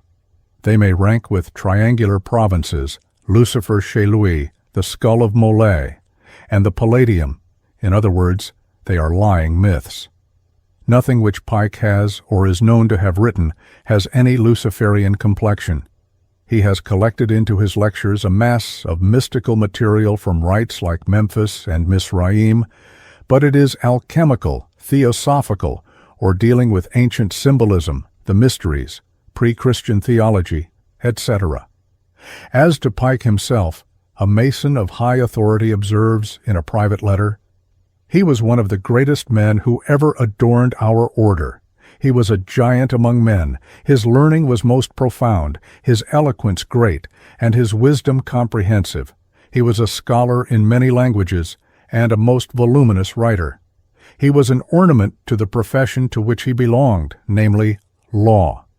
He fought the cause of the red man against the American government many years ago, and prevailed in a large degree. I believe he was a true and humble servant of the one true and living God, and a lover of humanity."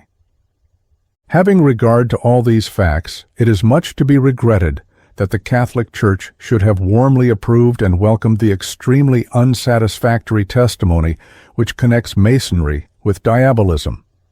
When the report of Diabolism first reached the ears of English mystics, and it was understood that the Church had concerned herself very seriously in the matter, I must confess that a hidden motive was immediately suspected. A recrudescence of medieval black magic was in no sense likely to attain such proportions as to warrant the august interference. It seemed much as if Her Majesty's government should think it worth while to suppress the League of the White Rose. But when it transpired that the question of Lucifer was a new aspect of the old question of Catholic hostility to Masonry, the astonishment evaporated. It was at once seen that modern Diabolism had acquired an extrinsic importance because it was alleged to be connected with that fraternity which the Church has long regarded as her implacable enemy. I must be permitted to register clearly the general conviction that if black magic, sorcery, and the Sabbath up to date had been merely revived demonomania, had been merely concerned with the black paternoster, the black mass, or even with transcendental sensualism and the ordeal of the pastos, the Roman hierarchy would not have taken action as it bias, nor would the witnesses concerning these things have been welcomed with open arms. As a fact, no interest whatsoever is manifested in the doings of diabolists who operate apart from Masonry. Now, the hostility of continental Masons towards Catholicism, insofar as it provably exists, has been largely or exclusively created by the hostility of the Church, and we know that he hates most who hates the first. Insofar, therefore, as the Church has concerned herself by encouragement, which has something of the aspect of incitement, in the recent revelations, we shall have to bear in mind her attitude, while the history of forged decretals and bogus apostolic epistles will reveal to us that she does not invariably exercise a searching criticism upon documents which serve her purpose. The sorcery of the 19th century is under no circumstances likely to justify the faggots of the 15th. It might be easier to justify the sorcery. As much by mystics as by the Church Catholic, modern black magic may be left to perish of its own corruption. But an attempt on the part of the Church to fasten the charge of diabolism on the Masonic fraternity has credibly another motive than that of political hostility, which seems held to justify almost any weapon that comes to hand. At the bottom of her hatred of Masonry, there is also her dread of the mystic. Transcendental science claims to have the key of her doctrines, and there is evidence that she fears that claim. Black magic, which, by the hypothesis, is the use of the most evil forces for the most evil purposes, she does not fear, for it wears its condemnation on its forehead. But mysticism, which accepts her own dogmas and interprets them in a sense which is not her own, which claims a certitude in matters of religion that transcends the certitude of faith, seems to hint that, at one point, it is possible to undermine her foundations.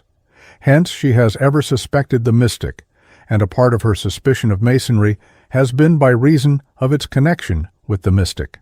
She has intuitively divined that connection, which by Masons themselves, for the most part, is not dreamed at this day, and when suggested is generally somewhat lightly cast aside. It would be quite out of place at the close of the present inquiry, which, from a wholly independent standpoint, has sought to justify a great fraternity from a singularly foul aspersion to attempt enforcing upon Masons a special view of their institution, but it is desirable, at the same time, to be just towards the Catholic Church, and to affirm that we, as mystics, are on this point substantially in agreement with her. The connection in question was for a time visible, and remains in historical remembrance. From the beginning of its public appearance till the close of the 18th century, the history of Masonry is part of transcendental history. That connection has now ceased to manifest, but there is another which is integral and permanent, and is a matter of common principles and common objects. Let it be remembered, however, that connection is not identity. It is not intended to say that the threshold of Masonry is a gate of mysticism, but that there is a community of purpose, of symbolism, of history, and indirectly of origin between the two systems. All true religion, all true morality, all true mysticism have but one object, and that is to act on humanity, collective and individual, in such a manner that it shall correspond efficiently with the great law of development, and cooperate consciously therewith to achieve the end of development. Under all the mysteries of its symbolism, behind the impressive parables of its ritual, and as equally, but if possible, more effectually concealed, beneath the commonplace insistences of its moral maxims, this end is also proposed by the occult initiations of Masonry, and if it be defined more explicitly, as the perfection of man, both here and hereafter, and his union with what is highest in the universe, we shall see more clearly not only that it is the sole fundamental principle of all religion, its very essence, divested of creed and dogma, but also inherent in the nature of symbolical Masonry, and inwrought in the whole system of Masonic ceremonies. As mystics, however, we consider that the ethical standard of Masonry will produce good citizens to society and good brethren to the fraternity, but it will not produce saints to Christ. There is an excellence which is other than the moral, and stands to morality in precisely the same relation that genius bears to talent. The moral virtues are not the summum bonum, nor the totality of all forces at work in the development of man, nor actually the perfect way, though they are the gate of the way of perfection. Now, the mystic claims to be in possession of the higher law which transcends the ethical, from which the ethical derives, and to which it must be referred for its reason. That the lost secret of Freemasonry is concerned with special applications of this higher law which connect with mysticism, we, as mystics, do hold and can make evident in its proper time and place. Here, and personally, I am concerned only with a comprehensive statement. In addition to its body of moral law, which is founded in the general conscience or in the light of nature, Masonry has a body of symbolism, of which the source is not generally known, and by which it is identified with movements and nodes of thought, and with evolutionary processes, having reference to regions already described as transcending the ethical world and concerned with the spiritual man. From every Masonic candidate, ignoring the schismatic and excommunicated sections, there is required a distinct attitude of mind towards the world without and the world within. He is required to believe in the existence of a supreme intelligence with which his essential nature corresponds in the possession of an indestructible principle of conscious or understanding life. Beyond these doctrines, Masonry is wholly unsectarian. It recognizes no other dogmas. It accredits no form of faith. Now, mysticism is a body of spiritual methods and processes, based, like the Masonic body, of ethical methods and processes on these same doctrines. Every man who believes in God and immortality is the raw material of a mystic. Every man who believes that there is a discoverable way to God is on the path of conscious mysticism. As this path has been pursued in all ages and nations by persons of widely divergent creeds, it is clear that however much mysticism has been identified with special spheres of religious thought and activity, it is independent of all. But while Masonry would appear to regard the evolution of our physical, intellectual, and moral nature as the best preparation for that larger existence which is included in its central doctrine, and would thus work inward from without, mysticism deems that the evolution of the spiritual man and the production of a human spirit at one with the divine constitute the missing condition requisite for the reconstruction of humanity, and would thus work outward from within. Neither Mason nor mystic, however, can ignore either method. The one supplements the other, and seeing that the processes of mysticism are distinct from what is still a subject of derision under the name of transcendental phenomena, as they are wholly philosophical and interior, not to be appreciated by the senses, a secret experience within the depths and heights of our spiritual being, an institution which believes in God and immortality, and by the fact of immortality in the subsistence of an intimate relation between the spirit and God, will not look suspiciously on mysticism when it comes to understand it better. I have spoken of Masonic symbolism, and the method of instruction in Masonry is identical with that of mysticism. Both systems are veiled in allegory and illustrated by symbolism. The significance of this correspondence would not be measurably weakened were there no similarity in the typology, no trace of mystic influence in Masonic rite and legend. But there is a resemblance, and the types are often identical, though the accredited interpretation varies. Masonry, as a fact, interprets the types which belong to our own science according to the criterion of ethics, and thus provides a prolegomena to mysticism, as ethics are a necessary introduction to the inner science of the soul. There is naturally a minor body of conventional typology which is tolerably exclusive to the craft, but the grand and universal emblems, characteristic of symbolical masonry as distinct from the operative art, These are our own emblems: the all-seeing eye, the burning star, the rough and perfect ashlar, the point within a circle, the pentalpha, the seal of Solomon, the cubic stone. All these belong to the most lofty and arcane order of occult symbolism, but in mystic science they illumine more exalted zones of the heaven of mind. The rites, legends, and mysteries of the great fraternity are also full of mystical allusions and admit of mystical interpretation in the same manner, but their evidential force is weaker because ceremonial and legend-in. The hands of a skillful commentator can be made to take any shape and any complexion. It is otherwise with the symbols of the Brotherhood, which were possessed by us before the historical appearance of Masonry.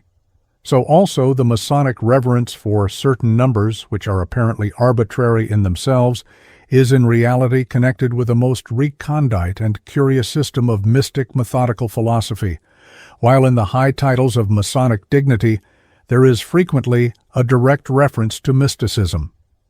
If we turn from these considerations and approach the historical connection through those still undetermined problems which concern the origin of Masonry, we shall discern not unfortunately a way clear to their solution, but a significant characteristic pervading every Masonic hypothesis, almost without exception, namely, an instinctive desire to refer Masonry in its original form to sources that are provably mystic. In the fanciful and extravagant period when archaeology and comparative mythology were as yet in their childhood, this tendency was not less strong because it was mostly quite unconscious.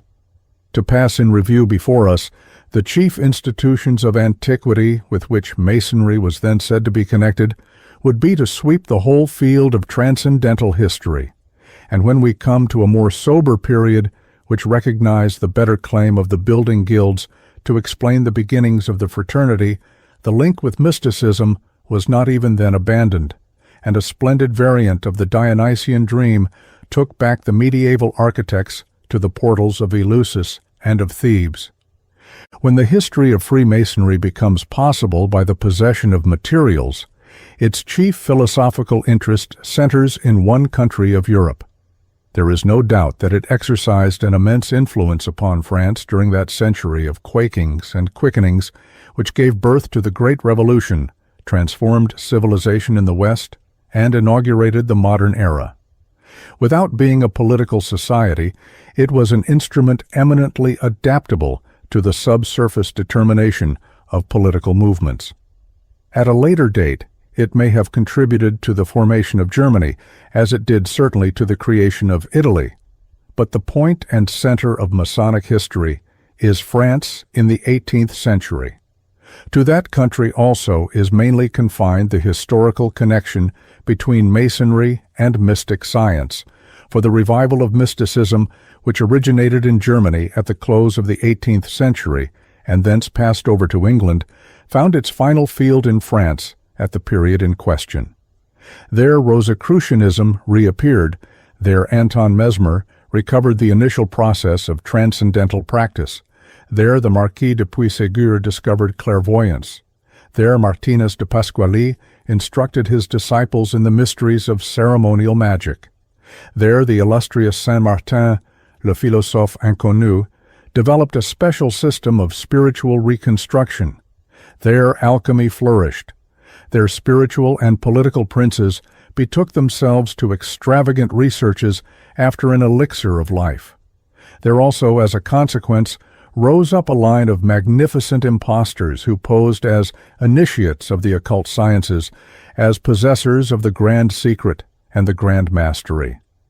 There, finally, under the influences of transcendental philosophy, emblematic Freemasonry took root and grew and flourished, developing 10,000 splendors of symbolic grades, of romantic legends, of sonorous names and titles. In a word, the mysticism of Europe concentrated its forces at Paris and Lyons, and all French mysticism gathered under the shadow of the square and compass. To that, as to a center, the whole movement gravitated, and thence it worked. There is nothing to show that it endeavored to revolutionize Masonry in its own interest. The fraternity naturally attracted all mystics to its ranks, and the development of the mystic degrees took place as the result of that attraction. By the year 1825, a variety of circumstances had combined to suspend transcendental activity, and the connection with Masonry ended. But the present revival of mystic thought is rapidly picking up the links of the broken chain. Secretly or unobtrusively, the spirit of transcendentalism is working within the fraternity, and the bogus question of Lucifer is simply a hostile and unscrupulous method of recognizing that fact. If Masonry and mysticism could be shown in the historical world to be separated by the Great Sea, the consanguinity of their intention would remain, which is more important than external affinity, and they are sisters by that bond. But they have not been so separated, and on either side there is no need to be ashamed of the connection. With all brethren of the fraternity, we also do believe in the resurrection of Hiram, and we regard the temple as an edifice immediately realizable, for we rebuild it in our hearts. We also adore the grand architect, and offer our intellectual homage to the divine cipher which is in the center of the symbolic star, and we believe that someday the Mason will recognize the mystic. He is the heir of the great names of antiquity, the philosophers and hierarchs, and the spiritual kings of old. He is of the line of Orpheus and Hermes, of the Essenes and the Magi. And all those illustrious systems and all those splendid names with which Masonry has ever claimed kindred belong absolutely to the history of mysticism. The end.